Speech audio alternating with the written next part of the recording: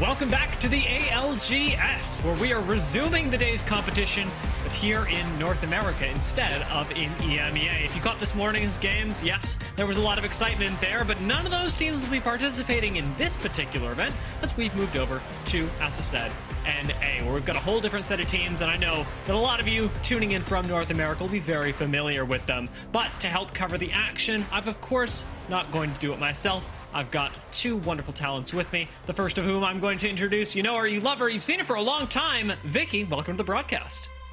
Thank you so much, Dio. Man, 3 more days of competition down to go. It's so crazy to see how time has flown by, but it's even crazier to see the development for so many of these teams to figure out what they needed to by the later half of Split 2.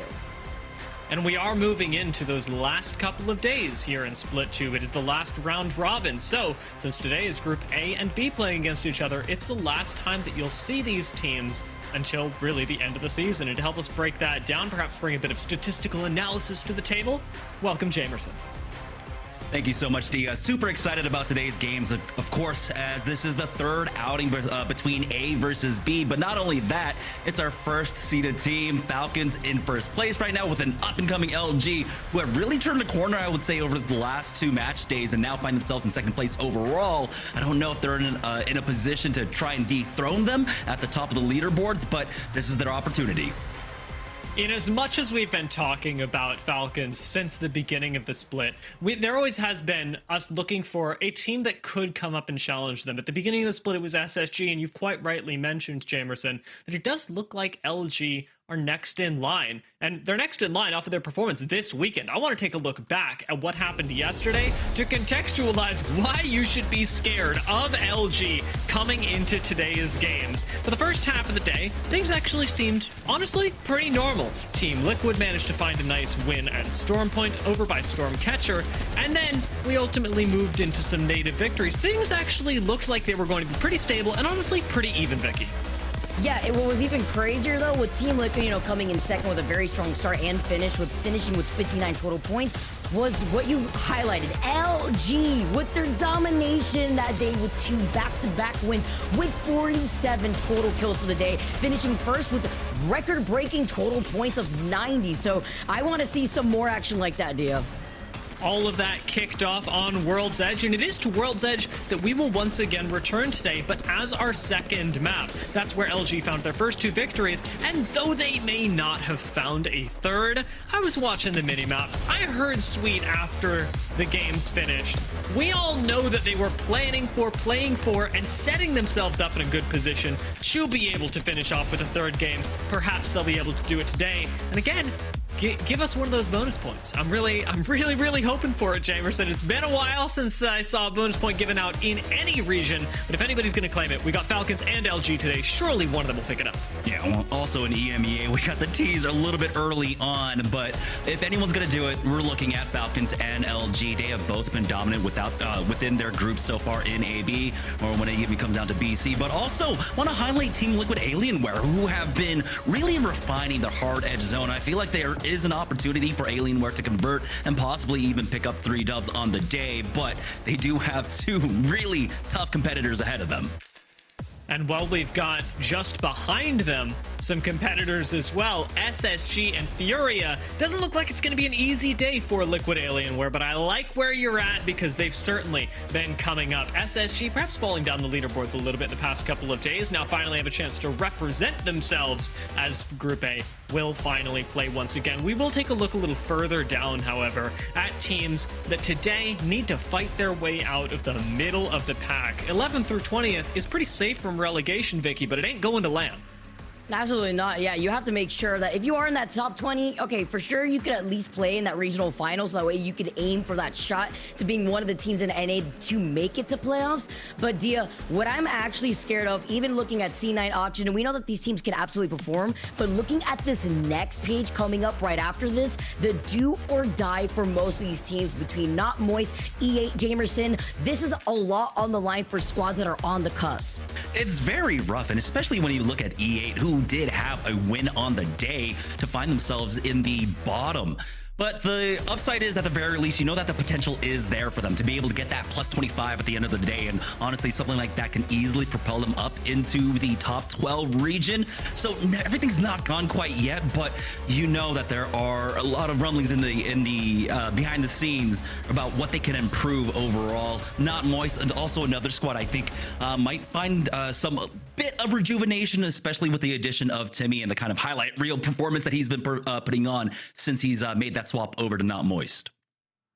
I'm really excited to see what Not Moist look like, but I want to talk about all of the teams that'll be participating in today's games, not just the league overall, because specifically these 20 teams will have a chance to advance their standings in the overall leaderboards. The rest of what you saw is going to stay relatively stagnant, but from CCE to TSM, all of the squads listed here are the ones that will be playing and thus having the chance to improve their standing. I guess the only exception to that, Vicky, would be Falcons, because you can't improve on number one.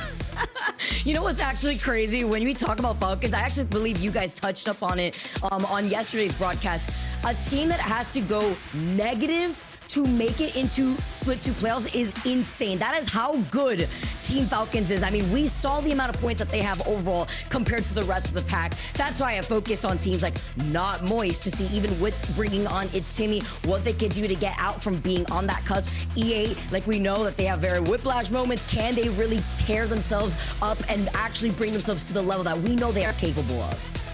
And while we're talking about teams that are on the cusp, I do want to give some love to Weave as well. They're a team that has flown under the radar for a lot of people coming out of Challenger Circuit. It's totally understandable why, but now they're in top 8 overall for what was last match day, top 13 in the league.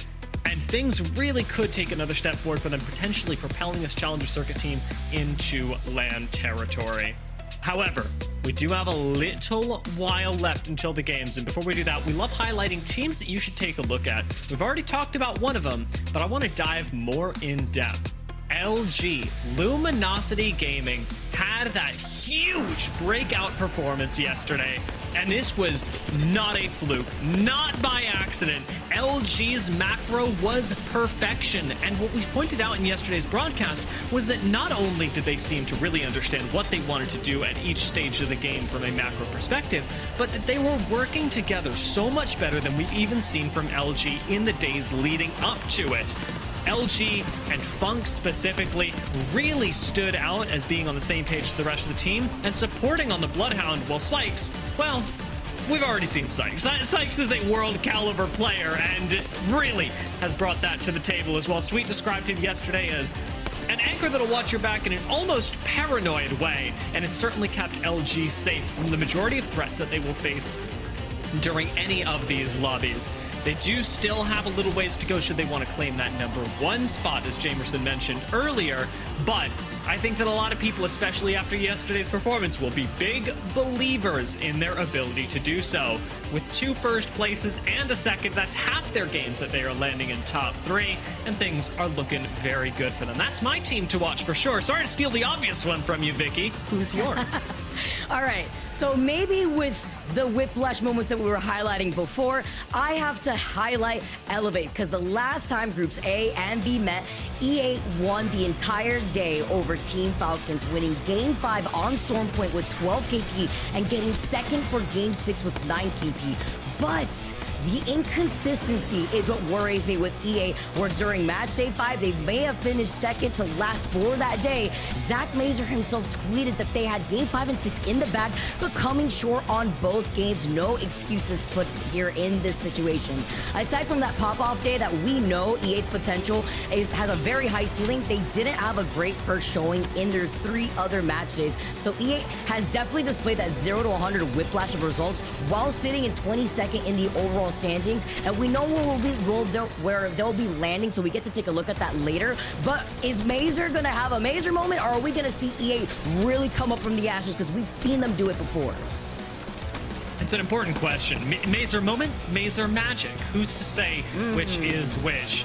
Jamerson, I know that there's another team cooking, however. We've talked about E8, we've talked about LG. Who are our titans? Yeah, I mean, we have to talk about the Falcon in the room, right? Overall, number one on the leaderboard, 92 points overall, with LG trailing behind them in second place by a 21-point margin.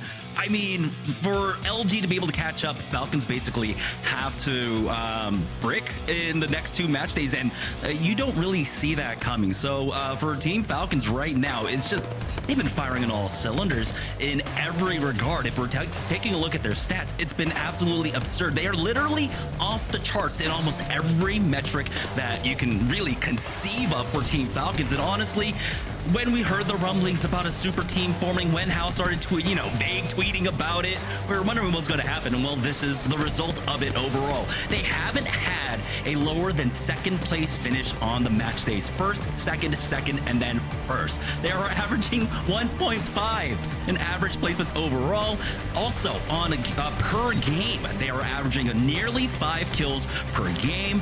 And they also convert a lot of their top fives, with ending up 13 out of 24 of their games played in the top 5. This is a statistical outlier in every single regard when you're talking about Falcons, when you talk about their numbers and just their performance. It looks so stellar because you can see that they just understand each other. They just trust each other on the angles that they take. Now, I guess the only quote-unquote weakness you could talk about Falcons is that their World's Edge play is getting overshadowed by Stormpoint, but when you're talking about these numbers, 181 points there on Stormpoint for Team Falcons, compared to the measly 80 points across all the World's Edge games they've played. That's the only weakness that you can bring up about this squad, and that is saying something. And Jamerson, I just want to make sure that I'm hearing this right. Did you say that in over 50% of the games that they place top 5, they end up winning the game? No.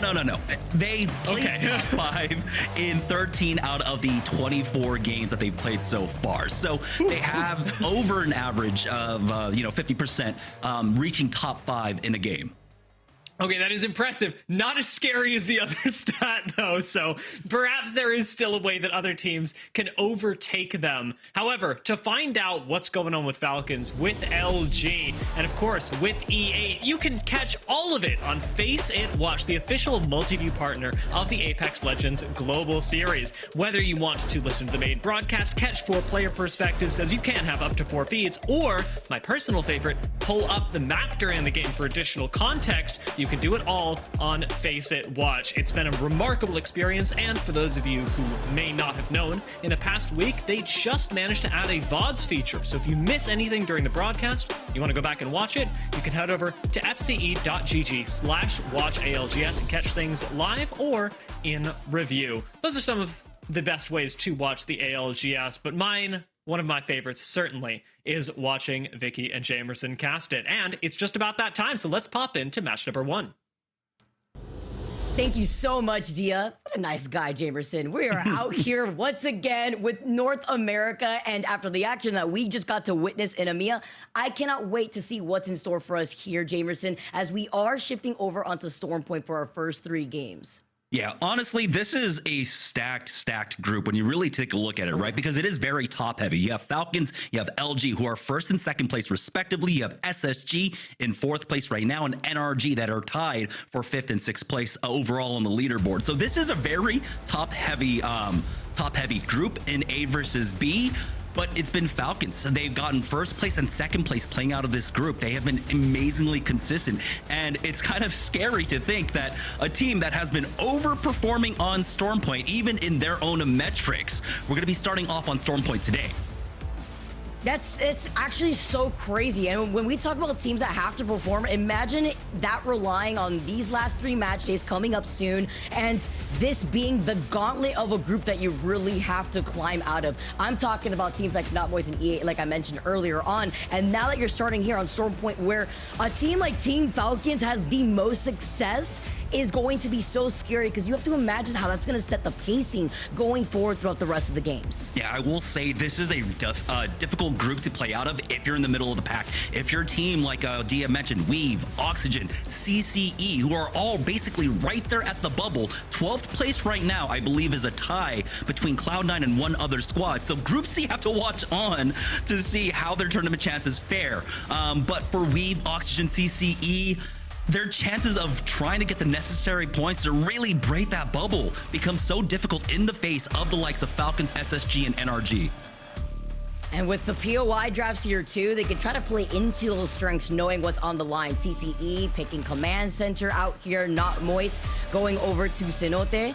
Going to be interesting to see how they play out of another Southern POI here too. All the way looking down at NRG, landing over by Stormcatcher. Not very quick on those rotates here. But going side by side on the teams that may feel way more confident taking their POI pick on Stormpoint versus World's Edge are trying to either play into what they feel like is a lackluster performance on Stormpoint, so they want to get the POI that they want, versus on World's Edge where they feel way more comfortable, where they don't need a priority POI.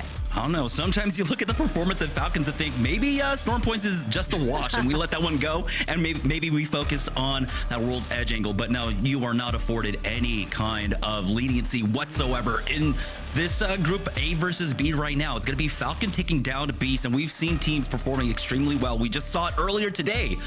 Blacklist International getting a stellar win off of down Beast. If we get a poll like that, Falcons, we already know how good that they are in playing both styles, hard zone along with hard edge. I think playing out of down Beast will net them that kind of flexibility. But what I really want to look at is LG playing all the way on the southeast side. It's going to be a devastated coast pick out of them, and that's going to be difficult, especially if you take a look at the teams that are around them. You got E8 and such.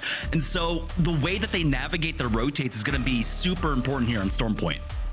Yeah, I'm even looking at board who are landing over by Cliffside. We heard the legendary comments from Fury on their thoughts on this POI and the way that they were able to take advantage of a quick rotate here, considering the lackluster loot that you really have to work with. But then you sometimes bank on the beacon that could also be on your POI as we get a nice display on where our teams are going to be landing here on Stormpoint, Jamerson. Yeah, poor NRG. They can catch a break. Stormcatcher, and of course, they've got someone over there on Cliffside that's going to be bored coming in, and that's typically not, a drop point that we see, but we also note that a lot of teams kind of shy away from, like, the Trident and Barometer, that kind of challenge over there on the north and the south side, respectively. I feel like Lifts could have also been a decent pick for them, but Board might be working hard edge from that angle. We'll see. It's still going to be a difficult day, but I think NRG can manage that one.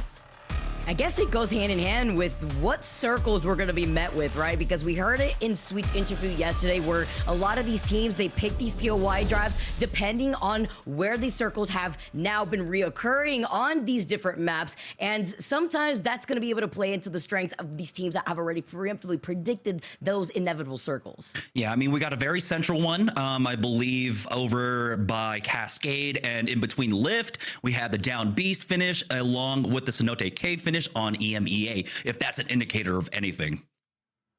Yeah, it's what's also, at least if that's the shakeup that we're willing to get, you know what? Maybe just give up a little bit of some skyhook circles here and there. I mean, we have a lot that we could give up once we get into World's Edge, but looking on Stormpoint side, we had a lot of southern zones before what we saw earlier today from EMEA, which I think has been interesting that now we're seeing a pretty big shift around Stormpoint to see how that's going to work into maybe some teams that weren't expecting such an extreme circle pulls. We're going to have to wait and see still at the end of the day as it is random, but it's just crazy to see how consistent southern zones are so common when it comes to Stormpoint. Yeah, I think that Echo HQ, if we end up getting a circle like that, is something that a team like Elevate can really play off of. I mean, that's the southern rotates that come out from a lot of the teams that are playing over there by Cenote, Barometer, and such will feed them kills. Hopefully they can play off their position well, especially we know that if you get priority there are a lot of amazing buildings to hold out for that allow you to stay active in the mid game. So it is a lot of our teams really just at the mercy of the ring at this point, but that's the name of the game here in Apex Legends. Absolutely. And with the POI drafts too, that brings a whole completely different feel of what to expect from the teams that really try to plan out their mapping on the pathing with the Evil Harvesters here too. I honestly absolutely love the stats that you gave to us earlier, Jamerson. Why don't we actually dig into the ADP versus points achieved for Stormpoint of what we've seen thus far within our North American region between our two groups? Oh my goodness. Now, taking a look at this, the simple fact that Cliffside is so much higher than you would expect out of anything else, but that is an outlier because it's only been picked a handful of times, but you're not really too surprised by Devastated Coast because no, that wasn't Falcons that played out of it. Where did they play? No, they've played from Coastal Cap. Never mind. Not surprised by Barometer South. Not surprised by Launchpad. I think Down Beast is something that actually catches me off guard. They're having an average points so low from that POI that does offer pretty decent rotations into the mid side, and Mill underperforming, I think, is the biggest surprise overall. Which is great to take away if you look at Down Beast and your point there, because that is where Team Falcons are opting to land on Stormpoint today. And we know that even if they're nerfed, what they could do on a map like Stormpoint with their high success rate. Yeah, so we're getting an update. It was Furia, but now I guess the pick rate has been doubled with Board going on over there. I know it's been picked maybe one other time across. It's hard to tell. It's hard to keep up with APAC North and APAC South, but Cliffside has gotten a little bit of love, but it is definitely very, very low. But I'm not too surprised, I would say, overall by the performances by most of these POIs overall. But I think the Mill could possibly perform a little bit better with how many teams have actually put so much emphasis on it in the past. That's true, actually, especially with there being sometimes a server beacon or ring console that ends up spawning either on the houses to the side of Mill or directly on Mill itself. That's going to be NGNL, who had priority pick on Stormpoint. They opted to go for Mill, so we could see how they are able to actually climb their way out, because they, I recall correctly, yesterday were able to get 4th place in the overall groups that we saw LG dominating on in an insane 90-point day. So things like that to consider between Team Falcons and a team like NGNL coming out of those two POIs where we see the least amount of points. Yeah, I mean, I feel like for Down Beast, that metric is going to be pumped up just a little bit. I don't know. Something's telling me that, the stats are definitely going to be shifted in Down Beast's favor after today. Yeah, and I want to give some love. I highlighted NGNL. I want to give some love because, James Fearless is a player that you and I are very familiar with back in the Series E days, and being able to see them securing that 4th place spot right behind, I believe it was Oblivion when they had finished with 48 points, being able to see the potential here for those middle pack teams.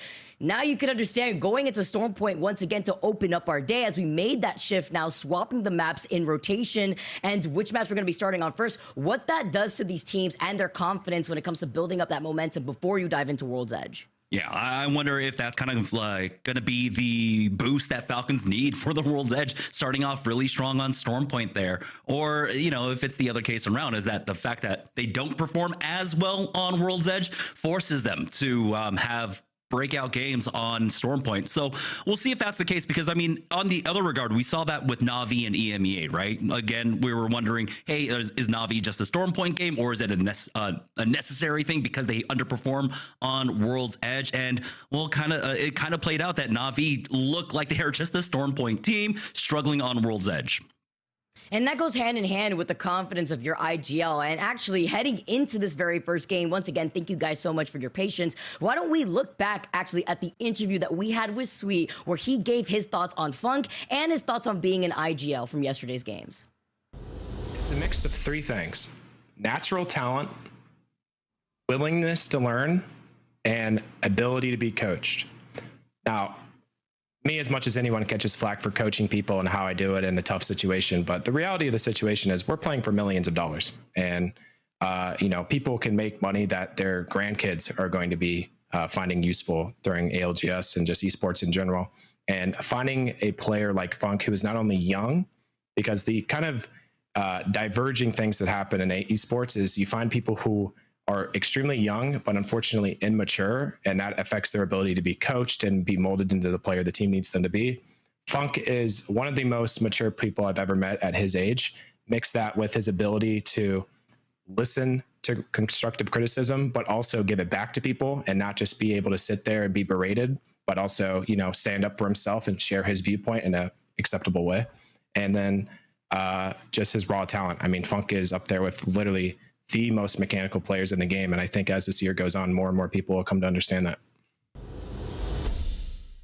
I love listening to Sweet just talking about his thoughts on his teammates, but also highlighting what young talent Funk is and how much room he has to grow and the way that he takes constructive criticism. Aside from that, the synergy that they've been able to build up with Sykes, and later on in that interview, highly recommend you guys check it out because it was very enlightening, especially if you like to take on an IGL role within your own Apex Legends games. But essentially highlighting how he likes to dictate the game for himself instead of letting the game dictate the IGL, which is something that he feels like is very common in competitive Apex, especially with those circle pulls that we were talking about earlier, Jamerson. Yeah, I mean, that's why you list them amongst the greats in terms of IGLs, and they do have a very similar approach, right? You're looking at Hakas Alliance from EMEA. He has a very similar approach, and when you hear his comms, when they're holding a position, he does dictate the state of the game a lot of the times.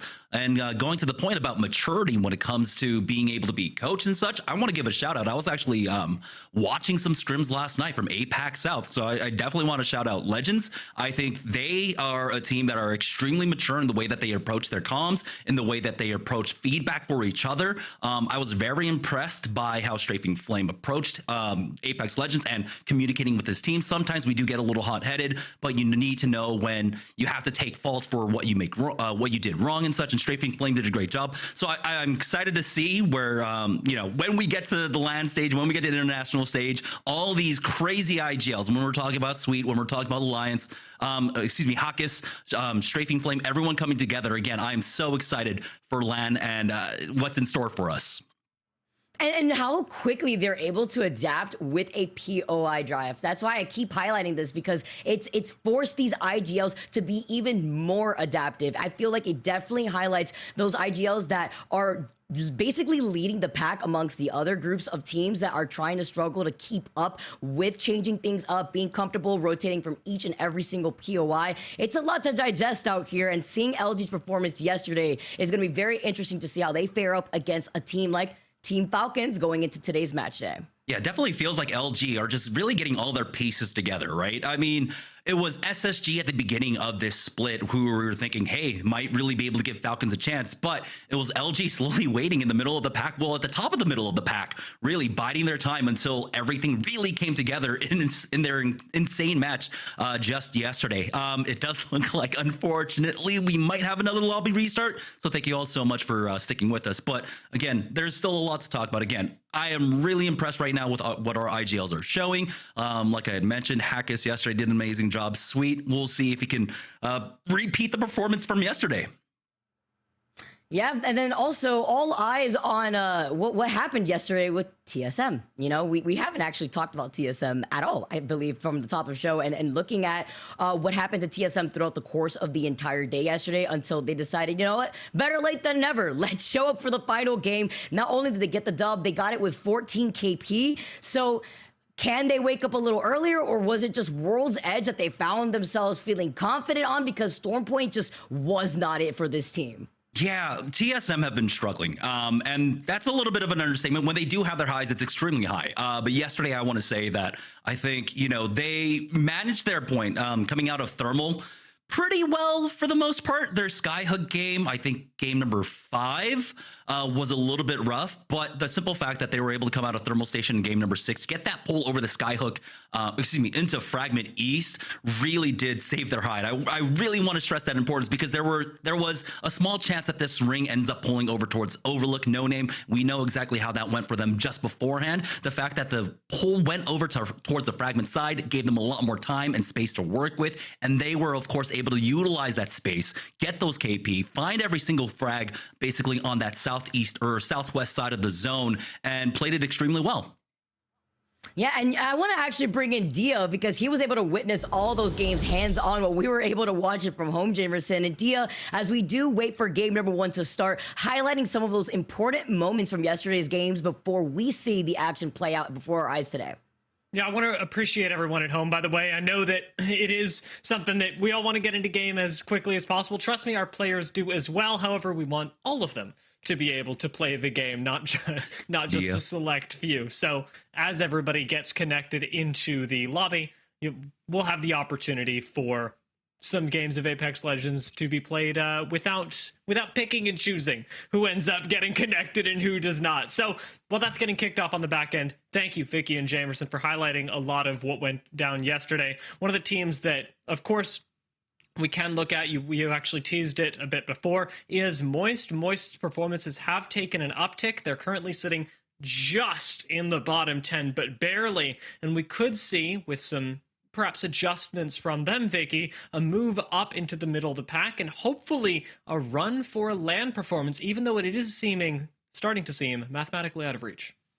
You know, something that Sweet talked about in his interview that could actually pertain to Not Moist right now was the inclusion of Sykes and how it takes time to get adjusted to bringing in a new teammate. And with It's Timmy now making his way into the Not Moist roster, you have to imagine that they are still building up some of that synergy. We know that Timmy is an insane fragger, especially when he's being guided by an IGL that now Waltzy has taken the reins of. We heard in his own interview that he really wasn't expecting to be an IGL so soon. It's a very new role for him to also get adjusted to, but it's a lot of new factors that have to be considered when it comes to discussing Not Moist and what that could lead to the outcome of the team for the split.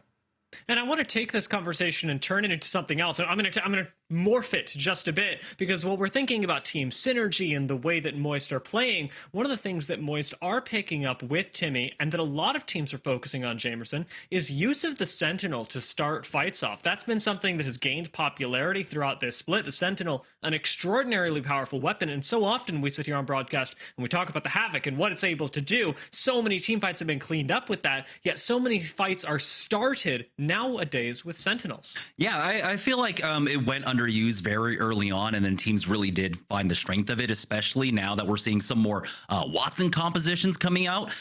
With the fact that, you know, you have more Watsons being in play means you're a bit more free with your economy when it comes to cells, and so you're not feeling as bad as popping that one cell to charge that one up. But I think the teams that are learning now how to follow up on that damage, especially when you have someone as consistent as Timmy that are landing those headshots, the landing, even the body shots is really enough to open things up, that they are learning how to actually push the tempo in that regard. A lot of teams, when they get that opening damage, sometimes they can't follow it up, but the immediacy of that Sentinel and the urgency that you have to go ahead and just pile dive on top of that is super important right now. Other teams in that regard, I think, DSG is another team that are still trying to figure that out. When is the right time? Do we follow up on every single hit? And I feel like they chase a lot more than other teams would, and that does get them into trouble sometimes. I mean, we've seen DSG maybe adapting their composition or trying to, despite how late it is in the season, with design starting to pivot off of Wraith, at least at the end of the games yesterday, acknowledging maybe this is something we need to do, and pivoting towards things like Bangalore and Bloodhound as the core of the comp. And Bangalore Bloodhound are about to undergo a massive shift coming this Tuesday. This, of course, is the last match day of the ALGS, where we'll be playing on this patch. After this, Bangalore and Bloodhound are both undergoing massive changes. I think very few larger than Bangalore's, with the changes to the smoke launcher. This is no longer a close-range tool for obscuring vision.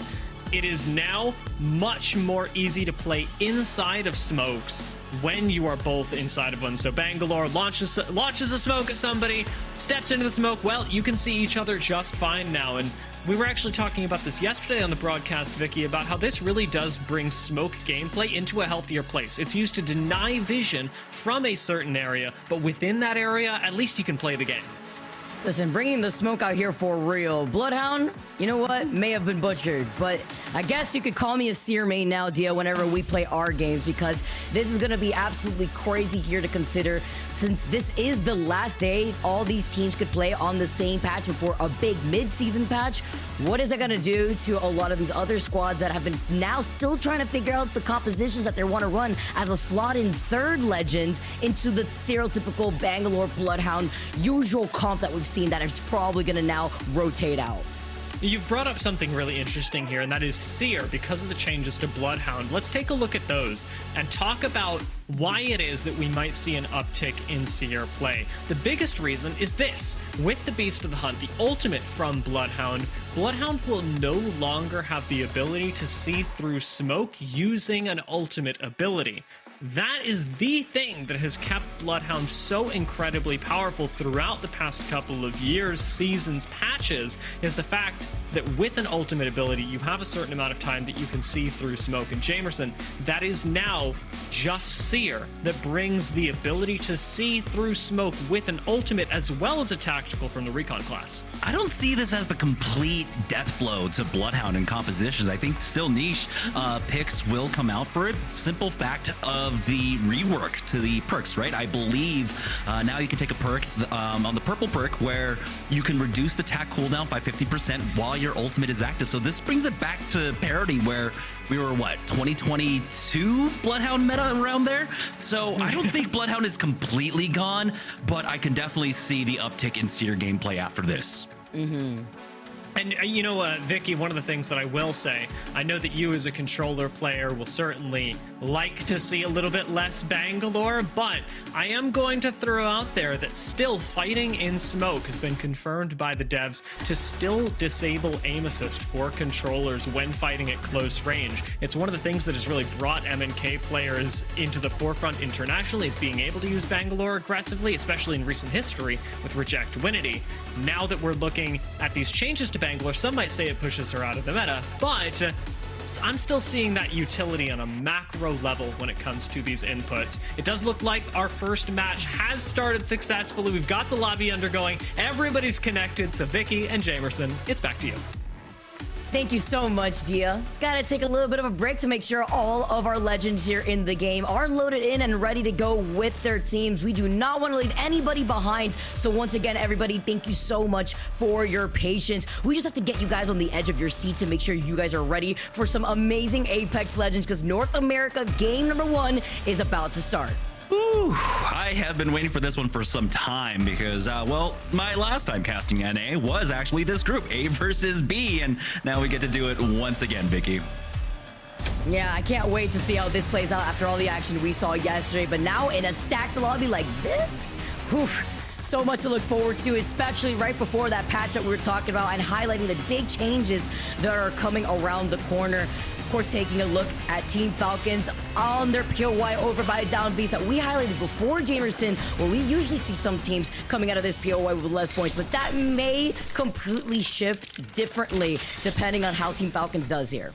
Yeah, honestly, I feel like they're going to have another standout day. I mean, the numbers don't lie whatsoever. The performance is absurd to have a 100-point margin between their performance here on Stormpoint and on World's Edge. And right now for Falcons, it does seem like, you know, they might have a little bit of priority on this next zone. We're waiting for the ring pull to actually show up here, but we do have it just on the edge of them. So this could be a bit more of a central zone. We'll find out in just a moment.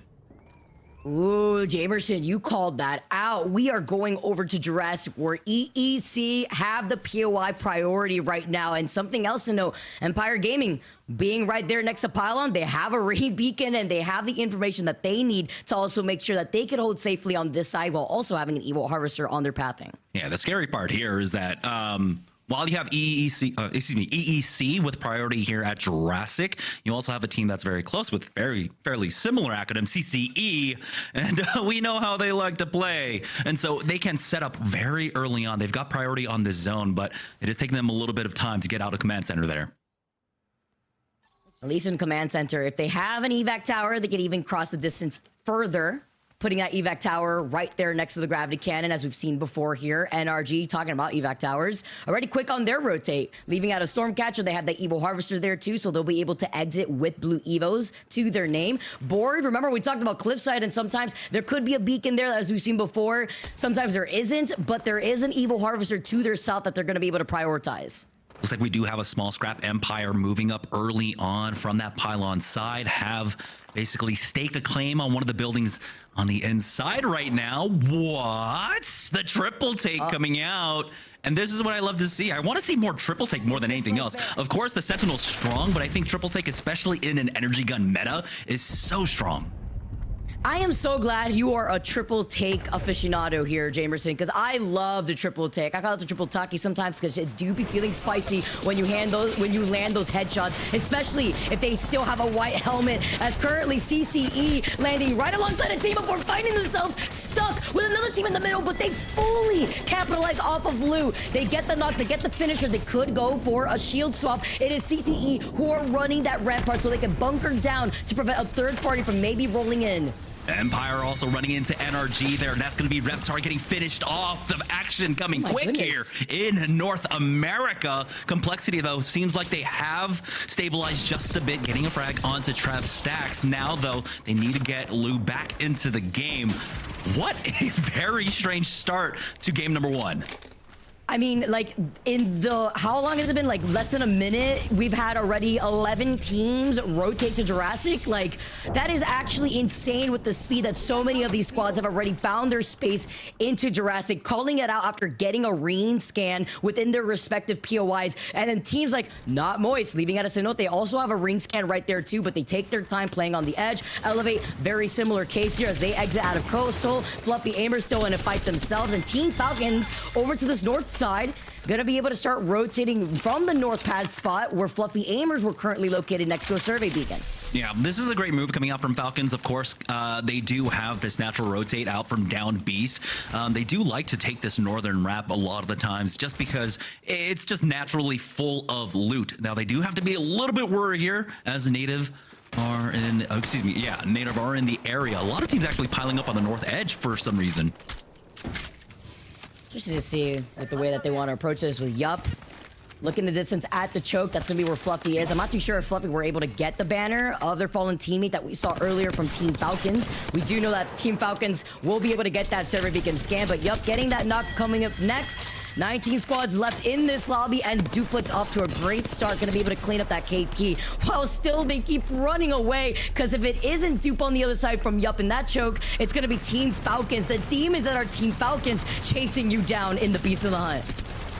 Yeah, that's going to be the finish off onto Fluffy Aimers. We are now down to 18 squads. Now, I do want to know one thing. I don't know what's going on down there over at Jurassic, but Complexity, almost all of their players have been thirsted multiple times, and yet they're still in this game. What is going on? Kimchi's alive here, but I believe he's riding this one out. I don't know for how long out here with the amount of teams in this area, Jamerson. It's actually insane to see how congested it's been without the first circle even closing yet. So many teams, again, with their quick rotate, but that also goes hand in hand with what we can expect from these squads and their weapon loadouts. If you're going to find yourself in a position where you want to hold till the late game, then you can expect to see much more snipers, so that way there could be more poking pressure. They can build up those evil shields as they're denying themselves the evil harvesters, as well as any extra loot that they could try to claim. Oh, another res? We'll see. We're at 18 out of 51. I think NRG, I don't know if they were able to get Reptar back into the game for themselves. Remember, they lost out on him on the rotate into Jurassic, and since then they've been kind of stuck inside. Complexity, there it is! It is another res! It's Lou getting brought back into the game now. Are you kidding me? They couldn't get the banner from Monsoon, though, but it's fine. They'll play it out as a duo if they can. Look at this. He can't catch a break. The moment he lands, you see a triple take. You see what looked like to be a nemesis from a distance. It is so crazy. They finally find themselves in a little corner by the crates, but for how long? They were able to get 2 KP, but they cannot confirm the banner from Monsoon. Yeah, it's just a matter of time. So right now, our two duos in the lobby, it's going to be NRG and Complexity. Weave playing off the north side of Jurassic here, trying to eke out a little bit of space and also find that duo, try to pressure Complexity, but it's SSG getting some nades, I believe, into that area. They are going to be able to just move around and avoid that one for the time being, as we're taking a look at Elevate and LG currently. LG taking a lot of ring damage here, but they are just on the edge of the zone. Is this worth it here? Is this worth it as they look onto Elevate, who are right behind them by the choke? But guess who's waiting for them on the edge of the circle? It is TSM over by Pylon, hearing the fight that's been going down while not Moist, minding their own business on top of a Trident. Maybe looking get involved. They can and scout out the situation by Pylon, or just commit to rotating here on the barometer side of that next circle. Nonetheless, though, Jamerson, even if they do rotate from the barometer side, even though Most Hated is right there by the choke, they could wrap fully around where they could safely enter that next circle. Elevate trying to fully engage now on top of LG, and this is what I was worried about for LG, drafting Devastated Coast, especially with the teams around them. You're looking at TSM, you're looking at Elevate right now, and they do end up crashing into each other here as Funk gets finished off. LG about to get thirsted here as Sweet ends up going down, but they are not finished out quite yet. Elevate, though, taking a lot of time, taking a lot of damage, just started the med kit. There is a moment here for TSM to try and get involved, but it looks like Elevate will be able to stabilize. And Complexity finally go down. Even after these reses, they get taken out in the middle of Jurassic, where there's so many teams around them that had them in their line of sight. Maybe Elevate having to look at TSM, who almost were looking to get involved, but decided otherwise. LG somehow still alive as a solo, it looks like. Yeah, I'm surprised that TSM didn't pull the trigger on that one, but they do get some tags onto Luxford, and it is going to be Sykes swooping back on in, a little bit delayed, picks up one banner at the very least. Can he secure Funk? Looks like he's all out of heals, and that's all he can do for the time being. He doesn't even have a mobile respawn beacon, unfortunately. Oh man, with the lackluster loot too, having to play by the edge with little to nothing, no syringes on the sticks for real, but maybe with Elevate moving in front of TSM could distract their attention, and we could see what Sykes could do next. Yeah, Evan now setting up. They do have the fuse to poke and prod here. If they can get a decent knuckle cluster to try and split them up and keep them split up, that would be massive. Elevate do need to push out, though. I don't know how much of this building is safe for now. Evan with some decent damage here. Verhol's pushing forward. Arcstar out to keep them contained. You can see them splitting up as they get scanned in. Now TSM want to go ahead and go for the death blow here. They do have that ultimate down there for the fuse, but TSM are slowing things down in this fight. I mean, this is a safe, isolated fight for them unless Sykes could pull off a miracle. But now with TSM having the advantage, getting the knock onto Luxford, it's going to be a 2v3. And look at Rupp's positioning here, too. You mentioned the fuse before, creating so much space, but also pressure. TSM backing away after now looking to their back to make sure that they're not going to get circle kept by any other team. It looks like they did call out on Sykes, who has no healing items, as we noted before. Only shield, and he's trying to run for his life. Oh, just one more position. That's all he needs to survive. Try to make it into 15th, but I don't know if that's going to be a possibility at all. Wall off just to try and stay safe, but it's going to be Empire, I believe, on the other side of this wall. As soon as someone turns around, Sykes should get spotted out here, and it's just a matter of time. There you go. They do take him out, actually. So LG go out in 16th. Empire finishing up the job.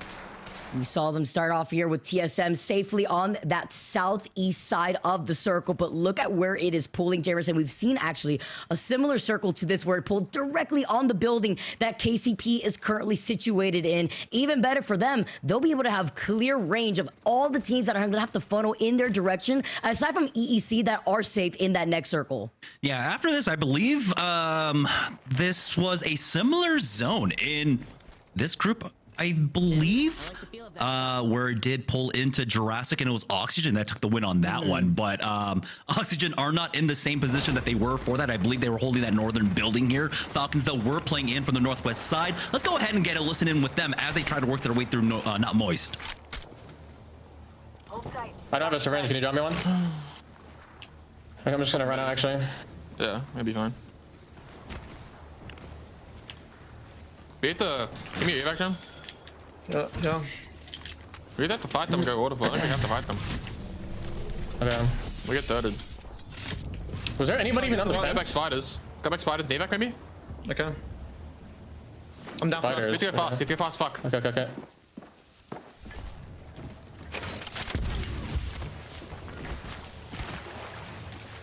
They're not gonna shoot us?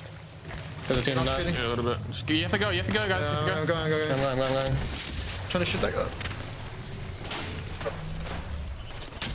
I can't make it up. I'm gonna die. Okay, I'm good. Number white meds. Can you drop me white meds? They don't know. In front of us. Drop me white meds. Drop me white meds. Yeah, jump together. syringe. Yeah. Not. Pretty sure. Okay, they don't know we're behind them. It's team. Sure. Okay. They have to fight. We just take the spot. We just kill them back. It's gonna syringe. They're fighting somebody else. Walking over. This is in zone. Just take this rock and shoot them on left. Let him come towards this link. What the fuck? fighting. Can't climb. Falcons navigating that rotation extremely well, getting gate kept by Moist, but we're able to utilize the smokes from Zero to get up onto high ground now, but they are getting challenged. Oxygen Esports on the other side of this one, board as well. That actually creates a third-party opportunity, but Falcons have a lot more to deal with in front of them. It is just so much congested here on this north side between Space Station waiting inside of the vault, Board, Oxygen, Falcons playing for their lives on the edge. Board get eliminated. Most hated meet them back in the lobby. 12 squads left, and Oxygen looking like they're in trouble unless they can get aided right back up. But with the scans, they can see if they're trying to push into them or if they're going to be able to have enough time to be able to get the reset. And Space Station see the opportunity to move forward while Falcons are trying to deal with their own fight here. Yeah, SSG really utilizing the position that they were able to basically force complexity out of. There was a big domino effect essentially, right? With that drop in from CCE on top of complexity, forcing them out, allowed SSG to gain this position, and they will finish off Oxygen Esports and give them a natural spot to play off of. But the big question for them is how do they next navigate that ring pole all the way to the southwest side? 14 Falcons though, they are still working their way on in, and actually now beelining straight towards SSG. Arc starts to cut them off, but they get in just in time. So quick with splitting their attention too, because while they were fixated on Yup, guess who moved in and set the third party? It was not Moist, and we saw Timmy popping off in the feed with the Sentinel, getting a knock of their own before deciding, all right, maybe it's time to back off because half of this circle, Jamerson, is taking up the mountain before it pulls more towards the south where Pioneers are. Yeah. Pioneers are in an amazing spot right now. And again, this is a very similar zone to what we had in match day 1, I believe, where it pulled fairly similar to this. Bleed Esports now getting pushed. They've already lost out on dropped, knocked. He gets cracked, but he's playing around the wall extremely well, and he does end up finishing off Empire with the armor swap. He keeps himself narrowly alive, and now the wall off to go for the reset. Dropped might get thirsted in the meantime, though. Shuby's gonna try and stick it. The get down Mr. President wall to just save his back for right now. The insurance policy he didn't know that he needed. And getting the evil shield swap just as quick while Hal pops a Beast of the Hunt. Gets taped off though with the thermite right below his feet. Scan for scan as Hal likes to wait patiently because at the same time, the rest of Falcons could try to take different split angles. We know that that's what Gen usually does when it comes to trying to take these fights, but also trying to wrap around them without being aware of other squads that may be in the area that could poke at them too. Wow, time is ticking, and Team Falcons actually cuts the inside corner up against SSG, so now it's SSG with the ring to their back as Falcons are going to try and gatekeep them and allow that zone to pressure them. Here's a charge forward from Hal. He goes right through the wall. There's a knock onto one as Koi falls. They'll find a second, but they do end up trading. It's all to zero. He ends up going down to the ring, and SSG stay alive. Are you kidding me? The ring doing enough damage to not only take care of Zero, but even without that, Zero would have died. He was so low in the start to that fight. I like the counter rotate, but that did not work out for Team Falcons. SSG, they get the dub for this time around, but the action has not stopped over on Jurassic Park because Bleed Esports, after coming out on top from their fight, are now going to be able to hug the middle part where TSM are neighboring EC looking at NRG. Yeah, that's a pretty big pile up there on the southeast side. TSM getting some great damage off Verhols, cracking one and then backing away. They are playing this one patiently. They can smell it. This is a great game for them. 6 kill points at least to their name right now. They are in the top 7. They just want to finish this one out strong. Wow, okay. Big E doing some big damage out here. But do you want to overcome it? Zap! Literally one manages to get away and is able to pop the shield back. But you do not ever want to take damage when the circle is going to start closing it behind you. Look at this pressure that TSM are under. Yeah. I think that might have been NRG that were able to find an angle on them. SSG poking their heads out of that bunker now is going to add up to the pile up here on the eastern side of this zone right now. SSG with an angle onto Bleed. They can go ahead and walk their way up towards this wall. We'll see if Pioneers have an angle on them. Every ultimate being utilized here for this zone as teams are still walking in. EEC now, they're getting pushed by TSM. They've already gotten the one knock, about to find one more as that pushes straight through. EEC are out. Brute forcing their way into the building. He's got the shield swap, but there's so many other teams trying to capitalize this. As the circle closes in, they are not safe here. Scan for scan. We saw the catwalls coming up earlier. X marks the spot, but can the Motherlode come in clutch here for them to get out here too? Verholz might be the first one to fall. Shubi ends up going down here. It's a 1-for-1 exchange as Bleed Esports are caught in that Bangalore ultimate. Knocked will go down, and it's all up to Drop to keep his team alive. TSM go down. That's top 5 secured, but the reset is not going to be there. NRG are there to punish along with NGNL. They're in a great position here too, but even better, Space Station looking to get the res here in the same building that KCP have been in since the very beginning of the game. KCP allowing them to coexist for the time being. Speaking of coexisting, NRG have been underneath NGNL this entire time. Can't really peek any further than that. They don't want to drop down and give up the high ground, so NGNL are allowing NRG to stay alive. I mean, they've been playing this one out as a duo since ring number 1, so I don't know how NRG did it, but they were able to find a safe spot for themselves.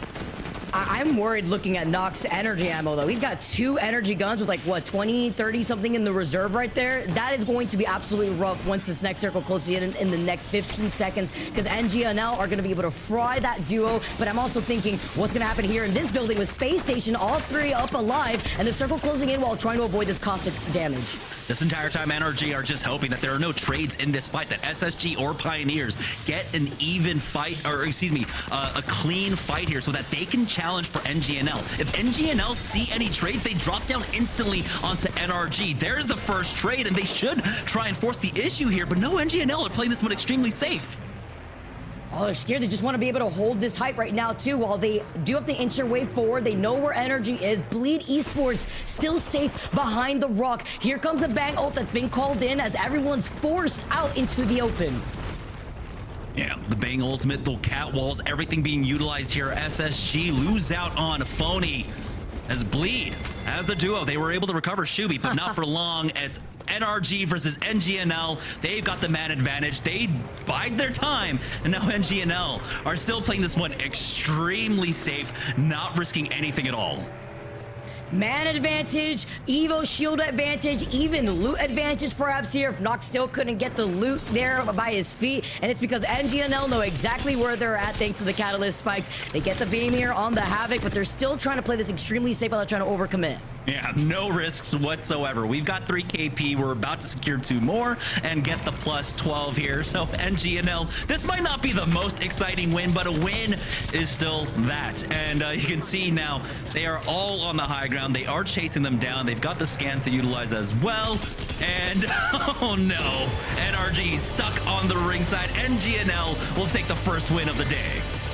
It was going to happen eventually right there, Jamerson. NGNL were in a game-winning position, waiting for all the other teams to go into their direction. But a great win for them here, where yesterday they had a pretty great time on Stormpoint. A better time, though, on World's Edge, where here they were able to secure 3rd place in their final Stormpoint game. So now with a better result to start off their day for today. And I'd love to see it, especially with the return of Tempest, I believe, just recently getting added on into that NGNL roster. So that's a great way to start it all off. So congratulations to them for taking that win. Yeah, it's been great to also see how much KP they were able to clean up by the very end right there. I believe a total of 7 KP and the dub on top of it, but still a very tricky final circle to navigate, especially if you're looking at the teams and the action that happened over on the north side for the squads that had to rotate through the vault. Yeah, I mean, we had some really awkward, I would say, encounters on the northern side when we're looking at North Pad and Trident, that entire north side. Falcons finding some KP over there. I believe Fluffy Aimers might have been sticking around a little bit too long. On the south side, we had a huge pileup, right? We're looking at E8 along with LG. So a lot of the teams that we were highlighting really struggling in that regard. And amongst our top 4, it was SSG and NRG, or excuse me, our top 6, SSG and NRG, that are able to navigate that a little bit better.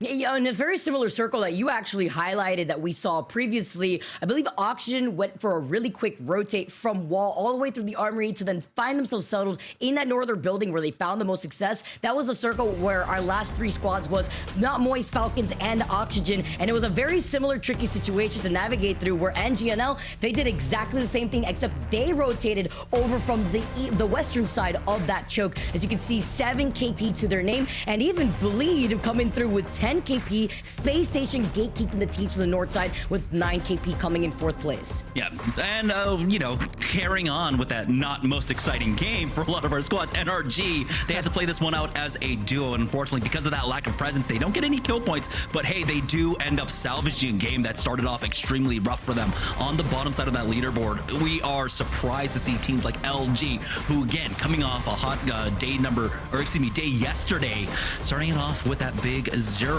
is not what you want to see.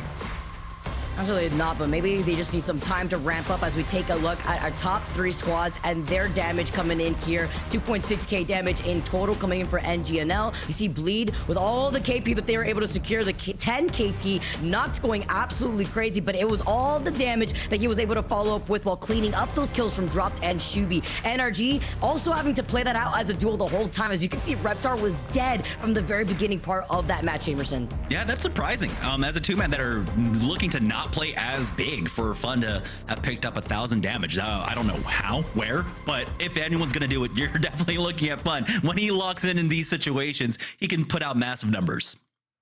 Well, that was game number 1 in the books here for North America. So much more action to go. Don't go anywhere, because on the other side of this break, we got game number 2 on Storm Point.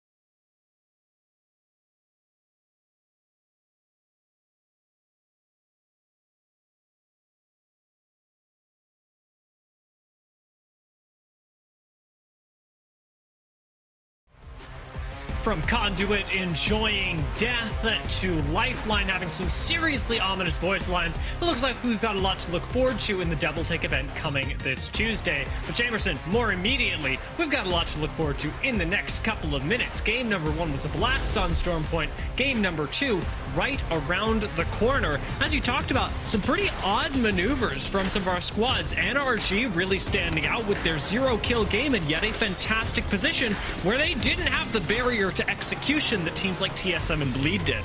Yeah, it looked like Reptar ended up getting naded out when they were trying to make the rotate into Jurassic, but a team that's able to really persist and survive in really struggling situations is going to be NRG. They kept their head about and wits about them throughout all of that to at least secure the 9 placement points. It was unfortunate that really they had to play so small that they couldn't get any kill points whatsoever, but you still take that +9 when you start off playing as a duo so early on.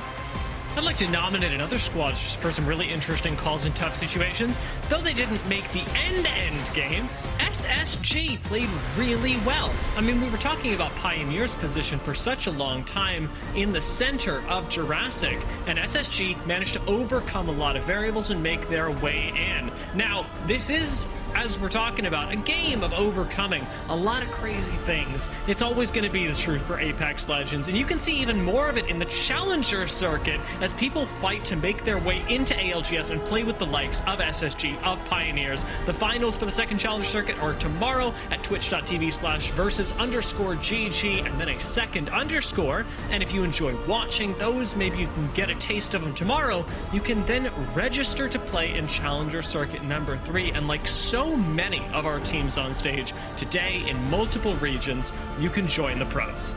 Yeah, and it was impressive to see the turnout from North America in Challenger Circuit number 1. Over 500 teams registered. I don't know how many showed up, but even with, I think, what, a 10% no show up rate, you're still looking at over 450 teams. So absurd numbers there. There's a lot to struggle through, but we'll see right now as we join on board with NGNL as we start off game number 2.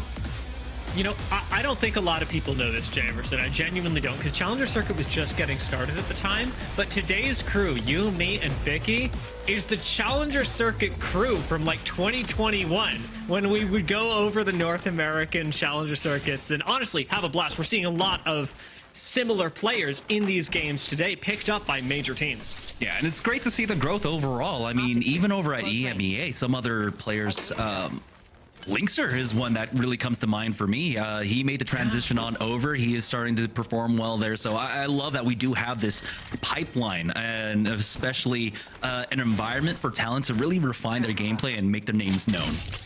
BR Demons, or then Oxygen, and now having split up a bit, also another big notable addition. Even NGNL have made their way up from the Challenger circuit, and as you and Vicky were referencing earlier, some of the Series E tournaments that used to take place way back in the day. But enough of reminiscing on the past. It's time to bring ourselves into the present and even into the future by looking at the rings to come. It looks like we are going very, very far up north this time around, directly on top of Complexity, who have just relocated for today's games to Wall.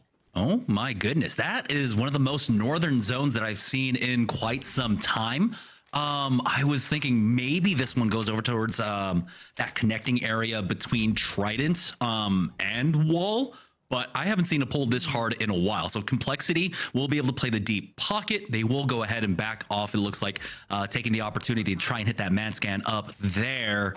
And yeah, I mean, in scrims, I definitely have seen games basically end on the lifts, but not this far north. But Complexity, we know that they do like to play with snipers. We'll see if Monsoon or Lou have a Sentinel in hand. This is a position where they can catch a lot of teams on the rotates and maybe get some free KP. And yeah, they definitely do have the long-range weaponry.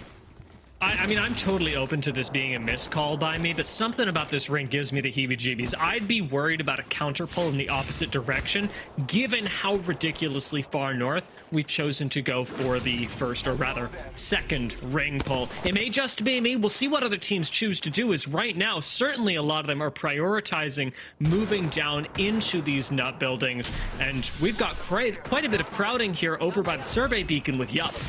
Oh, yep, have to be careful. It's CCE on top of them. And for CCE to already have the high ground and have extra cover with the amped walls and such, you do not really want to challenge that at all. As you can see, Prodigy Aces taking a lot of damage there, but he will survive for the time being. Lou, that was trying to angle him out and find a position, but I think Prodigy Aces should be safe. And CCE with the spot that won TSM the regional finals in North America during Split 1. Really powerful spot when the zone pulls up to you over by Zeus Station. And while this ring may be going a little bit further away, the height is undeniable. It's one of the characterizing things about Storm Point is the fact that when you have high ground, it does provide such a marked advantage over the rest of the lobby. And now on board with, well, Board coming out from the cliffside. They are one of the slower rotators for this zone, and I don't know how well they're going to be able to fare here, especially with so many priority positions being taken early on. That does leave a lot of the rotates free for them, making their way up to Lightning Rod now, but they're going to be the biggest challengers if they want to try and take that spot away from CCE on the northeast side.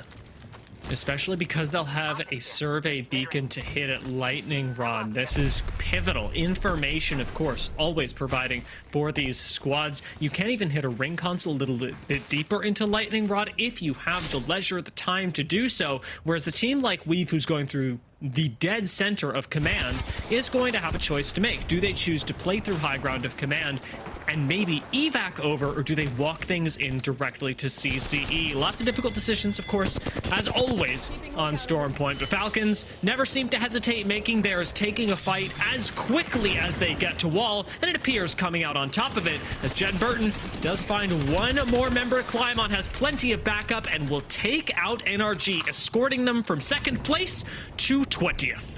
Yeah, very rough start again for NRG that time around, though, just getting surrounded by so many squads. EEC sliding down on a team right now. Oxygen is on the other side of this fight. It looks like a trade as McLovin falls. It's all up to Danny trying his best to survive in this smoke. Doesn't have the purple, so he's not getting that passive healing from the smoke, but it does buy time to try and hit that res. Vayne is going to try and swing on this, but he's got the second knockdown shield to play off of and bait that. Fortunately, though, takes some damage there. We'll just go ahead and reload, go for the chow. On the other side, Oxygen are out. Danny preserves that knockdown shield advantage as well, having Sose and McLovin covering him, and while Oxygen go down, it does not bode well for them. This game, this match is pivotal for Oxygen, who last time in this matchup came out in 20th and are 14th overall in the leaderboards in North America, meaning that every day from here until regional finals really is do or die for them, unless you're really wanting to lean on match point, and I would not be thinking about leaning on match point regional finals as a way to qualify for LAN. Taking a look at the rotation now from NGNL, they took their time on the western side, getting a little bit challenged there from Pioneer, so that's going to force them through the wall, but that's at least a safe place to possibly try and get up to 15th. Ooh, the long range shots. Charge rifling. Jets, he's got to be careful. Charge rifling, you know, not something we see a lot of, especially because, since we're talking about the Sentinel, does comparable damage without the range limitations and buffs and inconsistency, as well as the lack of delay. Sentinel really has been the choice, but I suppose when you can't find one, Charge Rifle will do just as well, and it certainly doesn't require shield cells. Taking their time on the rotate, Board are moving through Zeus Station and should be coming up on CCE shortly. In fact, looking at the ring, it doesn't look like they'll have much of a choice. Okay, yeah, this is looking to be a bit more standard, and we are finally getting that engagement on the northeast side. CCE moved very early on to take ultimate height in this area, the buildings of the lifts, but it's Board coming up from behind them. This is going to be a rough go, as they will eventually get pressured by the zone. If they do have a evac tower, they can try to skirt past CCE, but you're also, of course, putting yourself in the line of sight of Sheila, and we know how often CCE love pulling that one out. Sheila remarkably efficient at taking out evac towers as well, which you don't want to have to deal with, either being shot at on the zip line or just having the balloon taken out. It's going to mean you have to expend multiple resources, multiple survival item slots to make it into the ring.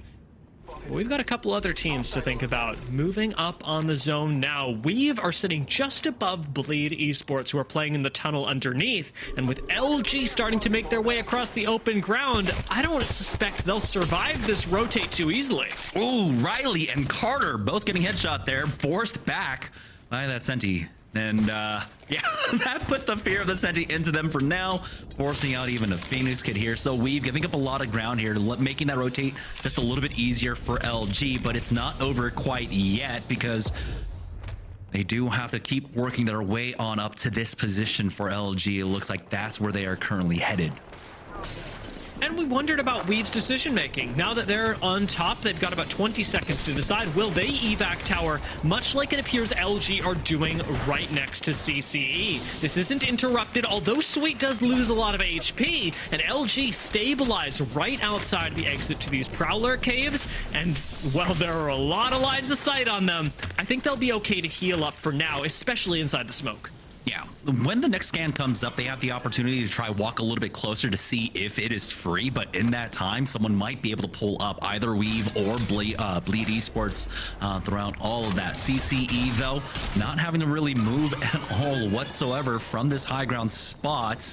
Looks like they are just on the edge of the next zone, too. A nice use of cover by CCE. Unfortunately, the same cannot be said of TSM. Over here by Wall, they are really suffering. There are way too many lines of sight through the box, in the box, around the box, and with so many teams surrounding them, you got to imagine we'll be saying goodbye to TSM. The last couple shots from Dynastid do take them out, but Dynastid gets shot in the back as well. Needs this shield swap. Laser can't take it from him, and it might mean that Most Hated lose one on the way back. Well, they do drop down and make it to the wall just in time. That leaves out some important ground here. Just staying alive, though, is going to be important for them, especially after picking up those kill points, and now they have to work their way back on in, but they're alive. That's the important part, at the very least, having a building to fall back onto for the time being. This ring continuing to pull up to that northern side here.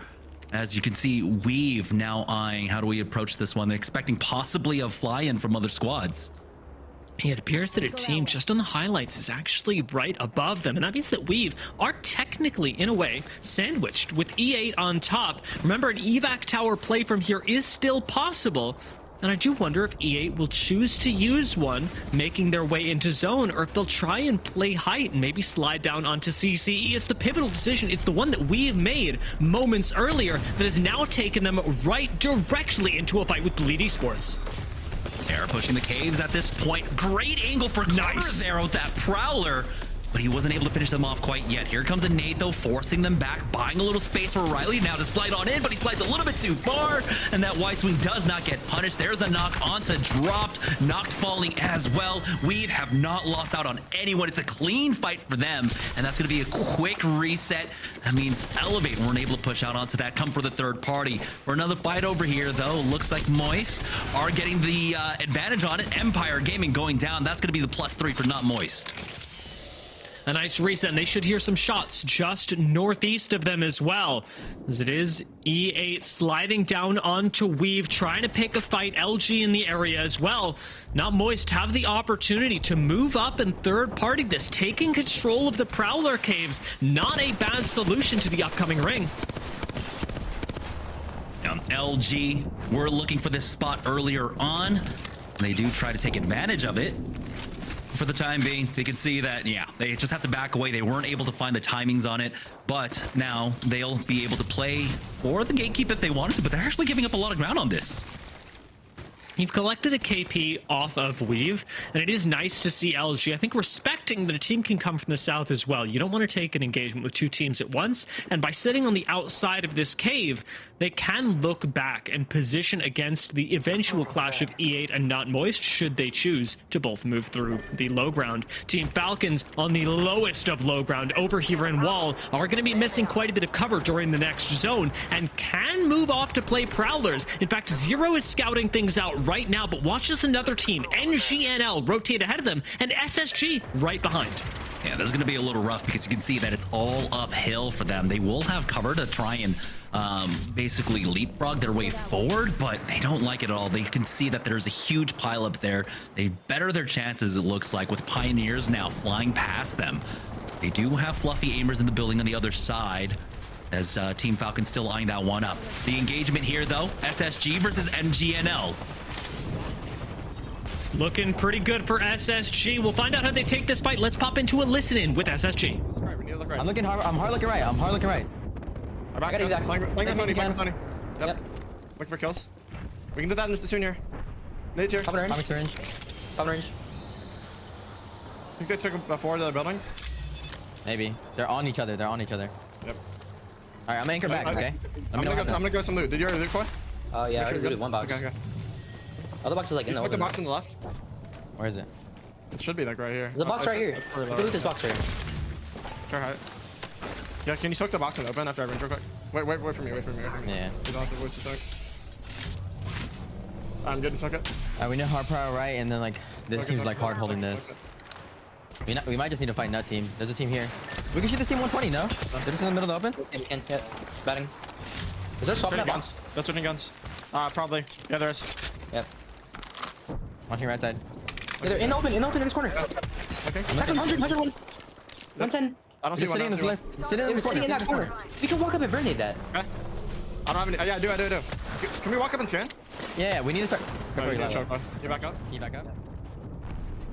SSG on the verge of making their move up the hill. They've got a couple fights going on, but so do Moist and E8 clashing in the Prowler Caves, and Moist are down a member. Waltzy, having already fallen, leaves Moist in a very difficult position. Pioneers go out. Can Moist make it through E8? This is almost a death sentence move for both squads, though, as they are hard on the edge, and it's the fast side of the zone as well. Timmy gonna try and stick Walty to get back on up, but you can see the push out now from Elevate. Throughout all of this, Gildersons is the only one alive, but not for long as E8 finishes them all off. I believe we might have had a third-party opportunity, but LG think better of it. We do have the evac tower going down, and now they have to reset and go blind into the next zone with it. And like you said, LG called this off because the ring is closing in, because moving into the red would be a death sentence. Much like that, the Falcons are handing out to the Fluffy Aimers. It is Hambino down, the building taken, but Team Falcons have a long way to go. They are positioned right next to SSG on this rotate. Everybody having to make their way up towards the northeastern side. Chase Mob almost goes down. Falcons are going to turn around on this. They are not going to let this go unpunished. Fluffy Aimers fall. Soju board, top 9 squads, and an EVA 8 for 0.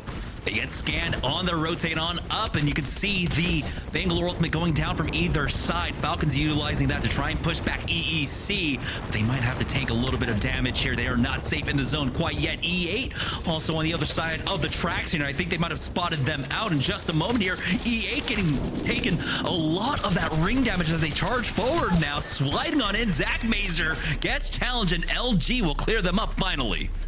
That is a proactive move from LG if I've ever seen it. They know E8's coming up behind. They go, enjoy having no cover, guys. Move on over to this position, which is far from being entirely safe, but it is a whole lot safer than being anywhere in the vicinity of Falcons. As we move down to 4 squads, Falcons eliminating, nay, eviscerating Complexity, and now dialed in on SSG. Their next door neighbors, though not for long. 12 kill points. That's how many Falcons have at this juncture, and they are only in top 4. There's still 8 kill points left on the board for them to take. This is looking to possibly be a 30 bomb for them so early on in the day. Now, we've got a couple more squads in the arena. LG are one, Yup are another, and well, it looks like we're saying goodbye to SSG as they rocket out of zone entirely. This Chamberson is sure to kill them. Yeah, that's going to be Prodigy Aces to pick that one up, and so for Yup, they played that position very early on, and they are finally getting rewarded for it. Looks like a bit of a miscalculation from SSG, but it does remove one squad from the equation and makes this a nice 3-directional battle. LG are the ones with a lot of pressure on them as Falcons do appear to be moving up the hill. But are Falcons going to try and play for a different kind of sandwich? They can play the low ground very effectively, and as long as you keep LG away, you'll cause some serious problems for both them and Yup. Up the hill they go. Zero's not interested in letting these kills from LG slip away, but they're not going to collect any just yet. Yeah, that pressure actually forces LG onto Yup now and buys a lot of time and space for Falcons as they actually wrap around. Here they go! LG making the movement onto them, but they end up sliding straight down into the crosshairs instead. Hell ends up getting traded here, and now Yup need to find the time. They need to go ahead and slide down. They need to be faster to try and punish Falcons here, and it looks like they will have that man advantage up now on the high ground here. They've got all the utility to utilize as well. The drop down from Duke to finish things all off. There it is. The knockdown onto Jem Burton, leaving Zero the only one up. Yup, bide their time on that high ground the entire game, and they are rewarded for it. It looks like the only way that you can really beat Falcons is to take a 3v2 onto them. What actually ends up being a 3v6 from Falcons' perspective as they tank both LG, then Yup moving down on them. That was an incredibly tense end game, and it was only broken by the fact that LG really had nowhere to go. So they did have to, in a way, run wildly about trying to find a home. Yeah, and this does kind of show the difference in styles that we had to see, right? Yep, playing hard zone, they were able to get in very early on and take that high ground. On the other side, for Falcons, they were coming out from that down beast area, and you can see why sometimes teams do kind of prefer to play edge, because you end up getting a lot of kill points. They had at least 12 before the end of that game, maybe picked up a couple more off of LG at the end of the day. So despite getting that first place finish, I think Falcons might have outscored them in game number 2. Even teams like E8, when we talk about edge play, are going to, yes, feel a little bit bad about the way that this game went for them. They may not have made it into the top couple squads, but you've always got kill points to boost you up. You wipe out 2 squads, and that is something that E8 did on their way in, and already you've got enough kill points that you've essentially placed within the top couple of squads. In fact, we can look at this as more of an example of that. Team Falcons, second place, 23 points. They were so close to that 30 bomb, Jamerson. So close, but yeah, so far. Yeah, Yep just had the superior position. I mean, that high ground, it's so difficult to play around. It looked like at the end, Falcons tried to commit for that second place finish and chased around LG before they got the loop, the go around there. LG was just moving all across that zone. Ultimately, though, that is basically where it all finished off. They picked up a couple kill points at the end onto LG. So probably the best case scenario for Team Falcons in the end of the day. Praiseworthy macro from a lot of squads. However, when we look at the bottom 10, a lot of these just got punished a little too early. I'm thinking specifically of TSM trying to play up by the lift when there wasn't really cover for them to play with. The same thing can be said of several other squads that tried to rotate in ahead. And if I'm honest, Fluffy Aimers didn't make that many mistakes. Their real problem did seem to be lying in the path of Falcons, as has taken out so many squads throughout the course of Split 2. Now, when we compare the stats between the team that managed to take away first and the team that managed to take away second, you can really emphasize how important the positioning of Yup was, because while they managed to do quite a bit of damage, their kills just over half of the kills that Falcons had, and their damage very similarly. Yeah, so impressive scoreline coming out from Falcons, especially after game number 1, right? They were so close to being able to tie that into another top 5 finish, but it's performances like this which really bring up the averages on almost all the scorelines for Falcons. Like I said at the top of the day, they average about 5 kill points per game, and they are doing it once again. This time around, across the last 2 games, they've averaged 8 kill points, even though 14 of them are from the last one. This will bring that average even further up, although teams like Yup and SSG, even NGNL, stay within touching distance of Falcons. SSG have claimed the first place over Falcons before, as have E8, who are sitting down in 9th place right now. Team Falcons should be continuing their role, and I'm getting word that we've actually got some pretty wild stats as well from Hal. 8 of the kills from that game were on Hal. 50% of all the KP that Falcons were able to collect. It's exciting, it's unpredictable, but one thing can be certain: Falcons will be continuing their rampage somehow, some way, as soon as we get back to Storm Point in game number 3.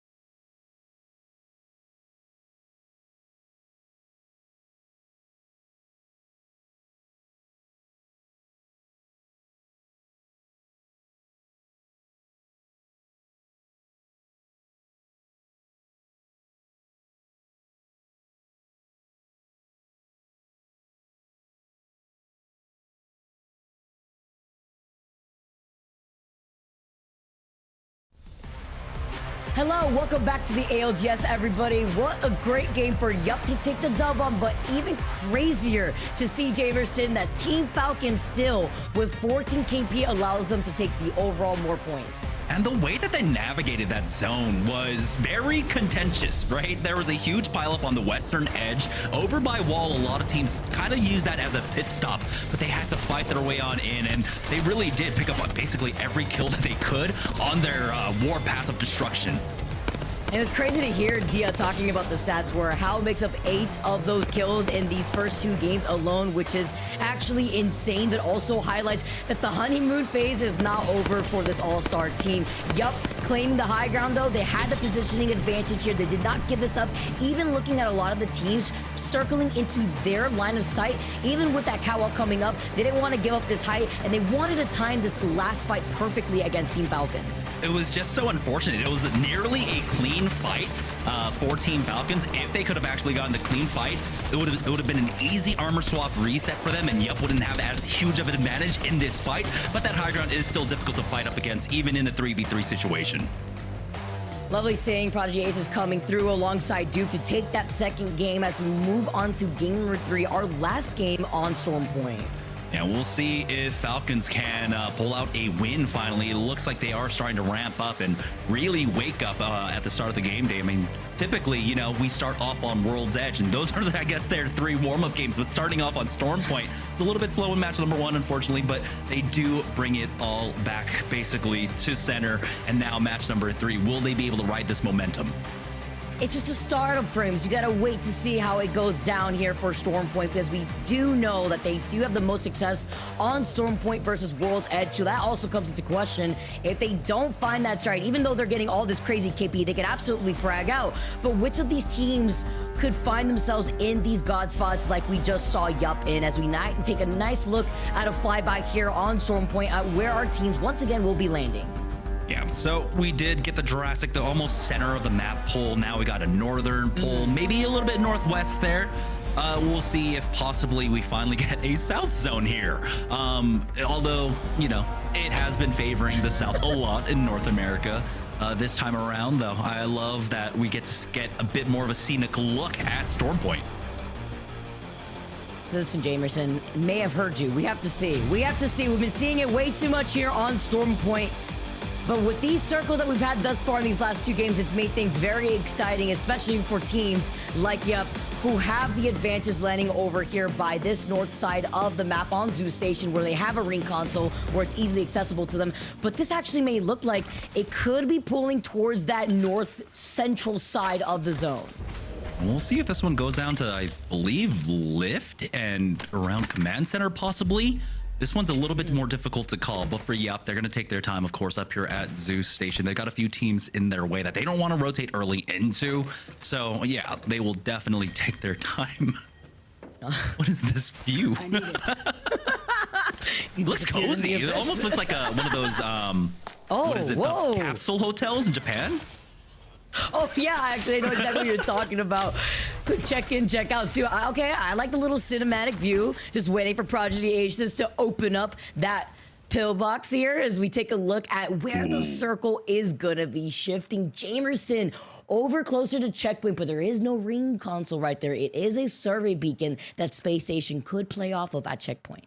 Yeah. Falcons, though, tend to navigate a lot of these North Pad, Trident, and Checkpoint games extremely well, and they do have the ring console to play off of, so they know exactly how to approach this one. This is actually shaping up to be a really good game for Falcons.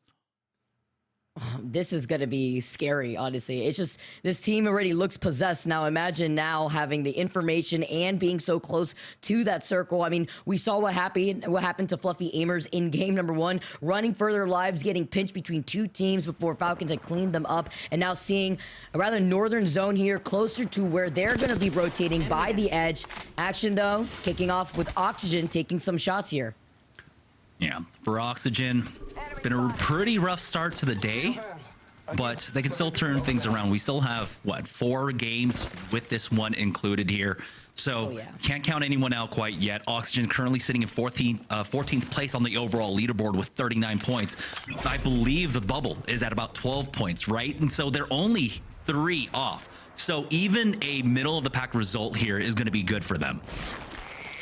The last time these teams had face off against each other, these groups rather, Oxygen actually came dead last, and they struggled a lot in trying to pick themselves up. Different story here waits for them with 20 squads left, and Phony gonna be able to get a knock onto CCE. Space Station gonna be able to close in the gap, and this is the outcome when you're running a comp that is very easy to call out here from CCE, sticking to the Loba and the Rampart. Yeah, doing everyone a favor here, getting rid of that Rampart as quickly as they can.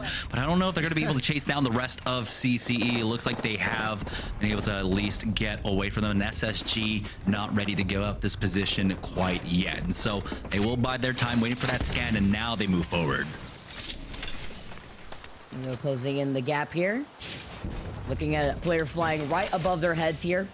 CCE just trying to get away from EEC, who are now flying over towards Cascade Falls. More squads now showing an appearance, though, into that northern side of that next circle, while Space Station still taking some shots at what could be left of EEC, playing on the outskirts of the building to their north side. Yeah, I like the idea of SSG actually holding on to that tunnel, because it gives them the option, if there's somehow a hard pull on over to checkpoint, well, they can go ahead and rotate that way. If it ends up going towards Cascade side, they will have that available to themselves as well. But you can see teams are already setting up to try and get to the north side. For right now, though, TSM playing hard edge here from the south side of the map. And looks like they're going to take the scenic route. There's a lot of Evo Harvesters for them to pick up. You can see one just off into the distance on the outskirts of Barometer here. So they'll have a pretty decent, I think, rotation path on their way on up with very little resistance. All right, when you land over by Coastal Camp as your POI for TSM, now planning ahead with your pathing and having all those Evo Harvesters, they're going to take their time to rotate into those circles. And like you mentioned, Jamerson, having the accessibility to either having a survey beacon or even a ring console, knowing that with the circle pulling all the way to the north, they're going to be late to the party a little bit. So might as well capitalize off of the information that you could bite off of. Yeah, they can move up towards Jurassic, where I believe there's another ring, or not ring console, but a survey beacon for them to pick up on the rotate in, especially with all the Evo Harvesters that they are picking up. If they don't get into the final zone with red on at least 2 of their members, I would be really surprised at this point. Taking a look at Trips and company making their move now.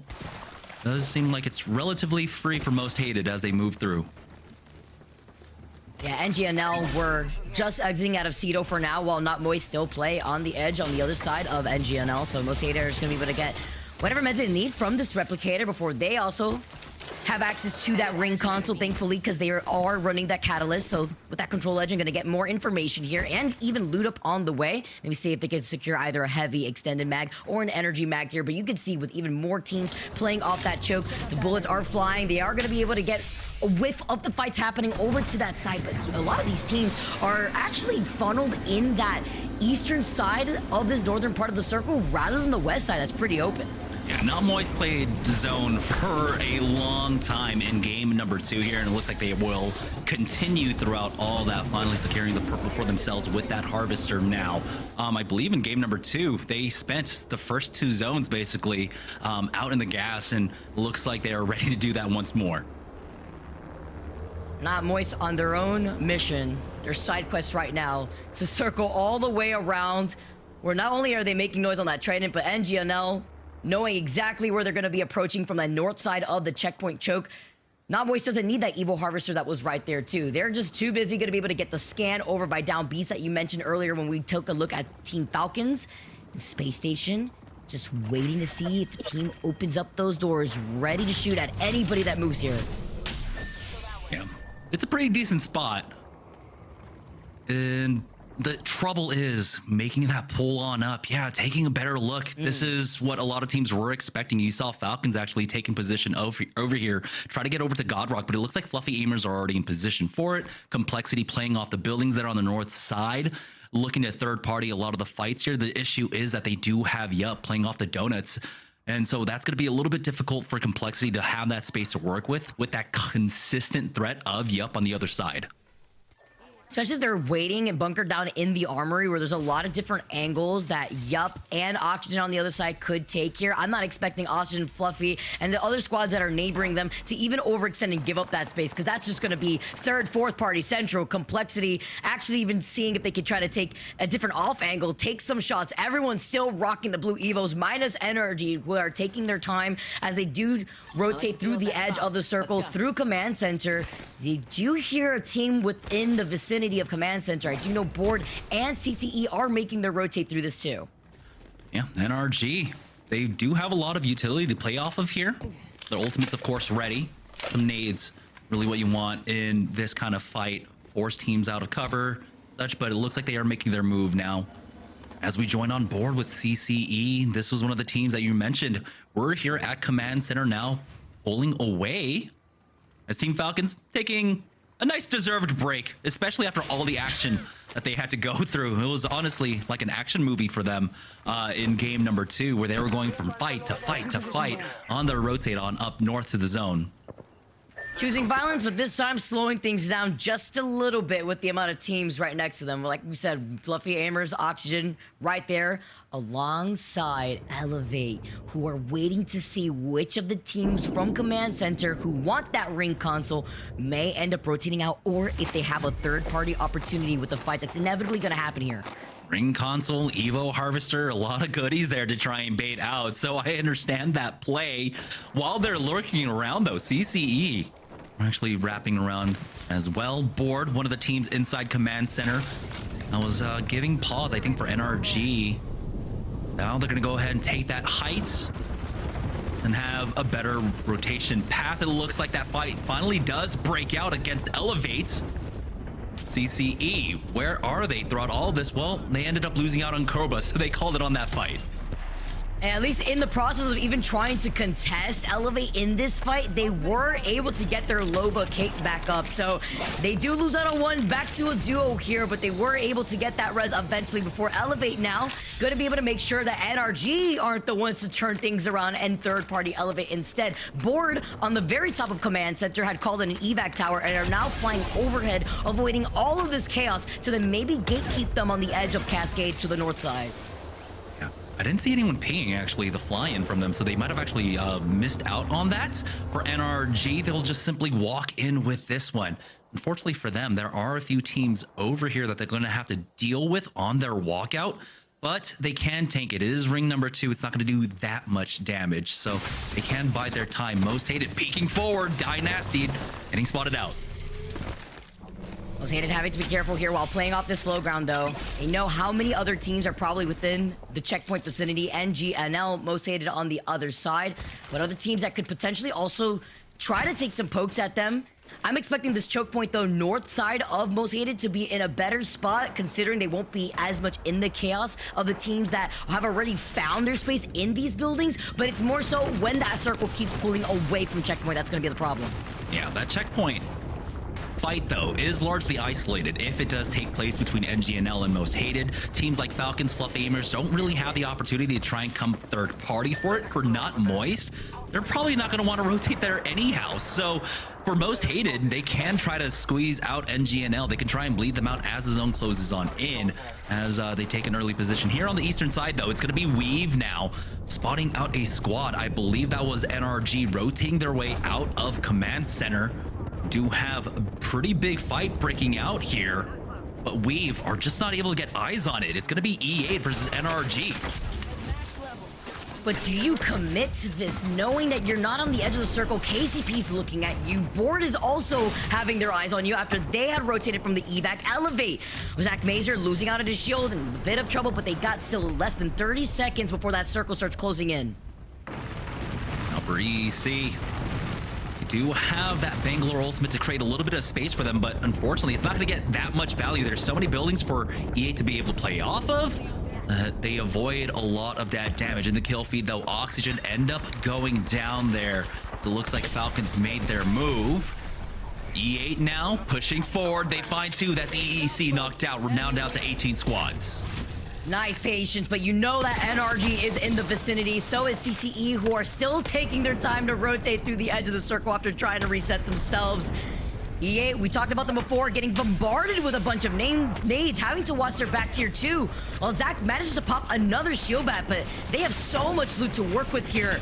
And now trying to see if they can try to jump down before finding a crack here from the low ground from Slayers. Slayer with the beast of the hunt. He's got the scan as well. Unfortunately, Zach Mazer ends up going down. Empire losing out on 2, and Slayer clutches up to finish them off. They need to go for the fast reset because the zone is closing in on them. Slayer with the armor swap off to give over to Zach to make it that much easier. As soon as he gets up, he needs to pop a syringe for himself, but it looks like CCE are here to punish. Slayer's not going to go down without a fight, though. Trap stacks with Sheila, trying his best to secure the kills, and that's Elevate knocked out.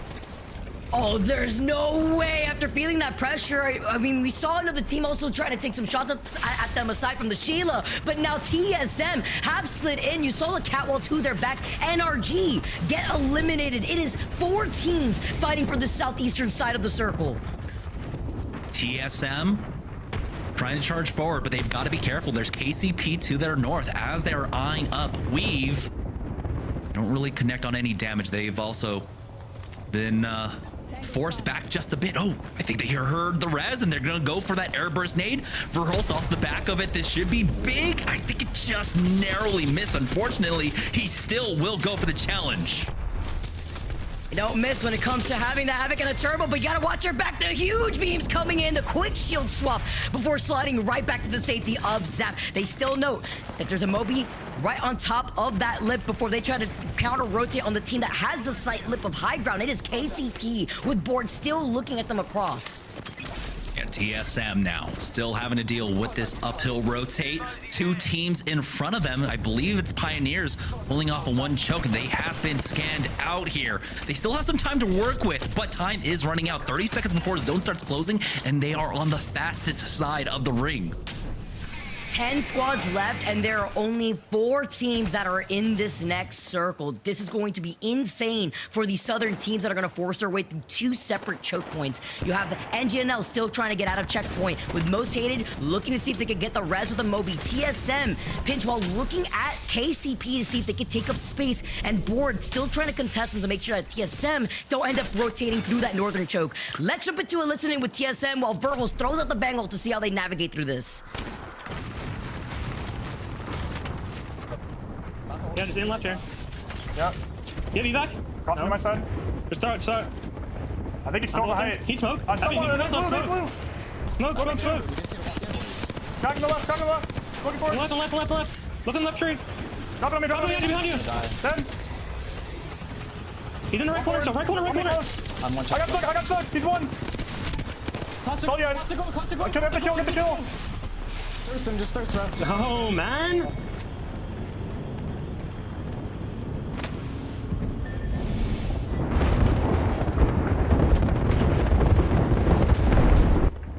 The comms in Shamble at the very end, they were successfully gate-kept as KCP now move in, but you heard it there first, Jamerson, that they need to clean things up when it came to navigating through that very difficult situation. Yeah, they had some time to work with, but you can see the tight margin of error for them is not Moist.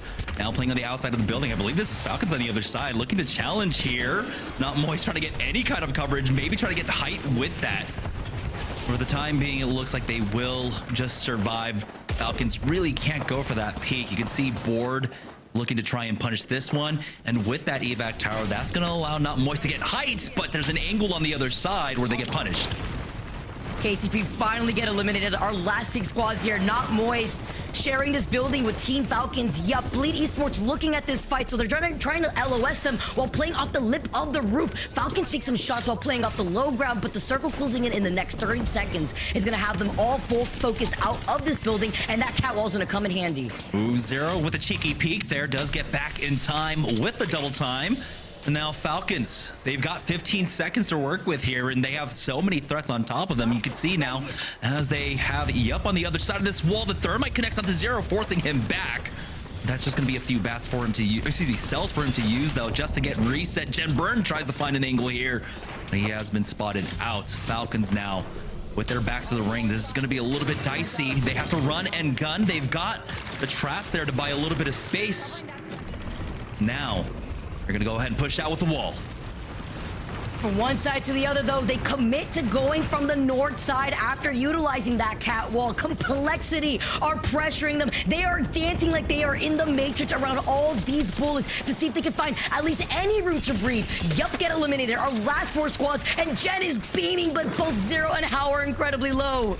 Oh, Hal ends up going down to Complexity, who have been able to play off that north side the entire time. Bleed Esports taking a lot of damage on the inside, though, but they don't go down. That is what is super important for them at this point. Will Falcons be able to recover?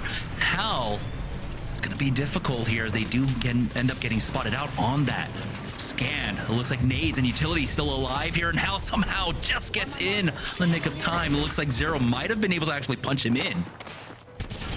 Oh, but they're not gonna let them reset for free here. Bleed trying to take a peek, but guess who's waiting for them on the rooftop? It is Falcons trying to give them suppressed fire, but Jen gets annihilated. The knock comes in. Bleed tries to take a different angle. They know Complexity is waiting to jump on this opportunity here. It's just a matter of time with Falcons eliminated, going sent back to the lobby. 3 squads left, and Complexity are now diving in. Yeah, they're trying to full commit onto Bleed Esports, who are still biding time inside now. Lou does have to be careful. He's taking a lot of zone damage there. And now Complexity put themselves in a really tough spot. It's going to be Board on the God spot with Bleed and Complexity engaging upon each other. You can see the door slowing them down as Complexity now trying to full send and commit to second here. But they had no other choice. They had no ammo. They wanted to commit to this so that way they had at least something to work with when it came to all the weapons that they could have here in their favor. Meanwhile, uncontested, it's going to be Board looking at all the action between Complexity and Bleed. The zone's about to close in on this fight as well. Board looking to finally pull the trigger, get involved in this one. They can't let the kill points get away from them. It should be free. Shubi goes down. Complexity now finishing them all off, and it's a clean fight. The armor swap for Lou. It's going to be a 3v3 with a slight advantage in armor, but Board have that high ground. They have the angles to play off of the scan and the utility as well. MJ up top now dropping down onto 2, gets the first knock onto Lou, and now Board looking to finish things all off. It does look like the zone might just force the issue here, and they hold the angle. They charge in from the other side, and Complexity will end up going down fairly shortly here. Again, it looks like today is about not taking risks whatsoever. Board will not try and force the issue whatsoever. They'll take the clean win. Board out of the fight at the very end until they knew that they had that in the bag. And that is Board, by the way, landing cliffside, now completely changing up the ADP line graph that we had set up, Jamerson, taking that dub and changing the way that certain POIs have found their success. Yeah, it was just great utilization of that God Rock position for this pull. It's a pull that we see fairly often, and so it's great to see that they know how to fundamentally play it. They played that one extremely well. Complexity, like you had mentioned, had to go in for that second place finish, or at least give themselves a shot at first place by taking that fight, and they did a pretty good job picking up the kill points along the way, but also utilizing that initial position there on the north side, right, having the priority on that rotate to pick up kill points along the way in the early game and in the mid game. Yeah, Complexity looked fantastic today, honestly, after those 3 games down already, and wondering how that's going to work out for them on World's Edge. But it's about making sure that they could plan that decision-making at a good time, too, because they saw the fighting happening before their eyes, but they also had rotated into that armory that they were settled in for, since the very beginning of the game, playing to their strengths on their POI rotate. So they had little to nothing to work with, so they knew that they had to overextend, give that positioning, at least for right now, so that they could at least get some KP in their pocket. And they did just that, coming in second with 5 KP, but it was Board off their rotate, not giving up Pride Rock, and getting 5 KP as well as the dub. Yeah, great game for them. 17 points overall. Complexity with a 14 tied up, basically, with Bleed Esports, who were able to get a little bit more aggressive there in the mid game. Understandably so, especially with the position that they were playing off of, gatekeeping on the southwest side. For Falcons, though, they are keeping up that overall average. Another top 5 finish for them, and so they are definitely padding the stats today. Man, they are such a scary team for a reason. Even if they aren't winning these games, it's just the way that they handle themselves when it comes to approaching getting this KP that they can. Not Moist, though. We talk about roundabout rotates. They took their time rotating into that circle to put themselves in the same building that Team Falcons is holding with 5 KP.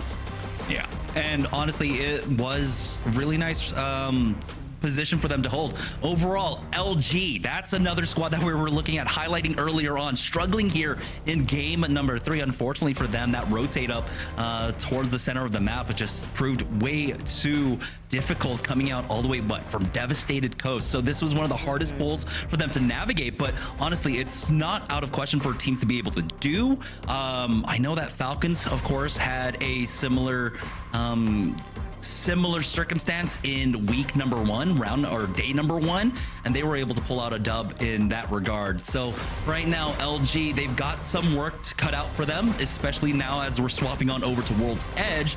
But the fact that they were able to consistently put points down across the last 3 games, keep them at least within striking range. 16 points for them, now in 11th place. Falcons, though, in first place with Yup and Bleed Esports, of all teams, now behind them, only by 5 points. It's so crazy to see Yup and Bleed and GNL once again still showing consistency after their performance yesterday, still be within this top 4 now as we make that transition onto World's Edge. Just like you said, Jamerson, LG, they found their success on World's Edge just yesterday where they won 2 games back-to-back for games 4 and games 5. So still a lot of work to be done here for a lot of these teams. Yeah, I do want to also go back, and I don't think we've talked as much about Bleed Esports, but they have been on an upward trajectory over the last 2 days of play so far. They have bounced back, and right now keeping themselves within reaching distance of Falcons is a very impressive display. Absolutely, especially being right there too, getting 17 KP in this lobby where they're ahead of LG, just right behind Falcons, keeping up to par here on Stormpoint. But it goes back to what we were talking about before. Can that consistency pertain to World's Edge here with Yup still getting more of those placement points over Bleed Esports, who have been able to get that KP? Yeah, very impressive showing coming out from so many of our squads. This is why you don't discount anyone. With how tight the grouping is, especially in the middle of the pack, it's still anyone's game, even though we are coming down to the final 2 match days for all of our teams.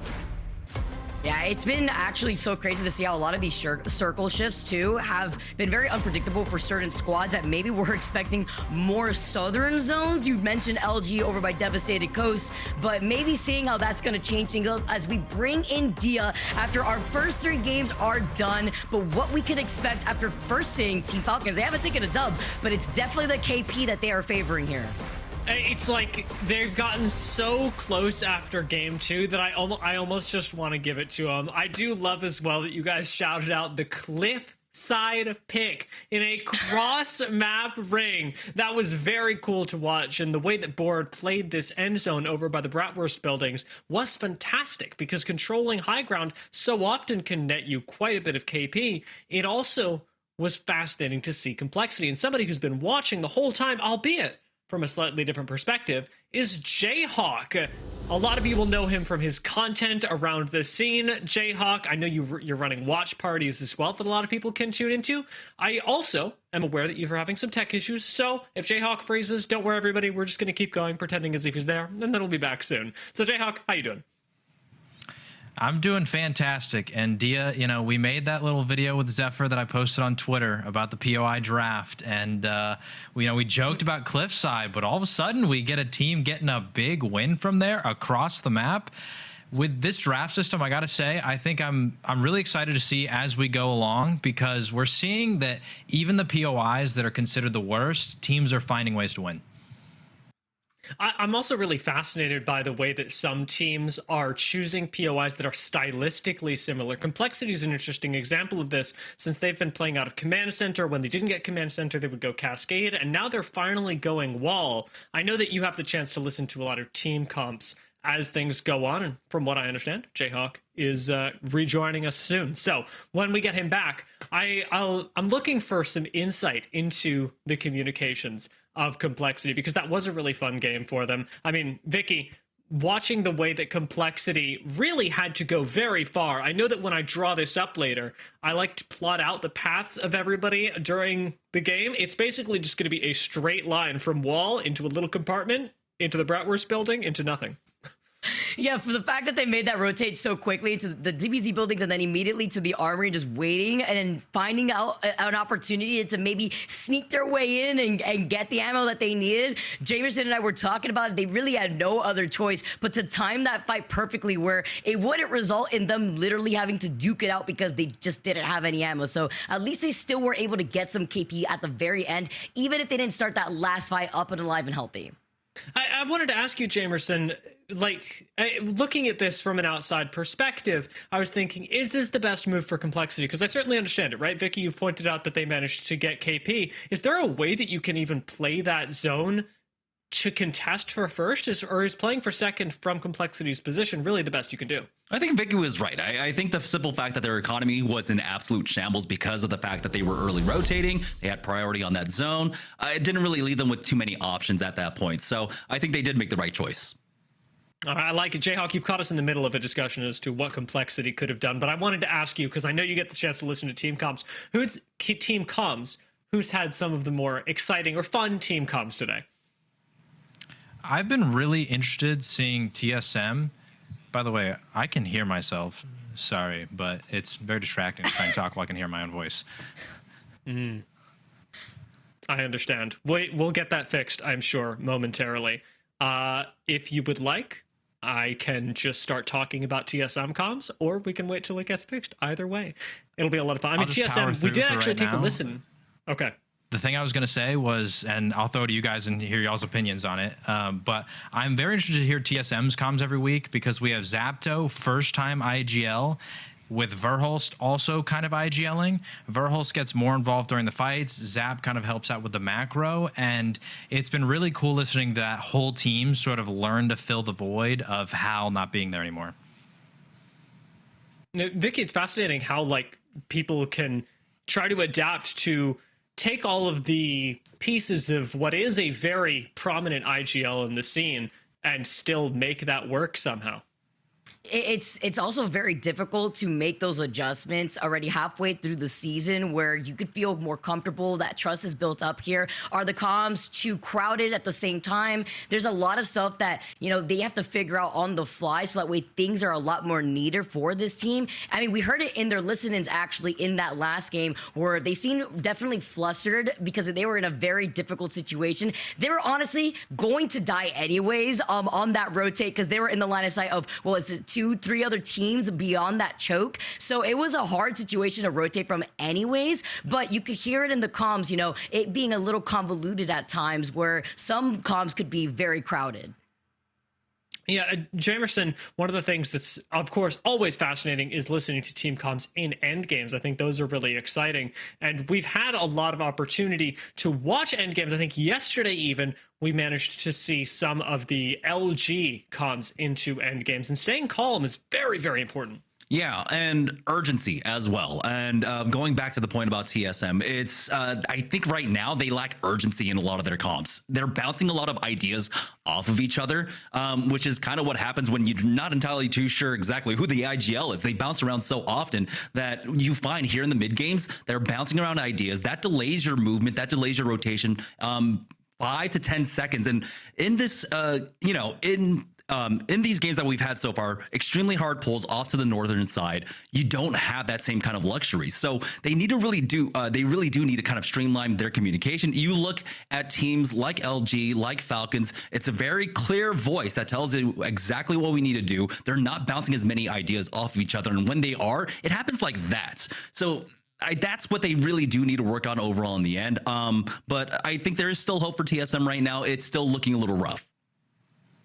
Now, I know that we want to jump through some of the final circles, so let's go ahead and take it into that, because final circles for games 1 through 3 are some of the more exciting ones that we've seen from very different angles. Like you're talking about, I mean, Jayhawk, we pointed this out during the broadcast, a lot of teams are quite risk averse. Teams like NGNL, Jamerson, didn't choose to really take the fights, but instead are letting the lobby play out in front of them and using their position as an advantage.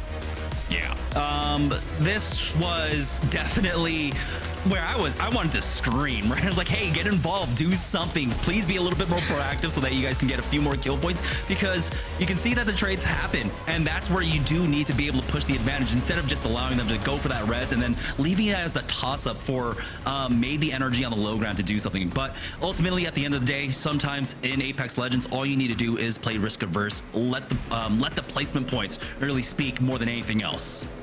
And even now that I'm thinking about it, I know we're looking at game number 1 now, but even in game number 2, Jayhawk, it was again Yup being risk averse and capitalizing on the Falcons fight that ultimately won them the game. Yeah, this is one of those circles that we don't see a ton. It's one where all the teams that come from the southern side over at Wall, it's going to be a tough game for them. Falcons did a fantastic job. The fact that they got 14 kills in that game is fantastic, but Yup holding the high ground. They were able to capitalize on it, coming from Zoo Station, getting a big win. And so far through those first 2 games, these are teams that we didn't think would be coming out on top, and NGNL and Yup, they did. Really impressed with the way that they managed this. Jamerson, when we're thinking about the transition into game 3, what did you see? Yeah, I mean, game number 3, I think played out pretty standard, right? Jayhawk was talking about how it was a ring that we don't see as often, but game number 3, it was definitely a ring that everyone's expecting. That pull over towards that Trident side, just outside of checkpoint, was basically everyone expecting. I think more than anything else, the teams that were coming out from checkpoint were caught a little bit off guard on their rotates overall. I think SSG might have actually zone wrapped around them in that regard, and that was the biggest surprise overall. But ultimately, I don't think anyone's surprised by the finish here. Complexity with that positioning early on, taking the northern side, and of course, Board being able to take that God Rock position, ultimately got the win. You know, Jayhawk, it's funny, we meme about Cliffside, right? But I didn't even have Board winning this game up until the very end when you realize they had God Rock.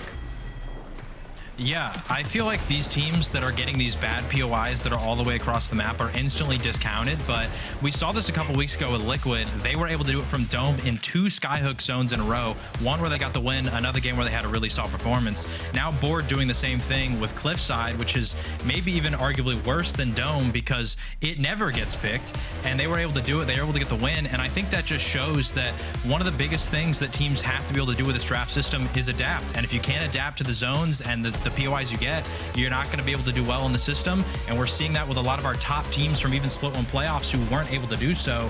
Some of the teams in NA who weren't the top dogs, they're finding success in the system. It's really fascinating. And Jamerson, I'm going to let you go as we prepare for match number 4. It'll be me, Vicky, and Jayhawk talking through our drop spots for match number 4. Because Jayhawk, this is where I'd really love your insight. We're thinking about how these POI drafts impacted the games over on Stormpoint, but when we move on to World's Edge, I know you've had a chance to look at these. What are some of the big surprises, some of the things you're looking forward to from what POIs have been selected on World's Edge? We'll go ahead and bring them up just so that we have a little visual aid to go along with it. Absolutely. NRG, they get Overlook, and we've seen a lot of these Overlook zones. Can they capitalize on that? If we get another couple pulls like we saw yesterday over in that sort of direction, they've had a pretty rough start so far. They're sitting in 15th on the leaderboard as of right now. Can they maybe claw it back on World's Edge? TSM, they're over at Climatizer. Similar situation, a little bit higher up on the leaderboard, but sort of in the middle over at 9th.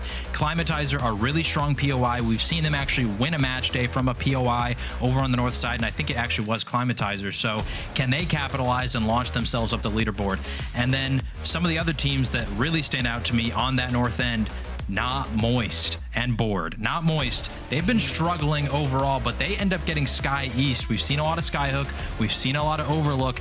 They need this more than almost anybody playing today because they haven't had the greatest of splits so far through 4 match days. It's looking a little dire for their land chances. As of right now, they're sitting in, I believe, 6th. Sorry, no, they're sitting in 9th. Their best placement was 6th. Can they capitalize on a Sky East? It's not considered a great POI, but with some of the northern zones we've seen, if that trend continues, they have to capitalize. This is their chance. And then Board, we've seen them already take a game win today. Can they go back-to-back from Survey Epi? It's one of those POIs that's getting picked heavily because of the trends of zones. I mean, we've got a lot to look forward to. I like that you mentioned Moist, and I do wonder whether we'll see a little bit of aggression because we saw some in EMEA just yesterday. Teams getting a push onto, this was from Lava Fisher, into Sky West. Not Moist need a lot of points. They're landing next to Board, who have done really well today, but otherwise placed 16th last time in this matchup, or 26th in the leaderboard overall. Not Moist could get aggressive and try and pick up KP as well as essentially the POI of Sky West. Absolutely. And if you're Moist, you have the fighting power to do it. You've got Timmy, you've got Guild, you've got Waltzy. If there's any team that's not Falcons or SSG that I would argue is the best fighting team in North America, it's arguably Moist. I mean, if they can figure out the macro, I think they're going to be one of the top teams in the region. But with the fighting power, they absolutely have it. Really stacked top side of the lobby. It is going to be a blast. Let's jump in to match number 4. Thank you so much for joining us during the halftime, Jayhawk. We'll catch up with you later.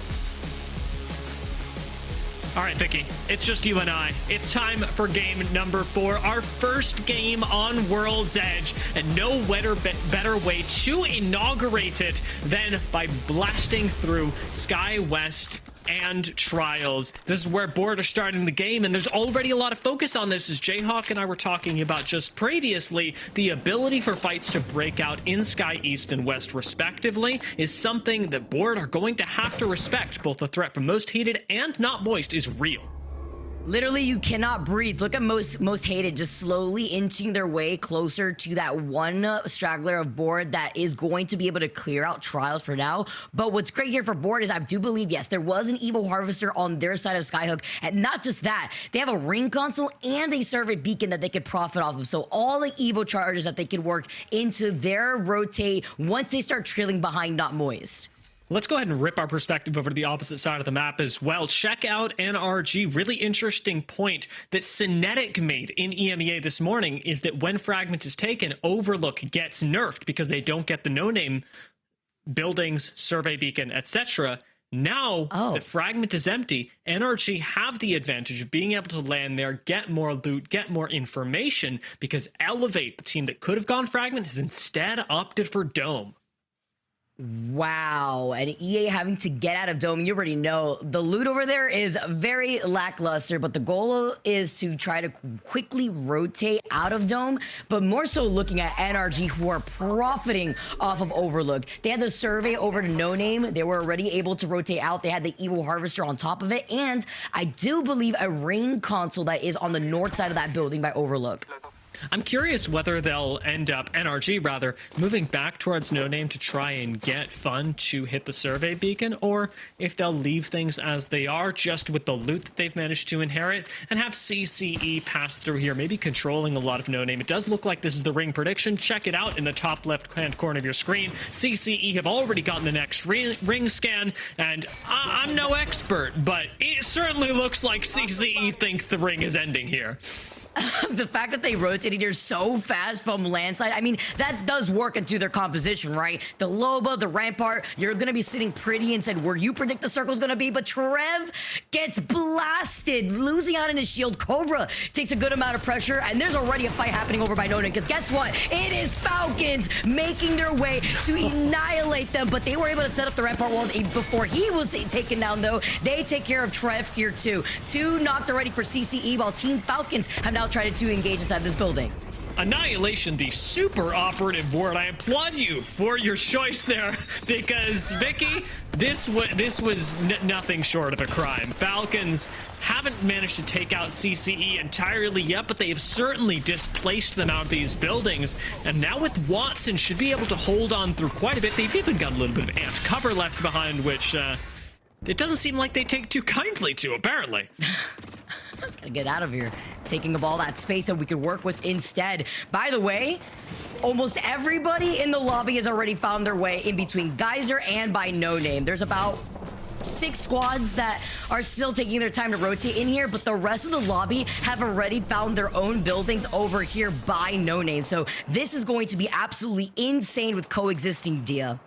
This is a very different read than we had yesterday as well. When the zone pulled even close to no name in yesterday's games, we had teams in North America being lackadaisical about it, taking their time rotating into zone, going over through Siphon, hitting up Harvester, even checking out Skyhook, and this time everyone and their mother has already purchased real estate. I cannot imagine that the rents here are nice at all. Yup, in fact, have landed and found that there's really no place for them to stay, and they've got very little to do here. Ossivian jumping onto the roof takes a boatload of unnecessary damage, and I hesitate to say whether they'll even find safety inside these buildings. The scan from Ossivian does get Yup into a decent place for now, and it's got to be one of the last ones remaining.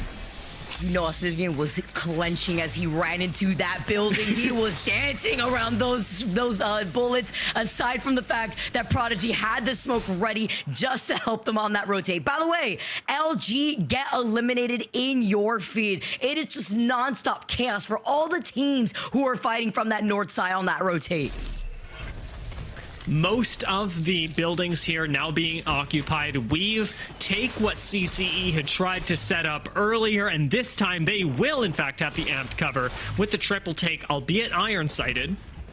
This is a lot better of a spot for Weave to now control with Watson as well. And it is fascinating, Vicky, that we're seeing so much more priority in North America placed on Watson as soon as we make the transition onto World's Edge. Almost everyone is running Watson at this point, especially the teams that have rotated in early quite naturally.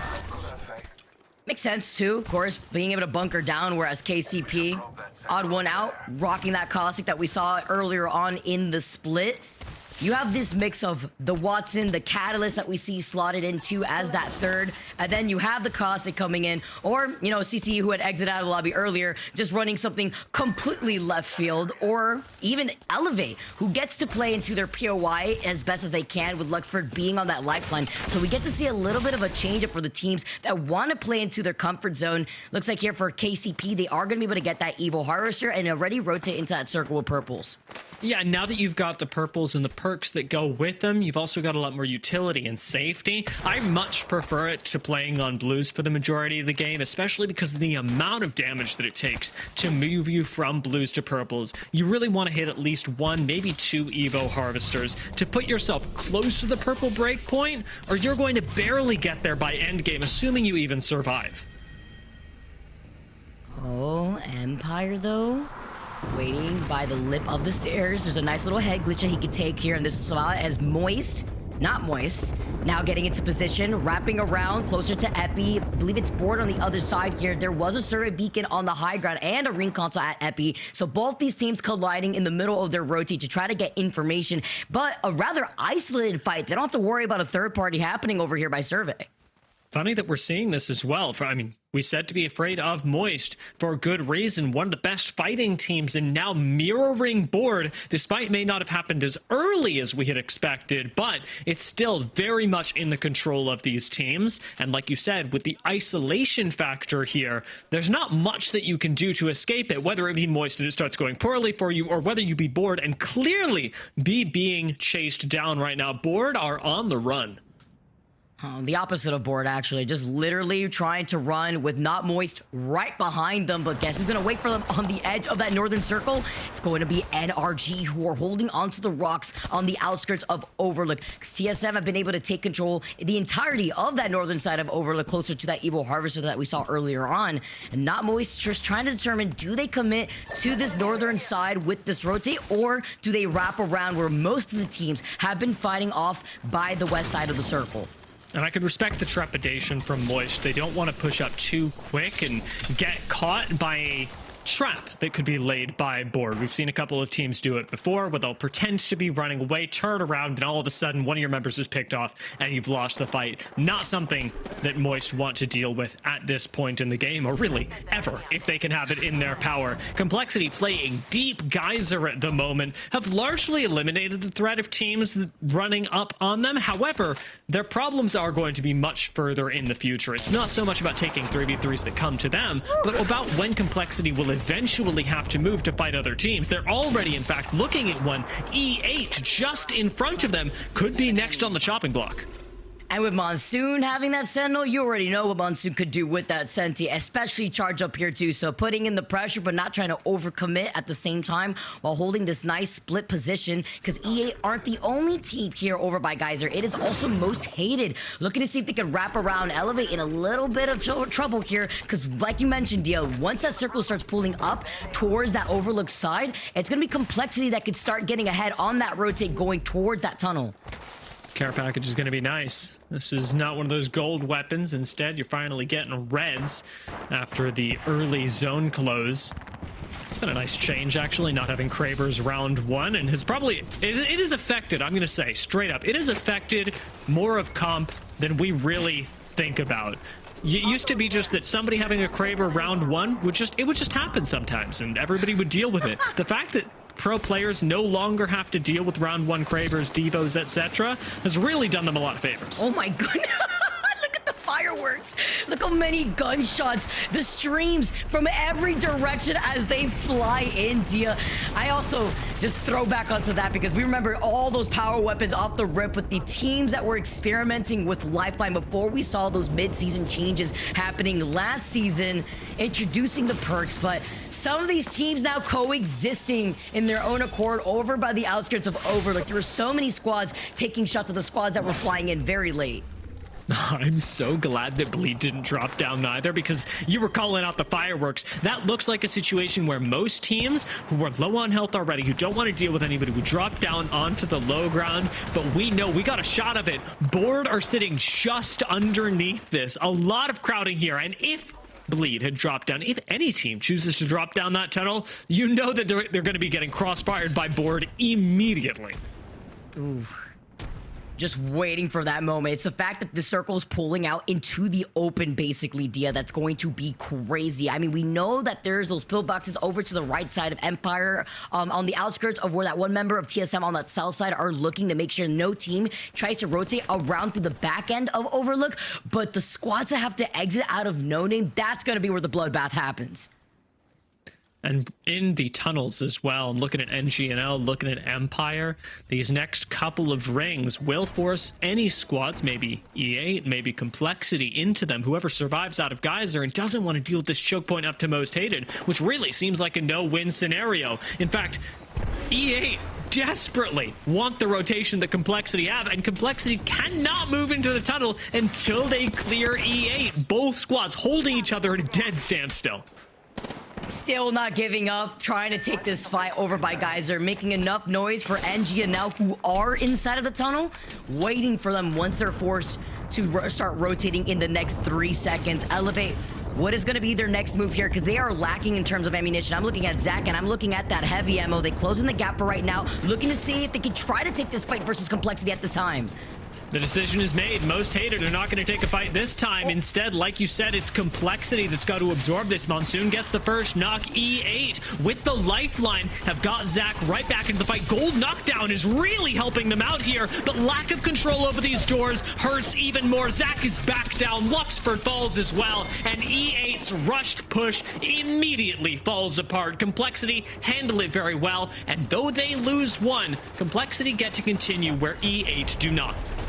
I like the thought process with the Arcster, but man, those cat spikes were just terrible to deal with. Now EEC on their last legs, McLovin getting that last kill onto Space Ace and sending them back to the lobby. KCP eliminated. And now McLovin is McGone. There's a team on the bottom end of the table. It is Hasta La Vista, as now he gets sent back to the lobby. But look at this, NGNL, they were waiting to move in. This is exactly what we're expecting when Complexity committed to that fight. NGNL really played this well. They prioritized the teams coming from Geyser. And you know as well as I that this means Complexity really doesn't get to play for that much longer. I'm pretty sure they're just bleeding out on the outside of this. Empire still playing very quietly on the staircase. Do still control the exit. Then it'll be NGNL and Empire that should go up against each other next. Check out the way that Wi-Fi is positioned, expecting the zip line to be taken. Wi-Fi will already have a pre-existing flank on whatever team comes out. He's incredibly patient. He's been holding that spot for the last 2 circles out here. Definitely respect the patience going in as we take a look at more teams that have been claiming even more heads. Team Falcons, they haven't really moved from this spot alone too, but they've been able to take some shots in the distance to build up those evil shields. And if I'm reading the minimap right, it does look like Team Falcons will have the cover of these fence lines, if only barely, during the next zone close. So their mobility not so much in question here. There's not a whole lot of area that Team Falcons have to cross. Instead, it's going to be more a game of defense, as other teams like Oxygen, yup, Complexity, yes, Complexity, the singular player, and Weave can walk up on them.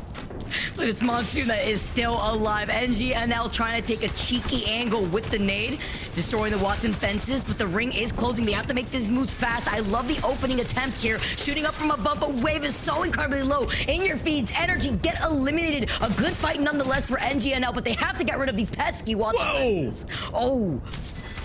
Lots of damage being thrown back. NGNL, unfortunately, are going to get cleaned up, but since there was quite a bit of damage traded, I have to admire Empire's way of maneuvering that fight that leaves them without casualties, even to the ring afterwards. Oxygen will fall. Falcons still manage to play their Dorito building very well, and while Hal drops, again, this should be a situation where you can avoid casualties to the ring because of the fence line that protects Falcons. What a serendipitous zone pull for them.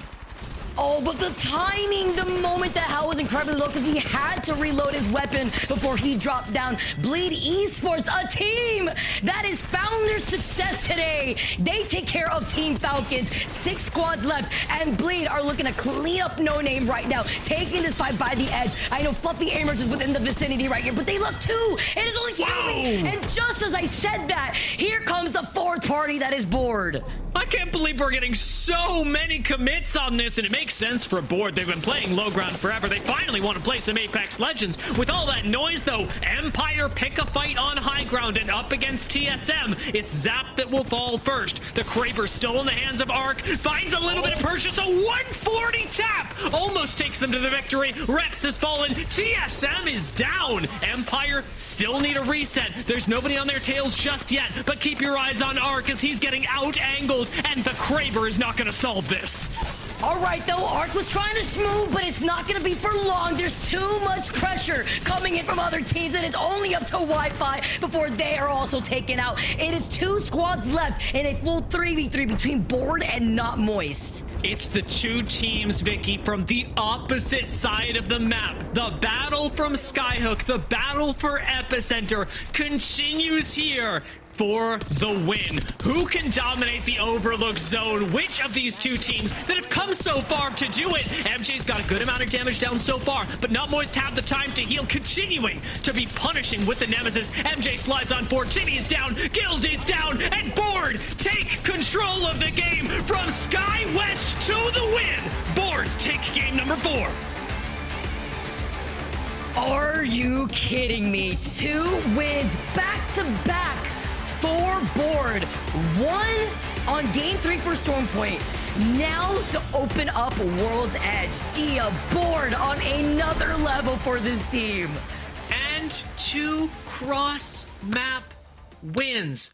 Amazing. Now, Sky West is powerful. We're going to expect great things out of Sky West. But moving from Sky West all the way to the opposite side of the map, and in the previous game, moving from Cliffside all the way to the opposite side of the map, you got to applaud the artistry of these folks. I just, the fact that they were able to also, remember how many squads that were trying to rotate originally from that north side there too? We saw Not Moist actually taking a very similar route before they second guessed themselves and decided to rotate in a different direction instead of contesting from north side of Overlook directly. It was just the fact that Bored has made a POI that doesn't favor any teams that we've seen on Cliffside for Storm Points win that game. And now, even, yes, like you said, Sky West is amazing, but then to take that rotate and to still not get contested and clean up as many teams as they did, this has been one heck of a day for Bored. And that is, again, evading this fight that Not Moist kept trying to throw at them. Bored were laser focused on how they were going to play in the late game. They managed to make it into that weird death trap that they set up. So actually collecting a few KP along the way is, remember, Board came out to clean up EEC and then third-partied the fight that Bleed took over in No Name. It is 6 KP that they gather as compared to Not Moist's singular KP, an 18-point first place for Board. Not Moist second, and Empire making their way through the tunnels pretty darn well to the tune of a 13-point third place.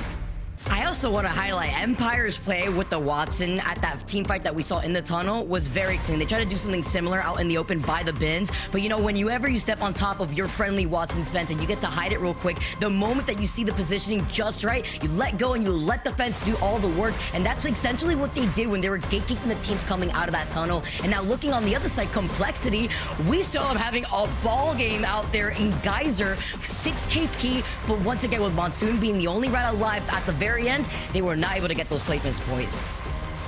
And it is tough when you are showing up in the bottom part of the leaderboard, but it is just game 1 on World's Edge. Still plenty of time to come back. We're looking at teams like E8 and LG. Although when I'm looking at E8 here, I am wondering, is this another one of those days that's a little bit more high variance for them, where they fall a little bit further down the leaderboard, and we see the tweets saying, hey, I'm sorry, I'll do better next time. It's tough to see. It's a reality of Apex Legends. Is that today for E8, or can they pull it back? Board, Not Moist, and Empire are top 3 squads compared here for your viewing pleasure, Vicky. Wow, Watsu popping off though with that damage output. Yes, they only were able to get that 1 KP, but it's putting on that pressure that really starts kicking things off. Whereas Board playing a lot more patiently, waiting for that opportunity. MJ cleaning up what was left of the fights that were happening right in front of him. But this results, with the series results, leading Board being in that top 3 spot, right behind Bleed Esports by 2 points. And I've already touched on this a few times today, Vicky, but I'm going to bring it up again. I was talking to Jamerson earlier about how you, me, and he are the 3 who were the Challenger Circuit broadcast back in 2021-2022. Funnily enough, Board also are from that Challenger Circuit. You'll remember MJ and Wizardcorn, there's going to be Blaster from the past, playing on Team Mike and Ike back then. A long time ago, and they've made it all the way up here to be in match day 7 in 3rd place. Stellar games from them, and when you look back at their careers, stellar journey. It's been a really fun time in game number 4, and you know what that means, Vicky? It means we got even more action for you coming in games 5 and 6 after the break.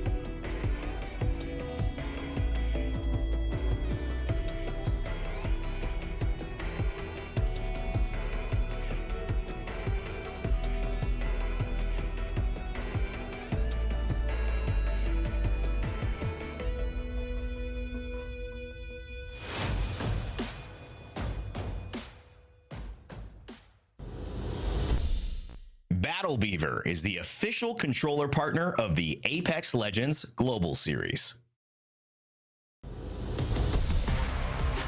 Welcome back, everyone. Board take the back-to-back. Jamerson coming back to also join me because he is the opposite of Board. This comes to show you, Jamerson, as you were mentioning it earlier in the break, why you need to support Tier 2, because seeing the talent on Board, seeing the commitment from both MJ and his teammates just really sticking it through after witnessing them on Mike and Ike back in the day and seeing the success that they've been able to replicate in today's Pro League has been amazing.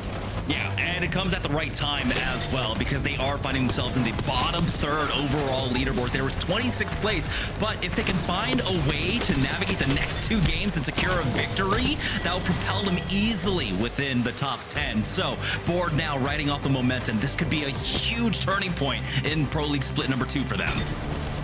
Oof. Nice shots coming in from Empire. They were doing a really good job at preventing a lot of teams from trying to contest from that tunnel side, but it was just a perfect green light for Not Moist to get involved in this fight, although not as clean as they wanted because that was just free pickings for Board. Look at MJ's position, throwing out the bang ult, but also being able to take a nice side angle to then go in for a flank to then enable the rest of Board to just clean up what was left of Not Moist. Yeah, they played this game textbook perfectly, basically, especially having the prio on the north side of the zone. We saw, of course, that huge pile up there on the south west side down by No Name, teams funneling in, that typical zone 3 closing, 13 teams alive because of the churn on that area. So really quickly want to take a moment to shout out, of course, Face It. So make sure that you check out the website if you want the multi-view. It's been amazing in terms of prep for us as casters and especially for you viewers at home to personalize your experience.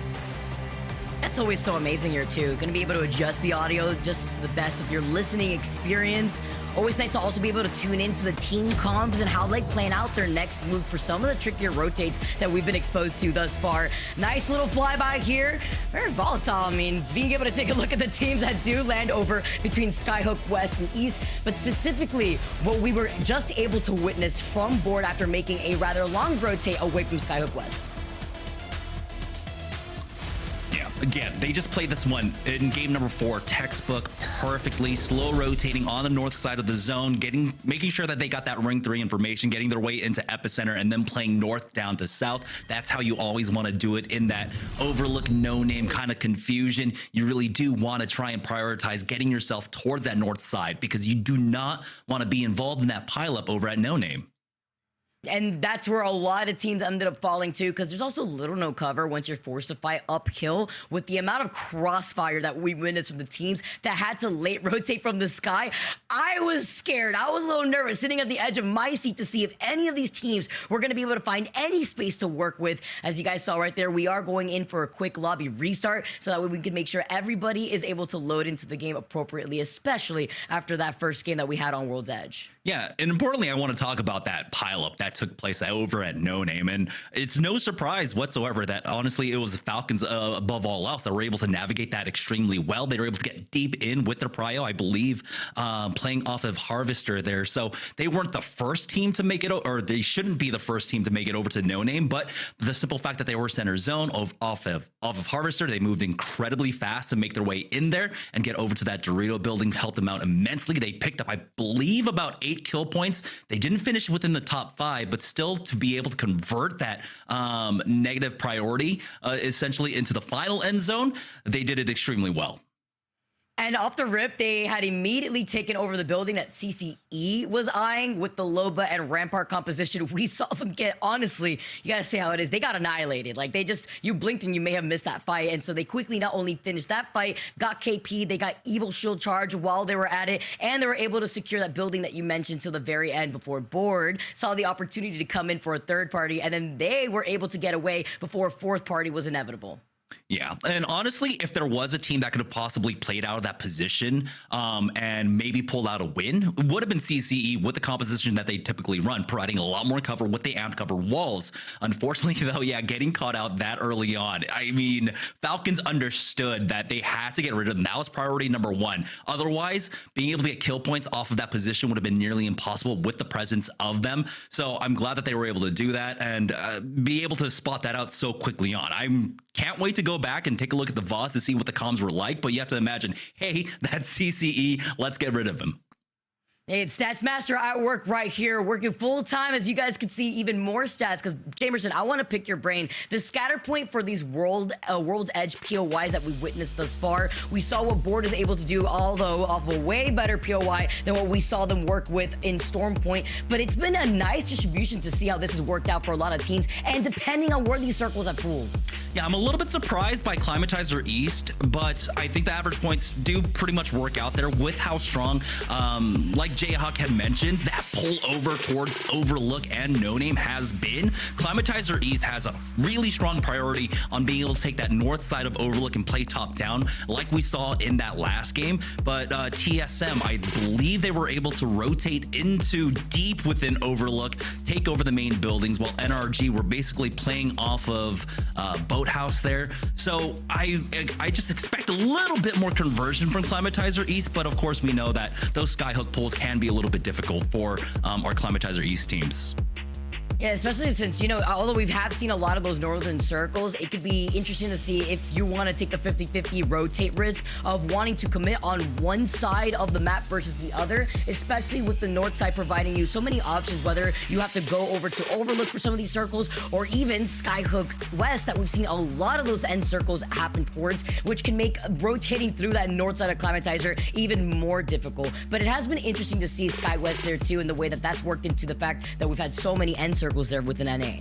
Yeah, you would like a little bit more conversion off that, but definitely a good pickup overall. Siphon East, I don't think anyone's really surprised about that. Very centralized location, really good rotates out to all the fringes of the map, and of course all the extreme density of loot across the entirety of Siphon there. So no surprises whatsoever to see Siphon actually scoring so high in terms of ADP. Interesting to see how that's going to shake up as we still have 2 more match days to go. Once again, everybody, thank you so much for your patience, but it's been nice to see the way that some of these points have distributed based off of the priority of POIs that these teams have aimed for, because like we already saw earlier, sometimes these POIs, it's just about the adjustments that the IGLs can make in making these rotates and when to go forward with an evac tower or to find yourself pretty, depending on the legend composition that we've been seeing in NA. Dia talked about it earlier, Jamerson. We've been seeing that Watson more so than any other control legend, although it's kind of been that split where you still see the Catalyst obviously kind of filling in right behind the Watson, and then that one lone Caustic, and then you still have the fuses coming out to play. Yeah, while the wall from Cat is great, and especially being able to reinforce the doors, I think the overall economy for Watson is so incredibly strong. Being able to plop down that pylon, be a little bit riskier with your trades overall. When you go for the peaks, you know that you can take some damage yourself without your economy suffering for it. So I do love the Watson pickup. I'm glad that it's not just, you know, every team running Watson. That was a hell of a time back in the day where every team ended up running Watson, so much so that it affected the performance of the servers. I remember that. And then the fireworks of the EMPs flying about. Oh, what a time here for Apex Legends. What a time to also see the way that the legend compositions has been able to evolve, because we're about to get another shift very soon with the mid-season patch amongst us. Once again, this is also the last day that these pros will be playing on this current patch before that big patch note drops down here, to see how a lot of these teams are going to be able to make that adjustment before we dive into our next game, Jamerson. Yeah, really excited to see here. Game number 5 now. It's so surprising because it's Yup and it's been Board, who have come out of the word work. Literally, Yup down in 30th place. We're able to pick up a win for themselves. Board all the way down in 26th in the overall leaderboard, now on the verge of propelling themselves up maybe 14 placement points. 12 or 12 placement points. It's absurd what they could accomplish today if they have 2 final good strong games. After also seeing the action from LG yesterday, and a little bit of that lackluster game in that first game of World's Edge, let's see if they can make that comeback here as they're sitting in 12th place overall. And it looks like a little similar circle here, maybe pulling more so towards that center side of World's Edge, Jamerson. Yeah, you do have to worry about that possible pull going down over towards Monument. Never mind. So this is actually a ring that we've been seeing coming into prominence. I believe we did see it for EMEA early on today, and I think it was just a week ago. So this Monument pull has been immense, and so teams like Oxygen could set up if they want to early on over by the chokes coming out from from Landslide, but it's going to be CCE, of course, taking Landslide. That will have full control over this tunnel here, and that's going to be an incredibly strong position for them to be able to bunker down in. They've got the amped walls to play off of cover, and this is going to be a spot that will be difficult to evict CCE out of. Yeah, good luck trying to rotate through this side. You're going to be met with the Sheila on the other hand, and they also had the Evil Harvester too on the other side of that tunnel. So I'm expecting them to stay here, wait for all these other teams to try rotating in their direction to see if that's going to work out for them. Because with the circle also pulling here, Jamerson, we've seen a similar circle where it kind of pulls on the outskirts of the train tracks, but stays on the high ground overlooking Monument.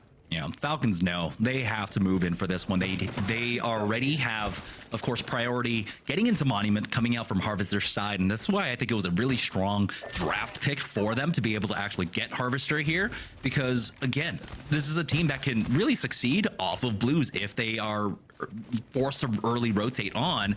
Right now, though, they are sitting on the whites, but they do have that Evil Harvester, and I talked about this a little bit in EMEA, but they put a large focus on making sure that Hal is the one that not only gets blues first, but purples first as well. And they are going to go ahead and continue that trend.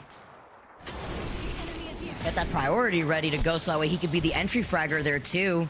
Gonna be able to get that scan that's gonna be able to last longer with that first perk. He's keeping them scanned longer. We're taking some shots, looking behind them, while more teams are quick with this rotate from the south side. Complexity are right behind them. They were the ones taking shots at them from the Harvester side. And then, ending up rotating on the north side of Lava Siphon, opting to go through that north choke that would lead into Fragment East. Looks like Falcons ended up taking position just outside of that tunnel where CCE are playing off of. That allowed Weave to now push forward here. I was expecting possibly a turnaround from Falcons as they hear the shooting coming out, but I guess they don't want to get involved. I mean, they have a really good spot off that caravan, along with all the blue bins to play off. For Bleed Esports, making their way through Landslide, like you had said, you're not going to want to rotate through CCE here. They can instead go ahead and play off the chokes on either side. I believe we saw Nessie and 3D Max playing off of basically the other side of this mountain in EMEA. Last thing I want to see is my sleep paralysis demon pointing a Sheila in my direction as I'm in the middle of trying to rotate here, which is probably going to inevitably happen for some of these teams that are expecting to be met with that by that choke, especially since in Landslide, you usually have some information to work off of in the middle of this rotate. More squads, though, have already found their way into the east side of the tunnel, closer to Monument, where it is getting congested, and you can see some actually getting a knock. Yeah, knock though. We'll see if they can convert that into an overall kill, but for the time being, a lot of these teams don't want to risk trying to secure that kind of thirst, right? You can see, are looking for the angle, and they might have actually spotted it out. Hello? Getting into a different angle. Energy get eliminated in your feeds. The first team to go out. Not what you're expecting as a Beast of the Hunt has been activated. Duke trying to navigate through the smoke while Prodigy Aces gets absolutely decimated though with Alcivian trying to take it off angle. Auction and Esports get eliminated, but there are so many other teams in the area if they do not quickly reset here. If actually end up converting this one and take a second victory on top of the day, that would be absolutely absurd. How often do you see the bottom of the leaderboard teams just run the overall leaderboard, or excuse me, run the leaderboard for the day? That would be Board and so far. They'll still have their work cut out for them. They only have the one victory so far, while Board are working on two. TSM though, now with a slow rotate out, naturally gonna run into Moist here. When ended up rotating out from Sky East to come this way towards Survey Camp and Epicenter.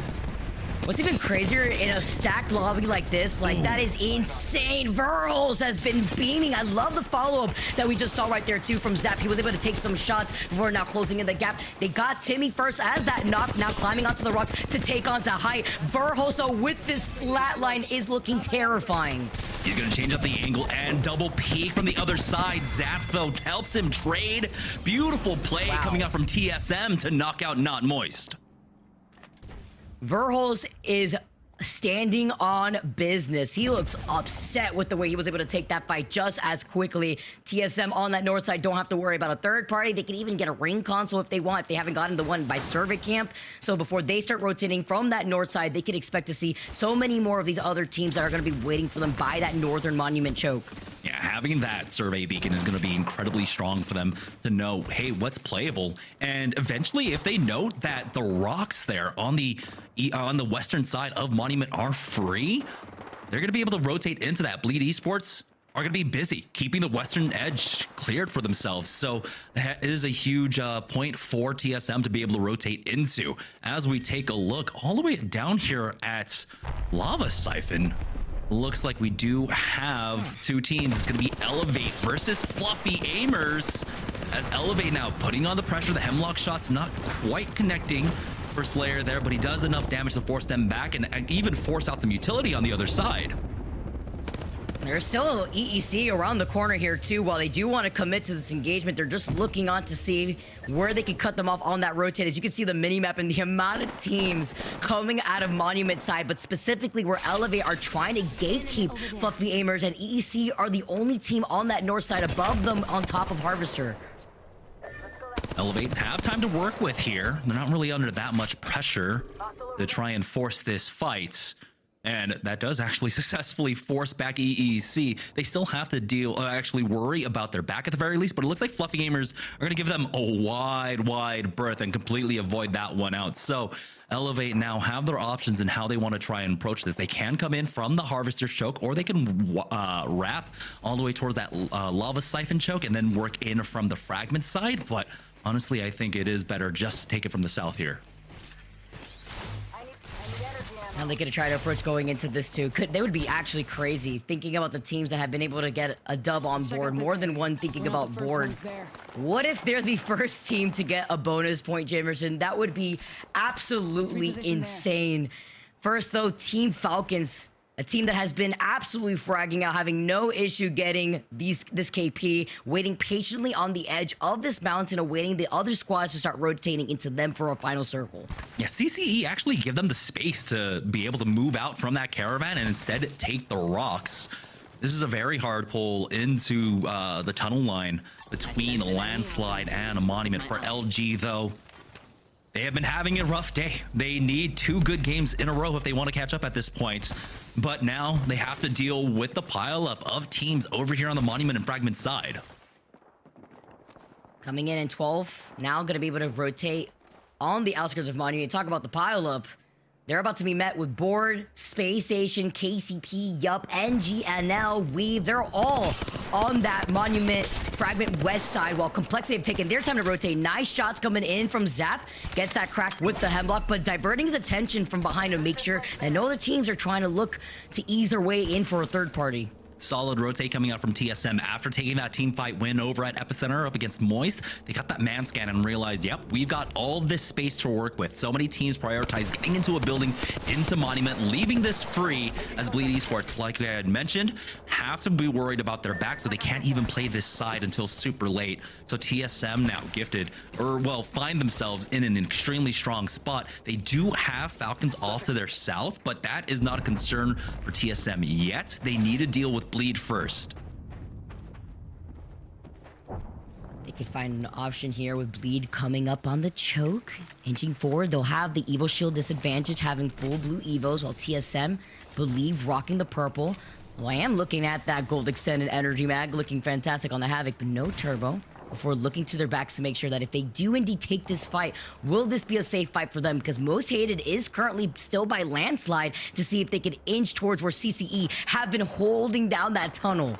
Yeah, Bleed just want to keep holding their back at this point to try and force Most Hated into CCE, and that'll allow them to have an isolated fight up against TSM. Still, though, here on the south side of the map, Fluffy Gamers are still trying to navigate this rotate out. Now Elevate as well, rotating through the ring. This one is going to start hurting. It does look like they were able to pick up a few extra medkits at the very least, but this is forcing them into the choke where EEC is playing off of, but luckily for them, air burst in and you hear it instantly. Beast of the Hunt is popped. McLovin's gonna charge forward, but now this is where they do need to slow it down. You have the man advantage, don't throw it away, heal up, and now finish them off. Oh, he's definitely loving it after that nade toss. That is some free KP. Very unlucky placement from Zach, as he had just finally made it from outside the circle. Oh man, EEC, keep up the pressure. Elevate are trying to survive with this ring taking the chunks out of their health, and they're gonna have to start moving in the next 30 seconds. Taking back a look back over at the north side here, TSM versus Bleed Esports. You can see Reps playing anchor for his squad. He's got to be careful in that position. If Bleed decide to 3-man peek him. He can instantly get taken out, but it looks like TSM understand that most of their back is clear. So now they need to renew their focus onto Bleed. You can see the pull away from that tunnel side. It was never going to go there. Most teams were expecting this one. We've seen this multiple times, pulling to the western side of Monuments. I believe even TSM. Yeah, TSM played, I think, a top 4 out of the spot that Falcons were basically at, but this time around, it looks like they've learned their lesson. They're going to try and play from north-south. Very similar to the action we saw actually in EMEA with a circle like this, where instead of where Team Falcons was sitting in, it was actually Nessie who had decided to commit into getting the KP at the squads that were funneled outside of Monument. With Complexity now wrapping around, let's jump into a listening after losing out on Lou. You gotta get these kills. He's stunned in zone. Alright. He's right here, healing.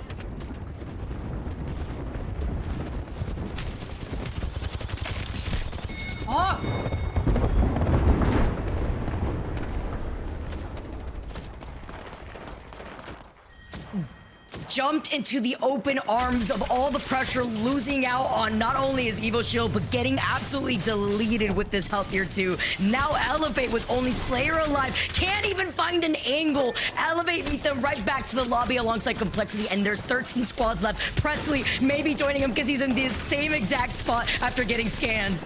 Oh, how the turntables for Fluffy Aimers. And remember, they were the ones that were getting gate kept by Elevate overall. Oh, the finger roll on the nade. He does narrowly miss out on that damage, but it looks like Fluffy Aimers will go down in 13th. And man, we are now down to 12 squads. Not too surprising here. This ring basically being recreated. We've seen this multiple times now across EMEA and North America. It's all up to Falcons now to try and hold out their southwest side. They've got CCE to contend with, while we have maybe 4-5 teams inside of Monument proper. Oh, Most Hated has brute forced their way through that tunnel, while CCE had now relocated over to that south side with the Evo Harvester right to their back, but without really being in the fray. They're not in that next circle though, so in the next 20 seconds, they're gonna have to start rotating depending on whether they want to be in the line of sight of Weave, Team Falcons, or Most Hated, or even bank on the fact that Most Hated and Team Falcons will engage in a fight so that way they could be clear to rotate. I'm trying to remember who was playing on the position that TSM currently are at. I want to say it was something like Yup. There was a Craver position on that rock that was giving them absolute hell, but it looks like they learned their lesson from that game playing off of that. Right now, though, it's Most Hated looking to try and walk their way on in, but it's up against 2 Watson compositions here on the south that are going to make it extremely difficult for them to have a free walk-in. You can see, looks like Verhulst keeping an eye on those Monument teams. That's a lot of kill points that they definitely want to get. Unfortunately for them, the next zone is in, and so those teams aren't forced to fight quite yet. Weave ends up getting eliminated here, bringing us down to 11 squads.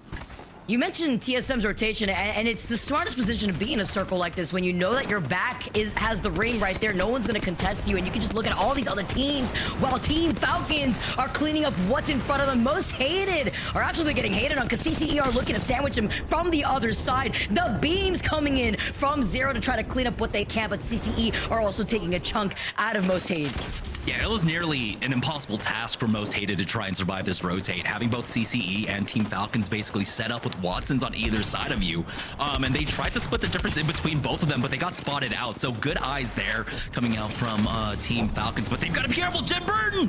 It's Reps that ends up getting the final shot onto him. This is the reversal of fortunes for TSM. Remember, they were on the opposite side of sniper fire from this position, but now they have turned it on their head. But Verhulst taking a lot of damage there is going to be forced back, and it looks like they won't be able to follow up on that. Let's go ahead and listen in with TSM now as they look to close out this game. Jordan, up here, Jordan. Can you angle them out? Team mirrored. We just can't knock him mirrored, guys. Can we take space? Yeah, I'm taking it. I'm Trying taking to. it. Yep, look over this. Look over this. They're in blue. We should look over this. Coming to him. Yeah. In the open. I'm needing it. Let him out, yep. Throw Q on that. Watch out. One's close. Get close. Watch out. Place low. Look her left. He's running away. Got him. They're dead. Nice. Look left. Someone look left, please. We're safe here. We just play this, right? Make it in. Look for that. I'm looting real quick. Someone look, Yeah. please. Evan, look. We're looting, all right? I'm looking. I'm seeing anything. Solo down there. Solo, yep. I will knock. Where's the solo? We have all the space on the left here. It's so good. Solo right Yeah. right here. I'm might wrap it on the right. left side. Solo down here.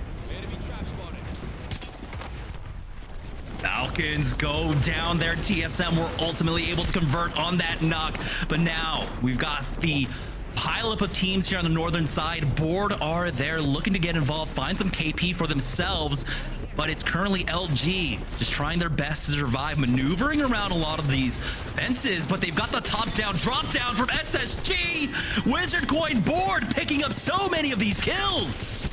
Oh my, profiting after we saw Bleed fall down. This probably opens things up for Board to get into second place right here. But it is TSM that have heights that are looking at the last two remaining teams that they have to deal with, which is Board and KCP. But they are kings of Pride Rock right now while playing to split their attention onto what is left at their feet. KCP lose out on Deeds and Gent. Now it's all TSM to finish things all off and pick up all of the kill points along the way as well. It's a 3v1 to finish it all off, and TSM with an amazing performance here in game number 5. That wrap around to the north side, really showing their experience off of this ring pull, learning their lessons from the last time they experienced it, and playing the position that was winning in that game. TSM really, I mean, it sounds like they listened to what we were saying and how much flack we were giving them here, and they had a point to prove, and they definitely did it here. Amazing. It's from that rotate from Climatizer as well to get into that position, like you mentioned, Jamerson, to wrap around and to be on that northern side, and then to prevent other teams from trying to rotate from that landslide choke was amazing. They knew at that point, everybody else that was stuck in Monument, they were not going to be fixated on TSM when they could be hugging the rocks for natural cover. They're going to be fixated on the other squads that are neighboring the buildings by Monument instead. Yeah, and importantly, the simple fact that they were able to pick up so many kill points, the fights that they were able to fight, the isolated one at Epicenter up against Moist. Jayhawk, of course, was talking up Moist, saying they could be one of the best team fighting teams, and TSM made it look easy when they took that 3v3 up there. And of course, that macro call coming out from them as well, getting that zone 3 information along with that survey scan to note that free spot up on the north side of the zone. It was just perfect, masterful play coming out from TSM. Can't wait to see how that actually impacts their overall standings, too. That probably elevates them within the top 3, because that was a very heavy KP game, like you mentioned, Jefferson. 10 KP, I'm pretty sure, by the end of that game. But also the call-out to when they wanted to take that fight versus Team Falcons to prevent them from resetting. 10 KP, 22 extra points, with KCP trailing right behind them with the 4 KP. And importantly for Board, it's not the 3-peat quite yet. We're not getting Dia's bonus points for them, but they were extremely close. 3rd place overall with 4 kill points. It might be enough to almost take over 1st place from Team Falcons.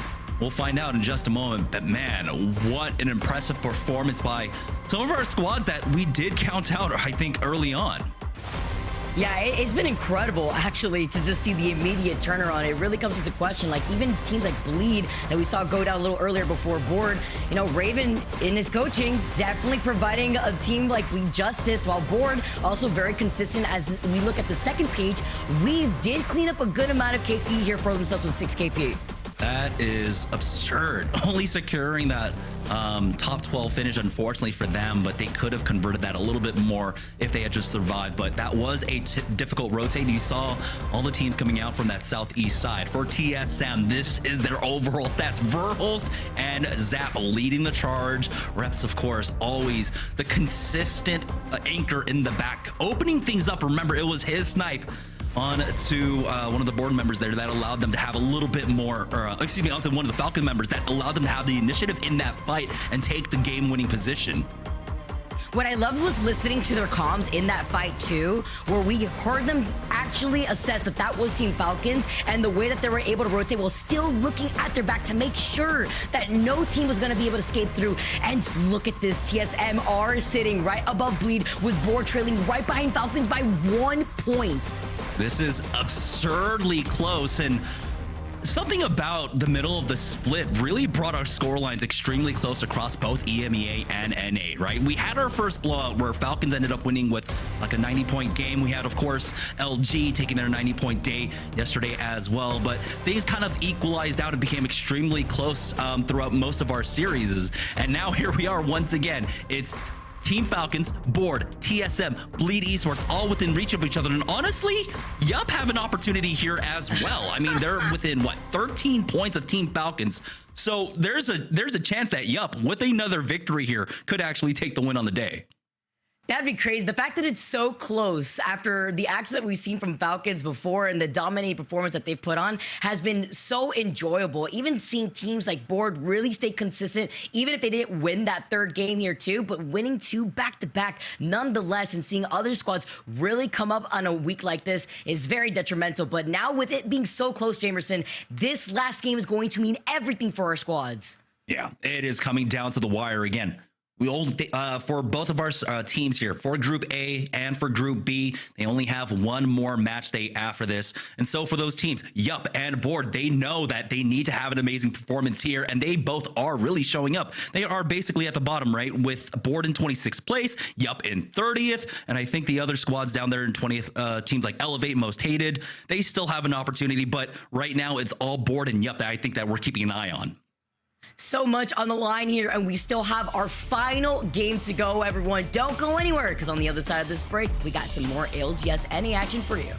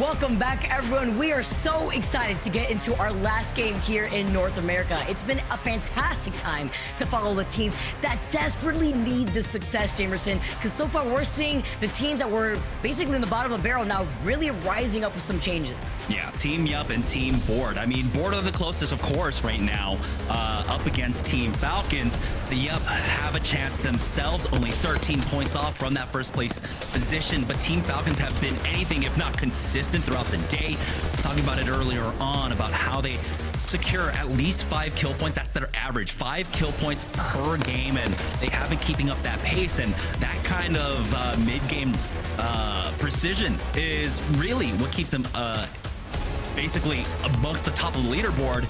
But this Board had a huge opportunity to go for the three-peat. It was so extremely close.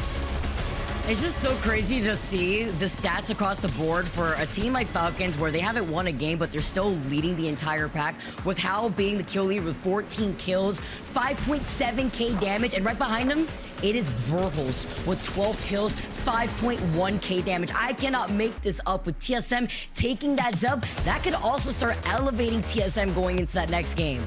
I do really want to talk about how it's a lot of TSM's preparation, right? Leading up to this weekend's games, I was watching Verhulst really study a lot of tape, and I think Talmadge is their coach now. He really drilled it into them. There was a lot of resistance from from Zap and from refs where they didn't want to spend as much time because of how long they were preparing. They had double block days over and over again in terms of scrims. It was incredibly long, drawn out days, and you know, no one really wants to watch extra tape at the end of the day, but Talmadge forced them down, put their head down, put the study in, and it is paying off for them finally here in match number 5.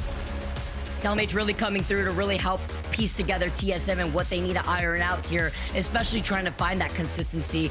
Going into match 6 though, I got my eyes still on board because imagine if we get that bonus point that we heard Sweet talking about in his interview yesterday, today for a team like Board would be absolutely crazy. Yeah, because they need every single point that they can get. The 25 gets them a little comfortable, but getting the extra match point would definitely help them, especially heading into the final day of play for them. That means the margin of error would be a lot wider, right? So they can make a few more mistakes in match day number 6, but here they have to basically play immaculately every game. The last 3 games they have played so extremely well. Let's see if they can replicate that going into our final game of the day. It's been wild to see the way that some of these circle pools have influenced the way that some of these teams have been able to rotate, such as what we just saw in that last game with TSM, opting to keep control over that north side of the circle pool once it was pulling towards that south train tracks tunnel side of Monument. Yeah, I think what we've seen so far on World's Edge really goes to the importance of reviewing VODs, of looking back at how other teams played it. TSM learned their lesson. They were able to basically have a redo on that game, basically on number 5, and played it out perfectly. They saw the mistakes that they made, and they did not make them. They went for that north side wrap, and it paid off immensely for them throughout all of that. I think when you take a look at Board as well, they played all the last 3 zones basically textbook the right way all the way through.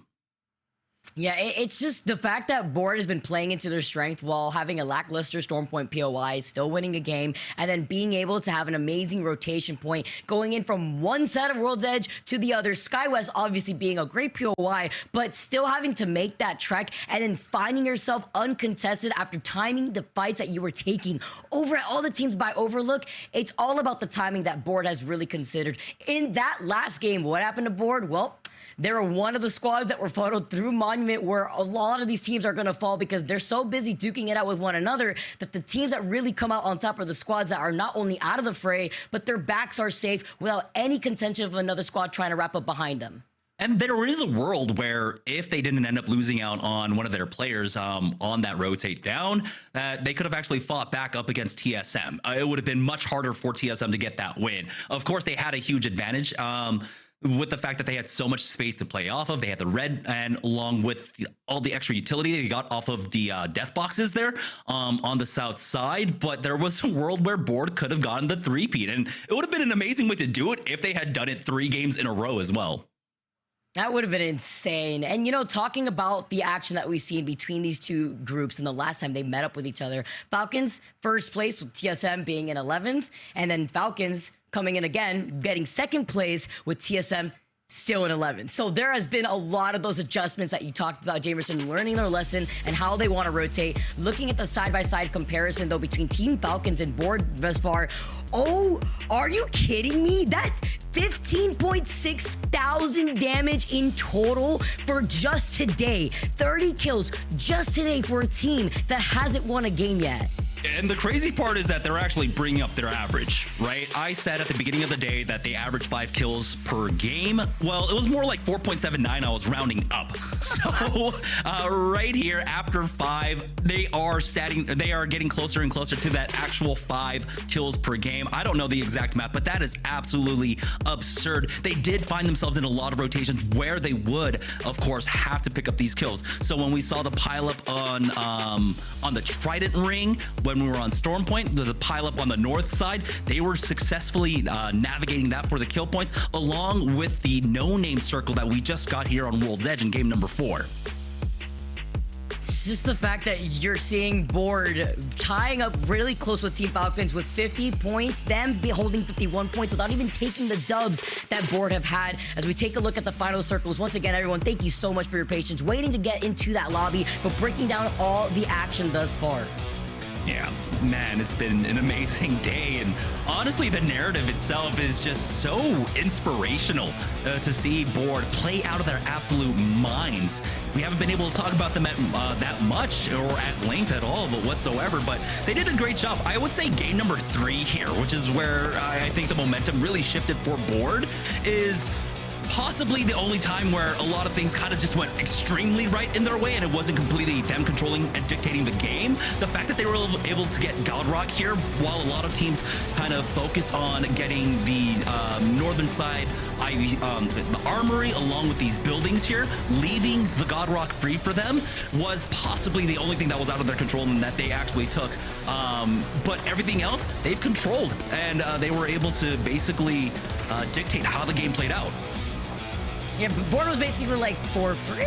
Like, they'll absolutely take that on the edge of the circle there, just served on the silver platter. And then this is the situation we were talking about before when Falcons got third party and then the fourth party came and then we saw the fifth party from right on the other side.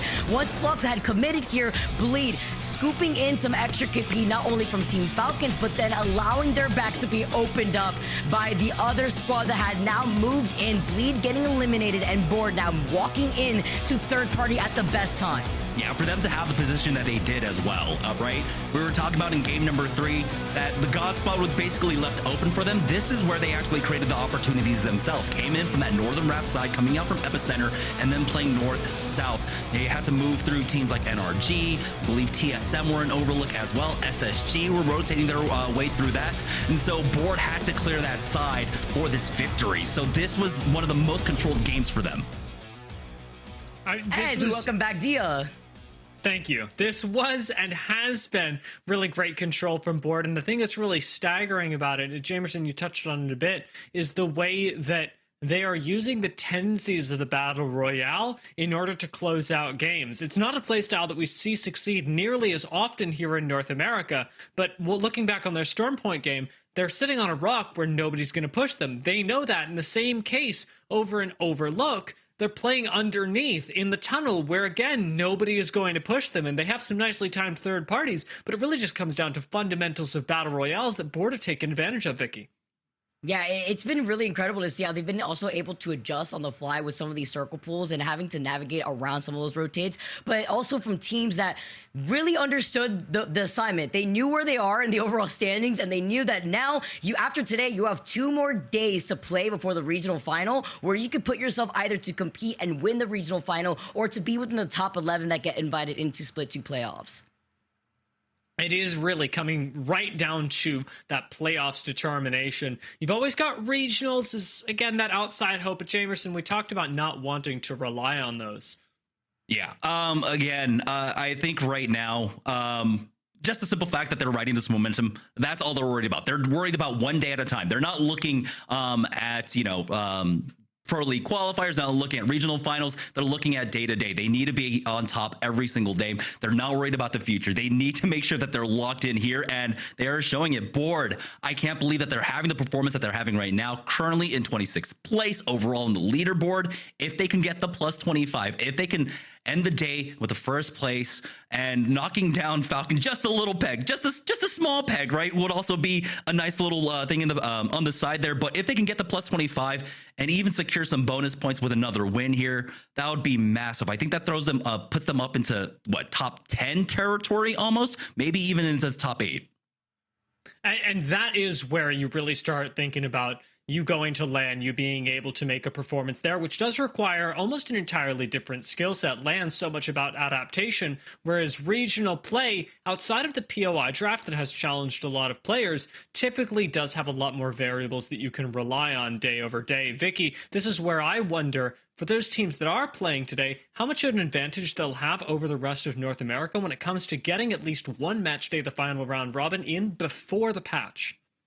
Ooh, that's a good question. I mean, with now there being a huge patch that's going to completely change up how Bloodhound is incorporated into these legend comps. That's how we kept talking about the Seer earlier on in the broadcast. I wouldn't be surprised to welcome Seer into the meta. We've obviously been seeing Fuse already creep its way in, but I think that's going to be interesting because then you get to see the teams that are quickly able to adapt. It's not just about the POI drafts. It's also now being able to adjust yourself depending on the new legend compositions that we are going to be forced to see in that next set of those ALGS matches after that midseason patch.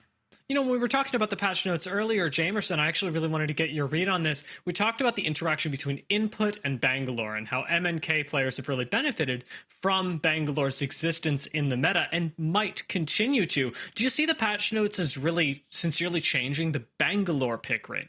I don't think Bangalore will get changed that much because there were also some indirect buffs to her. The simple fact that the 410 no longer actually sees through the smoke at range. I don't know why, but that's a thing. And you have to remember that Bangalore is picked for her wealth of utility, right? That smoke is great in the middle of fights, but you know that most of those smokes are typically being used to cover the person that's going for the scans, whether it be the ring console or the survey. So she provides that same utility without being nerfed too much.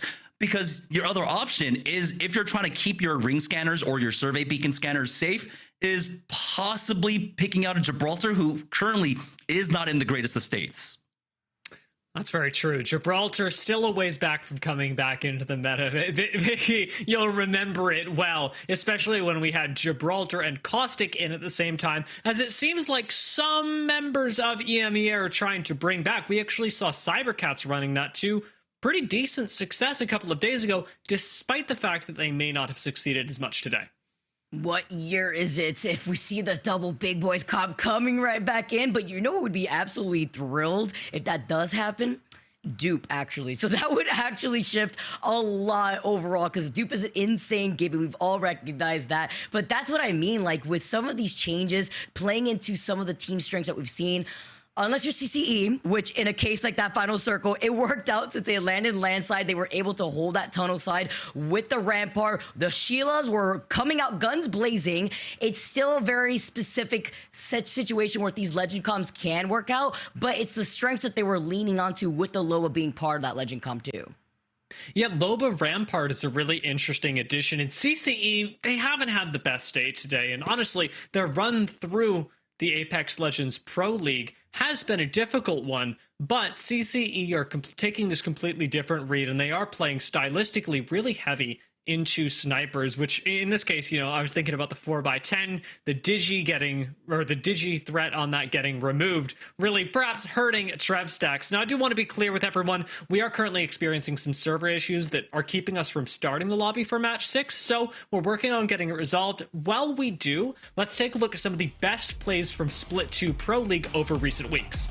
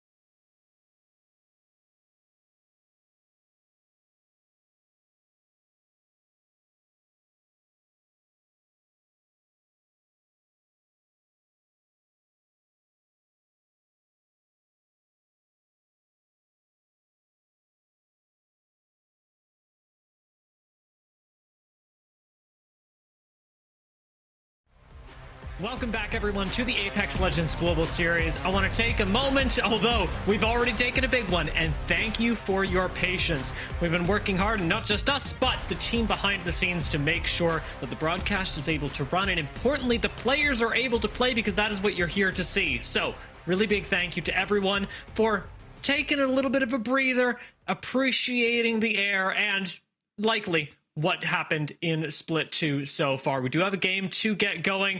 Vicky and Jamerson, it is in fact happening, so I'm going to toss you guys in to match number 6. Thank you so much, Dia. I know everybody has been waiting, anticipating what this final game is going to look like. I mean, I've been super excited. I cannot wait to see how this all plays out, but especially making sure that all of our teams can load into this final game. Yeah, there's a lot of momentum going into this final game, and so it's always a bother, of course, when we have a delay like that. Unfortunately, sometimes it is out of control, and unfortunately enough, we did have people ready and available to restart the servers. They have to full on restart the physical servers, get it all done and dusted, but here we are heading into game number 6. We are on board with TSM, who had a monstrous game number 5. Getting started here with TSM coming hot from that previous game. We talked about the passion that was being told through Verhol's comms with the rest of TSM to see what they have to do to really work into those changes that you mentioned, Jamerson, actually going into that last circle that we just saw on Monument. Yeah, it was that tape, but of course coming out from that climatizer side gave them a little bit more priority to fight out of there. And I think right now for TSM, this could be a really big turning point for them. I feel like something's changed in the way that they're calming, and the way that they're reading the zones. They have been really impressive, especially after the last game. And they might have to recreate it. This one is a little bit different from the zone that we had in game number 5. This one is pulling a little bit further north. There's a chance it goes into Skyhook. There's a chance that it falls on the beacon building there on the train tracks northwest of Monument. Well, that's an OG final circle that we've seen so many times before in the past, but it would benefit the likes of CCE if they are able to rotate there quicker with their current legend composition, with the Rampart, with the Loba. But look who's trying to race them there right now, who's about to meet them at the choke. It's going to be KCP. Yeah, CCE, they have been caught out on these white armor rotates before, so they have to be cautious in this approach. They haven't been able to string together too many great games, but they still at least get points on the board. A win here could propel them up into what, top 6, 7 in the lobby? It's so close amongst the top 5 in terms of groupings and points there, so anything is possible. Apparently, we actually had a very similar circle to this in APAC North. Day 6, game number 5. We're tanking kind of like a roundabout rotation here. Ty actually navigating right through the landside side to get to Grandma's house before meeting up with Satuchi Sparks that were coming in from Skyhook, looks like. And this is the red part that we knew that was coming when it comes to contesting for that Grandma's house. I like the effort here, but settling down there also very early with so many other teams in the area knowing where that circle is going to be pooling could also be a little tricky to hold down. Yeah, without Watson, it's really difficult to play that platform. Usually you're able to play a lot more space with the perimeter security. Just hunkering inside of the caravan is not going to be enough. So this is going to be difficult. I mean, we've seen how strong Fuse is in terms of griefing doors. Well, Sheila makes short work of them. Say goodbye to your doors. Any extra cover, making sure that you could sit pretty with Sheila ready to go as a catwall already used up here. Actually, Kashubi is so low and they are running away from Team Falcons who are looking to get aggressive. And they will go ahead and bide their time, though. They know that multiple teams are in the area right now. Zero, I don't know if he commits onto this. He will actually go ahead and take that balloon, but Jenburn has taken so much damage in the sky now. This is going to be a difficult landing. Luckily for them, it's Zero leading the charge, so he'll be able to throw down the smokes for his squad to provide a little extra coverage. And it looks like Falcons, off that risky rotate, will make their way into Countdown. Some actual correct moves out here where they want to prioritize their rotate and fly over not one but 2 other teams here too, while prioritizing that pressure that they put on earlier to be able to get on the edge of this Countdown circle. They were getting shot at by another team in Countdown. Do believe that's most hated, so trying to take a look at how they're going to approach that next fight. We got an assault bin to pick up too. They can utilize the replicator to top off their economy. So this is going to be a nice little pit stop for them. If they see that there's too much presence of teams here on the western side, they do have the option to wrap around over towards Skyhook, but I think they'll be happy to play off that car, basically on the landslide portion of that choke. For Complexity, though, they've made their way into landslide. Will go ahead and back away off of this one. They've got that height disadvantage and they don't want to deal with it here, so they'll choose a different way to approach this, or at least bide their time. And looking at loot, maybe also ammo disadvantage here, although they could split some of that loot here depending on how they want to approach this from the tunnel side. Being at the position disadvantage, though, allows them to decide whether they want to keep committing to going from this landside side, or if they want to wrap around north side of Harvester through that choke that EEC are looking at.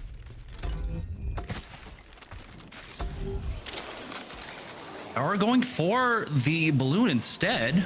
We'll see which direction they take it. So they're going to go ahead and wrap around all the way toward that Harvester choke instead.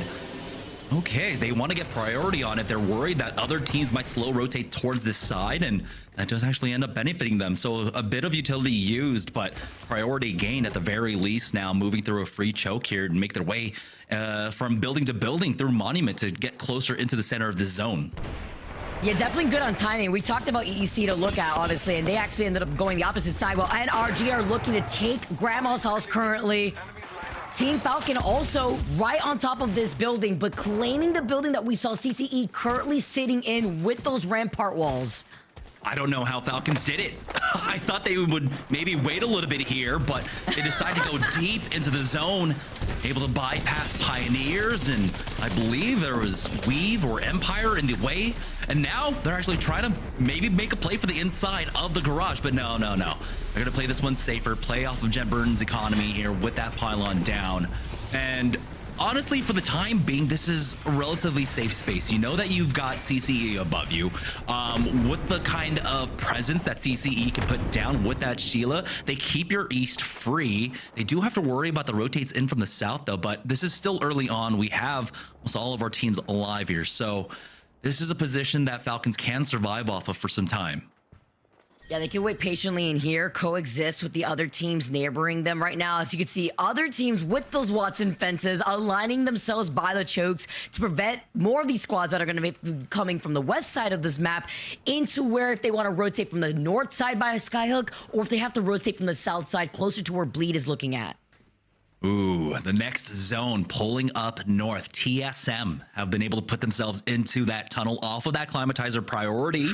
Rotate in for them. NRG will go ahead and play that choke coming out from the Skyhook side. We do have few teams rotating in there, and it looks like Yup are looking to rotate that way as well. So NRG are not going to be happy about a huge pileup now starting to form here on the northwest side, unless they do have control over that sniper post, but no one's actually playing that position right now to try and snipe away some free kill points. They're playing it a little bit more conservatively, basically at the mouth end of that south end, of that tunnel. As Complexity have made their way into Epicenter, but there's a fight ahead of them. Yeah, that's gonna be Oxygen Esports waiting for them. A huge damage coming on top of Monsoon and Kimchi Lee with 20 squads left and that bang already being used up. Lou is so close to getting the Beast of the Hunt. They do have height. They need to take advantage of this positioning. Oh, great damage out from Lou. Might get a knock. Almost another crack there onto the blue armors as they have reset. Now they've got the tempo in this fight, but the smoke is slowing them down. Monsoon backs away to heal up. Complexity have to be careful in this fight. Know that there are more teams rotating in from the southeast side, and with how long this fight is taking, they know that they are on a timer. Do you commit to this with fluffy aimers also aiming at you right now? It's not going to be very fluffy for them here to deal with the catwall being called in, but at least it could slow things down for Complexity to try to take this fight versus Oxygen. Still lasting quite some time. See the Survey Beacon being scanned out in the distance, letting them know the fight that is also happening here, working around the Catalyst spikes, seeing if they can take a different off angle, but exposing themselves is Frex now out of the fight just to pop that shield cell. And Monsoon's the first one to go down in this fight. Oxygen now have the tempo advantage as they charge forward. They've taken away that height angle. They will just go ahead and secure another kill onto Lou along with that thirst. Unfortunate for Complexity as they're working their way up here on the eastern side of the map, but Oxygen were waiting in wait for it now. they can deal with the other threats coming in from the southern side. Falling apart though, Complexity don't have a support legend like we've seen from Elevate with Luxford being on that lifeline. So now it's going to be the fight for maybe getting those banners if you can. I don't expect Oxygen though to give up this high ground at all, especially since they are in that circle. They're trying to now find that last straggler that is left for Complexity to see if they are able to get him here in Epi, as they are above him. They swap places now where they're the ones on the high ground. And Monsoon finally getting thirsted there, so they will secure 2 kill points for themselves. For Oxygen, it's so incredibly important to actually hold down this epicenter side. That gives them a path to actually walk in from the north if they can maneuver a little bit further in there. But we do have multiple teams now starting to converge. EEC actually being one of them, wrapping through the zone right now, and I think might have spotted out the last member of Complexity there. Kimchi punishing him for that, and now this could be a huge blunder for EEC. Luckily for them, they do finish him off before McLovin gets thirsted, but they need to be able to knock him in, and you can't do that uphill. So a lot of time wasted to try and get the pickup, and McLovin is actually just going to bleed out. Oh, and now it's just going to be free here for Oxygen just to waltz right in, yeet the nade over in their direction to clean up what is left of EEC, who have put themselves in a pretty terrible spot. Look at this. Yes, they got the purple, but they have little to no health going down to the ring. Danny is the only one standing for EEC now. This was a long protracted fight for Oxygen, ultimately up against Complexity.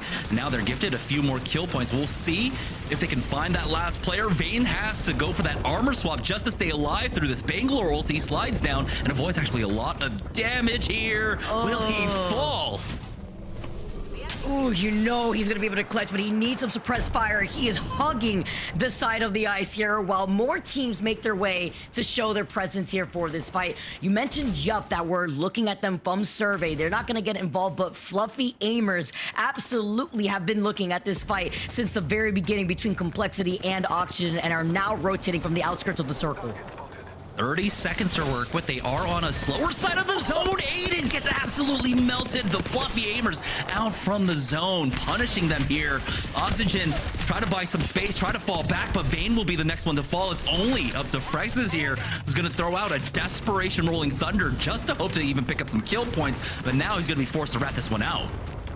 Literally getting jumped from the circle. Are you kidding me? With Fluffy Aimers waiting patiently just to pounce, getting that knock, getting that finisher, and now are going to be approaching from the high ground side of Epi. They completely were able to get that knock, but Oxygen get to still survive and see another day for now. We'll see if they can recover. For Board, though, oh no, they've lost out on AO. It's all up to MJ and Wizard Coin. And possibly secure this banner. They might have some space, actually. You can see, there it is. They're gonna go and I think just leave his body at this point. Unfortunately for them, they're getting wrapped from behind. Bleed Esports are coming in. They're gate kept by Moist. Maybe Wizard Coin can make a miracle play. No, never mind. It's both of them going straight on into that choke point. And I believe NRG are still in position for this. In shambles, and they saw Energy right in front of them, but they're gonna get pinched if they don't commit to moving forward. It's not Moist that are right behind them, and TSM who are profiting off of that north position on the train tracks that you noted.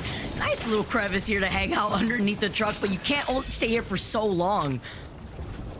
Yeah, and they have to worry about NRG peeking them. Moist, of course, tracking them down. TSM, like you mentioned, playing off the train tunnel there. They've got 1 minute and 10 seconds to try and survive. They need whatever points that can salvage out of this game right now. Weave, though, in a fight over at the landslide choke. We've already found 1 kill. Carter going for that full reset with the bat now. So playing this one extremely safe. No way. Through the smokes, through the catwalk here, they finally get the last member of LG. Sorry, Sweet. Sent right back to the lobby, not having the best day here. While Weave, playing off the crates here, are looking at KCP.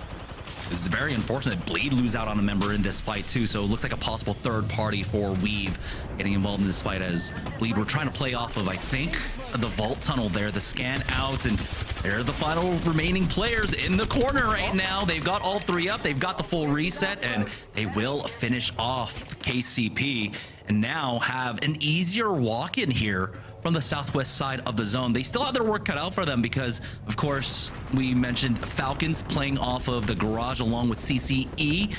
looking to gatekeep any teams coming in from that southeast or southwest side.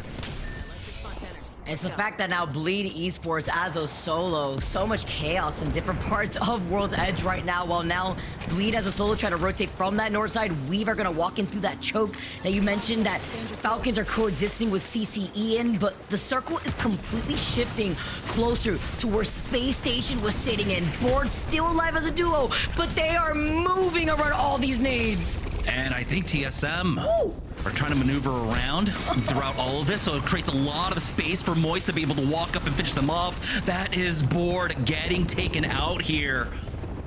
And unfortunately, they weren't able to carry the momentum into the final game of the day. We'll see, though, where they end up on the overall leaderboards. Teams now pushing out. That's TSM coming out from the train tunnel. NRG swerving to avoid that fight as TSM go for the peek out now. They've got Moist underneath them there on the left. They've picked up 2 kills. Fun going down as well. TSM are starting to pour on the north side. Energy get eliminated in your feast. 10 squads left, and TSM are looking to keep up their domination. They have not been iced out yet, despite the EMP to the servers. Instead, they are looking to hold forward. Look at Verholz. Look at his positioning, and it is Duke.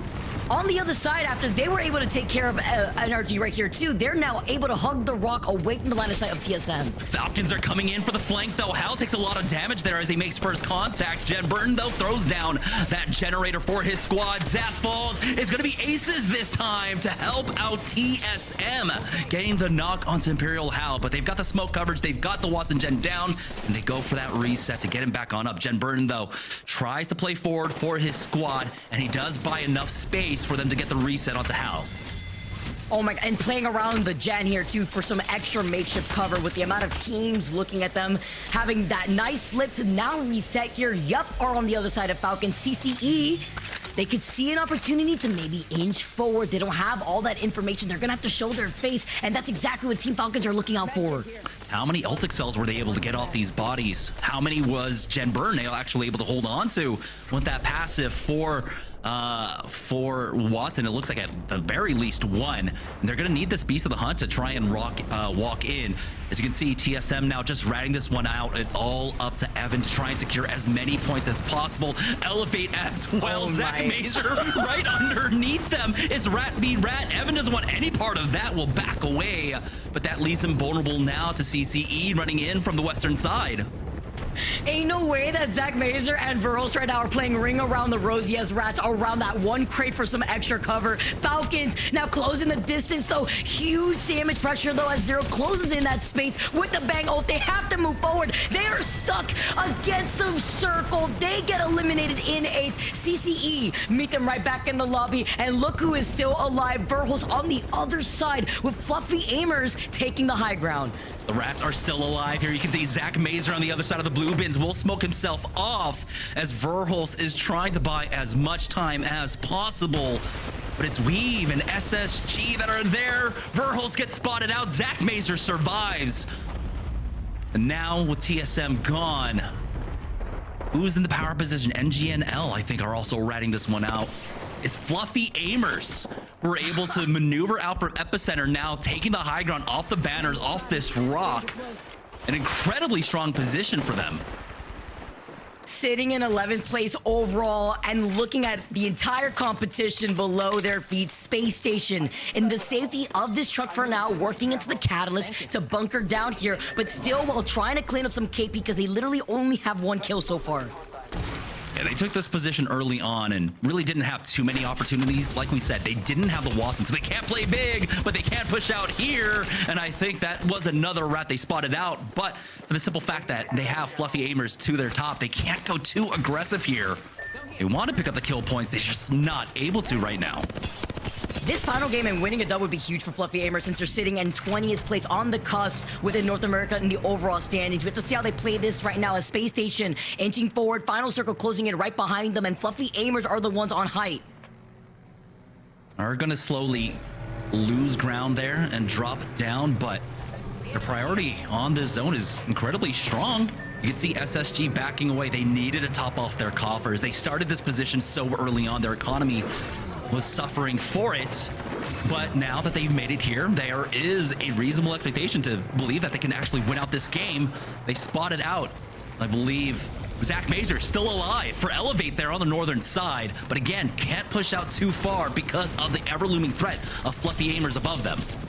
I can't believe he is still alive here in a circle like this. If anything, Yup are in the prime positioning, looking at Space Station and Fluffy Aimers, looking at both sides of the rock, playing off the natural cover. E8 finally get eliminated. Zach is gone. Our last 3 squads left here between Space Station, Fluffy Aimers get deleted. It is Space Station 3v3 versus Yup.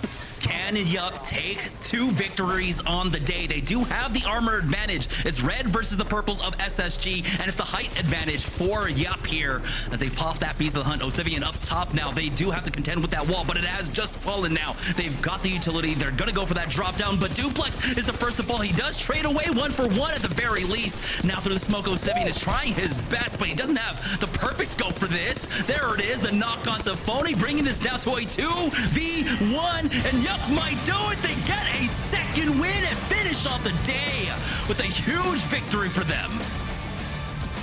Sitting on the edge of my seat, I was getting a little nervous watching them play off the cold knockdown, but Yup in the better position, coming through to take the dub. Lo and behold, they won game 2 on Storm Point just to end the day winning the last game on World's Edge. That is absolutely absurd. 2 of our teams here in the top, Yup and Board, starting off the day in the overall leaderboard in 30th place for Yup and 26th for Board overall. And now both of them are able to leapfrog basically, 15 teams on their way to the top here. This is absolutely insane. You can imagine what that's going to do with how tight that overall standings was while we looked at everything before diving into that last game, Jamerson. I would not be surprised if that dub and the KP that they were able to get at the very end was more than enough to put them in first place. And if it is, that leaves their margin of error on the final day actually much more comfortable. If they get the plus 25, I believe that would put them at 38 points overall. The bubble at the beginning of the day was around 42 for top 12. So this does bolster their chances.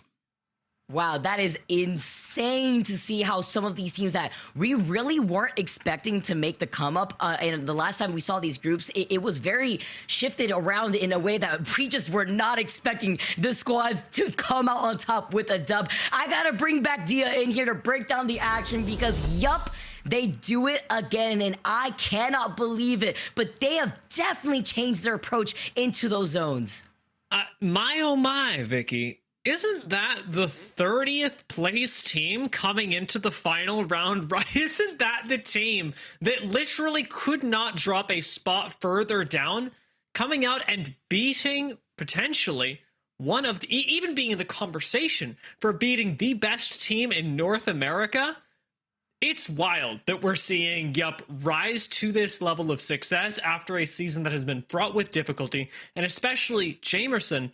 Without anything really changing, we're about to go into a huge overhaul mid-season, and Yup seem to have done that to their gameplay all by themselves. Yeah, I mean, like you had mentioned, they were in 30th place. When you're in 30th place, there's literally nowhere else for you to go but up, and they did it in spectacular fashion. Also shouting out Board, we were talking about it all day long. Both of these teams showing up when they needed to. It was Yup taking an 8-kill game along with that plus 12. That really bolstered their shot at possibly taking first place. We saw Falcons going down there. You can see with only 2 placement points and only 3 kill points to their name. So there is a world where Yup might have actually taken first.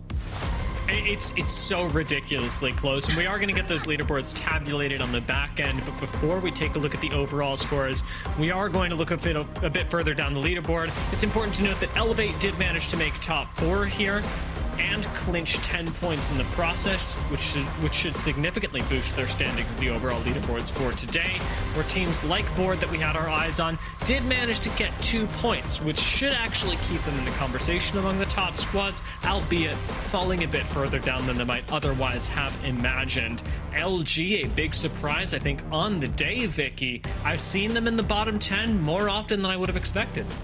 Yeah, especially having the strong games that they had after yesterday's performance on World's Edge. As we take a look, oh my gosh. A point difference between Yup and TSM. That doubles everything for a team that is in dead last in North America to take first place for the day. To grab just a bit of hyperbole here as we look at the overall leaderboards. Team Falcons got first in the first matchup of this group, second in the second matchup of this group, and third in the third matchup of this group. Are they washed? Answers point to yes. Board do come in right underneath them, which I am very happy to see. And Bleed as well, the very similar story to Yup, albeit having recently been signed, and congratulations to them, by Bleed Esports, also popping into the conversation in top 5, though this Jamerson doesn't come as nearly as big of a surprise as Yup topping the leaderboards. This is absurd how extremely close it was amongst our top 4. Take a look at the difference between Yup and Board. It's 6 points.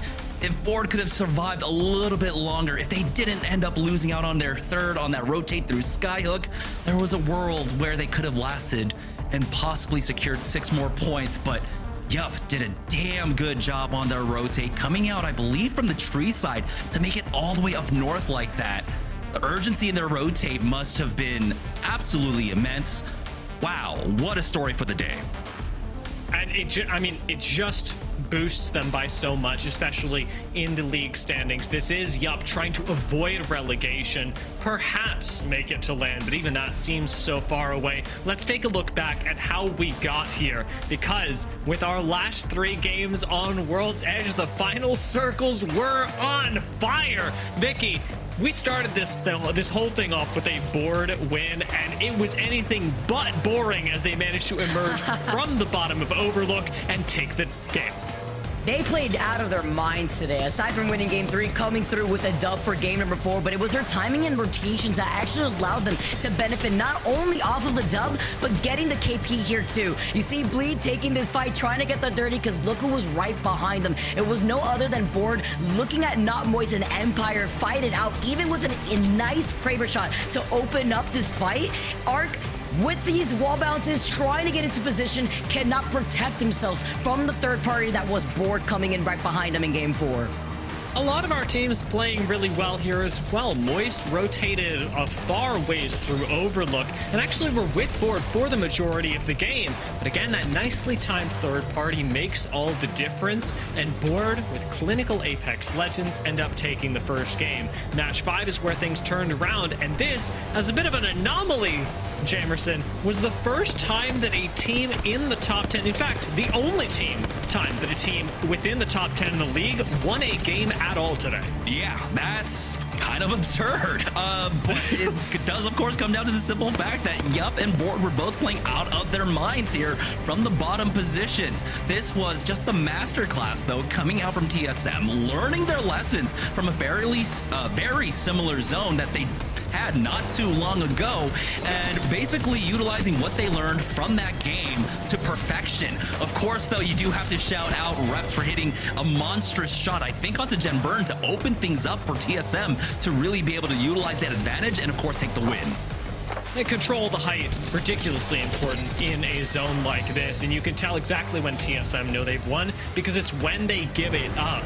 And when we think about high ground, we really did go up quite high even towards the end, with Yup retaining high ground for so long over by Grandma's house. There's not very much high ground to play around here, and yet these teams managed to do it. Yup do take out Fluffy Aimers, who were the only other contenders for being able to take one of these rock structures emerging from the ground, but it comes down to a 3v3 up against SSG. And Vicky, it's really impressive to me that we're not only talking about Yup and Board winning games, but winning team fights, 3v3s up against teams that are some of the best fighting squads in Apex Legends. SSG absolutely heralded as one of those. That's why I was still a little nervous by the end of this fight. With the ring closing in, playing off that gold knockdown would have been crazy if that ring didn't provide some of the extra pressure that was there. But with Yup taking that dub and holding that position was everything in getting the win, because they had the least amount of teams contesting them on that side for the final zone. Now, fear not, Falcons fans. You still have the top spot. You haven't moved at all, and you're doing just fine. Remember, Team Falcons could, if it was even possible, go negative and still make land, even as they do not top the leaderboards today. It's no question they're going to be topping the North American ones. LG actually hold on to their position as well, but it's TSM that really make the jump up in the top 10, making it now to third. It has been a roller coaster of a season for them, Jamerson, and they may be hitting their peak at the right time. I'm glad to see the improvements coming out for them. I mean, the simple fact that I was able to witness their VOD review, see what they learned, and then apply it here is also just an amazing thing to see happen right before my eyes, quite literally here. So I'm really happy that TSM were able to make these improvements so far. Also, you were mentioning SKD getting picked up by Bleed Esports, and since then, they have definitely been performing well, moving up 2 spots themselves now, finding themselves in 5th place, just a few points off from that 3-way tie that is currently in 2nd place. Keep your eyes on teams like Liquid Alienware and Furia in future days as well, since these 2 are in the top 10, but have the disadvantage of a singular match day. So it's entirely possible we see them moving up the standings, as so much of the middle of the pack did. Our top 10 really barely changed at all, but looking at teams like Weave, NG, and L, who jumped 7th place, and check out the team in 14th across the league, Board, making it all the way up here, jumping 12 spots in a single day, Vicky. They were in 26, and after today, they are a completely different team. This is very possible, being in this top 20, that Board could squeeze their way into Split 2 playoffs. That would be absolutely insane. What a comeback story for a lot of the squads that we saw perform today.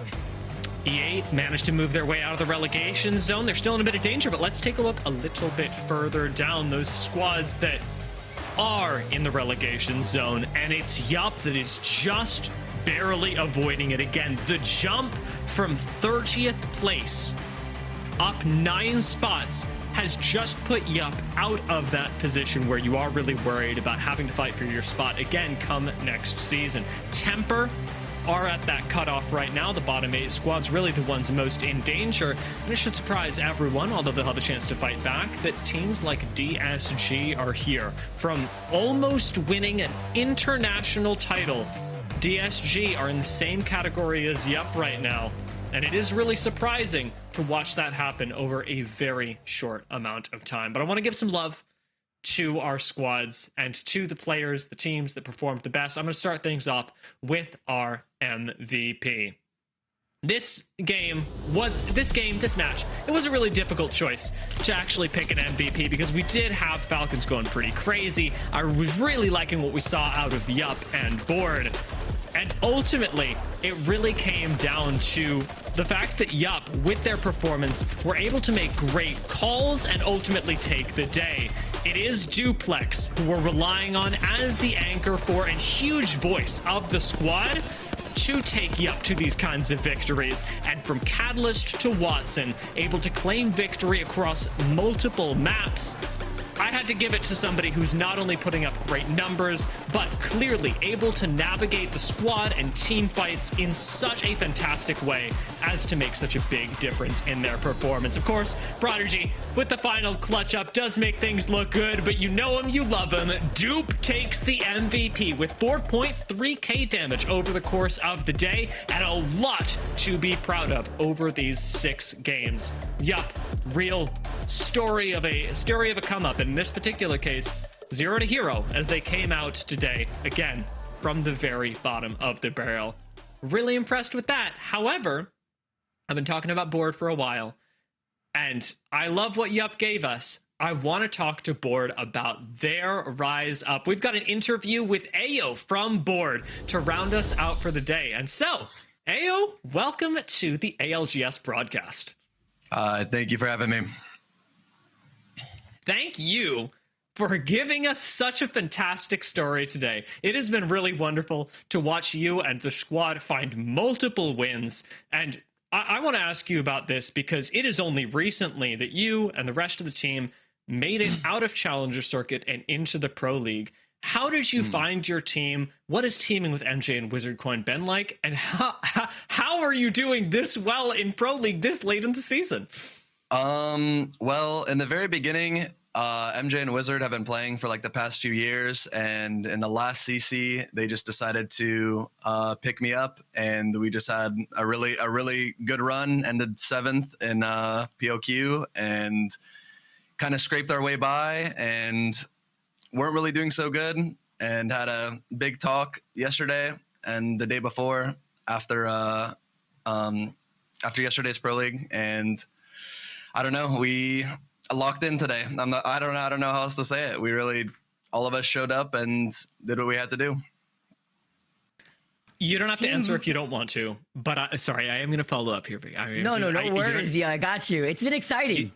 It is. You don't have to answer if you don't want to, but what was the talk about? Well, I mean, obviously coming 19th wasn't great for any of us. So we just kind of talked about, you know, how we want to play and what we're really doing wrong as a squad. It wasn't anything out of the ordinary. And I don't know, we all just kind of got everything out that we needed to say to each other and showed up today and did the best we've done so far. Team Mike and Ike strikes again. Honestly, the way that they've had that synergy bring you on, you've been able to slot in amazingly so far, but it has been really incredible to watch you guys find the success now at this point where it really does matter. I mean, how are you guys feeling in terms of pressure? There's literally 2 more days left for Pro League before the regional finals. Now that you guys have seen your potential, how are you feeling in your mental state as a team going into that final day? I'm feeling really confident. I mean, we definitely pulled it together today, and we know what we can do. So we're definitely going to show up the next day and hopefully get into regionals, and so we don't have to go back to CCs. And I kind of want to go back to a little bit earlier on today. Yeah, actually very much earlier on because of the delays we had. But in game number 3, when we were on Storm Point, I mean, a lot of people, of course, will meme on the fact that you guys had to end up drafting over on Cliffside because you were final pick, essentially, right? First picking Skyhook West. How did you guys actually navigate that rotation? And what were you guys thinking when you basically ended up with Godspot at the end of the day? I mean, we really just decided to just play edge, and it's impossible to get into a zone from that far across the map. So we really just kind of were on our toes and just made a few split-second decisions that kind of put us in some really good spots. So props to MJ, my IGL, obviously. I mean, I'm not really the one guiding us, but, you know. I mean, very impressive. It takes not only somebody to guide, but definitely folks to follow, and like you said, to stay on the same page. I do wonder, because you are a team, and granted you were pretty recently picked up, but who came through the Challenger Circuit, who's making your way into Pro League. There are a lot of players in Challenger Circuit that are trying to live the exact same dream that you're able to right now, which is to move from Challenger Circuit to a top 5 performance on a day of Pro League. How did you go about preparing, whether it be in Pro League or Challenger Circuit, and what sort of words of advice would you give to aspiring players? I definitely got lucky getting picked up by such an experienced team, but I would say, like, I mean, doing all that you can to like improve yourself as a player, whether that's VOD reviewing or like improving your mechanics, you really just have to kind of put your head down and get yourself better by whatever means, if that's coaching or whatever you need to do. You just need to improve yourself until you can kind of fit in with the people that are better than you. So well, that's good. I mean, we're certainly seeing a lot of, I'll put a word to it, passion that drives you to do that. We're seeing a lot of that pay off for you guys. So thank you so much for joining us, Ayo. And again, congratulations on a fantastic day. I'm very happy for you. Thanks for having me, you guys. Thank you.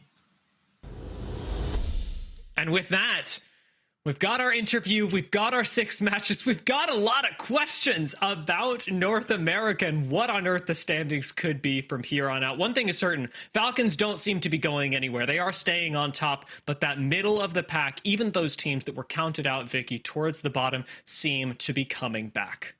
It's just the fact that NA has taken us for a ride based off of the results we saw yesterday and then going into today with a completely different turnover. Like LG finished yesterday with 47 total kills. I don't think they got any KP going into today. So it's just been really rough looking at, you know, the differences in how teams have had to approach these different match days, but also highlighting the different matchups that they're exposed to with these different groups. Falcons, the fact that they didn't have to win a single game and they're within the top 3, a point difference away from TSM, who won a game, who have been able to now secure that second place spot. There is so much to dissect here if you look back on this broadcast for North America, and I cannot wait to see how the remaining Pro League days play out. Especially because we are one of the last pro leagues left. A couple people are going to be playing their regional finals, but for NA and EMEA, those are the regions that still have more time to play. Unfortunately, Jamerson, there will be plenty of coverage here to talk about how those regions continue to evolve, especially after the patch this Tuesday.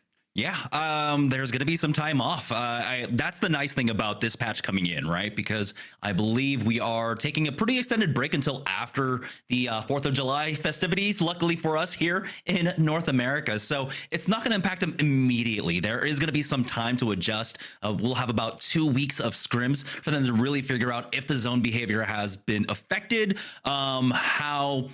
if the Havoc really got nerfed overall. Even I don't think the max size does much, but the team compositions overall, how hard was Bloodhound hit on this patch? That's going to be an important thing to note and to keep a lookout for in the next 2 weeks of scrims. It really is. I am very excited to watch scrims and to catch the next couple of days of the ALGS. Vicky, Jamerson, you have been fantastic over the course of the day, and now I'm going to let you go so that it's just me and the folks at home. So thank you both very much. All right, folks. You're going to hear it here, and you heard it from Jamerson even. We are taking a break until after the July 4th festivities in North America. July 6th is when our matches will return with EMEA Match Day 8, the 9th coming up right after it. You can tune into that in your local time zone, and maybe, just maybe, like today, we'll walk up and go abahakadabra and change all of the standings up once again. It has been very exciting to watch the games this weekend, and I cannot wait to see what our pro players will do after the patch. It's been a wunderbar day of action. You can check all of us out at @PlayApex and @PlayApex Esports on YouTube, on Twitch, on Twitter. I saw streaming on TikTok earlier today. So get your fill of Apex action, whether it be the ALGS or a few of the community tournaments that we've got going on these channels. Thank you everyone for joining us, and we'll see you next time on the Apex Legends Global Series.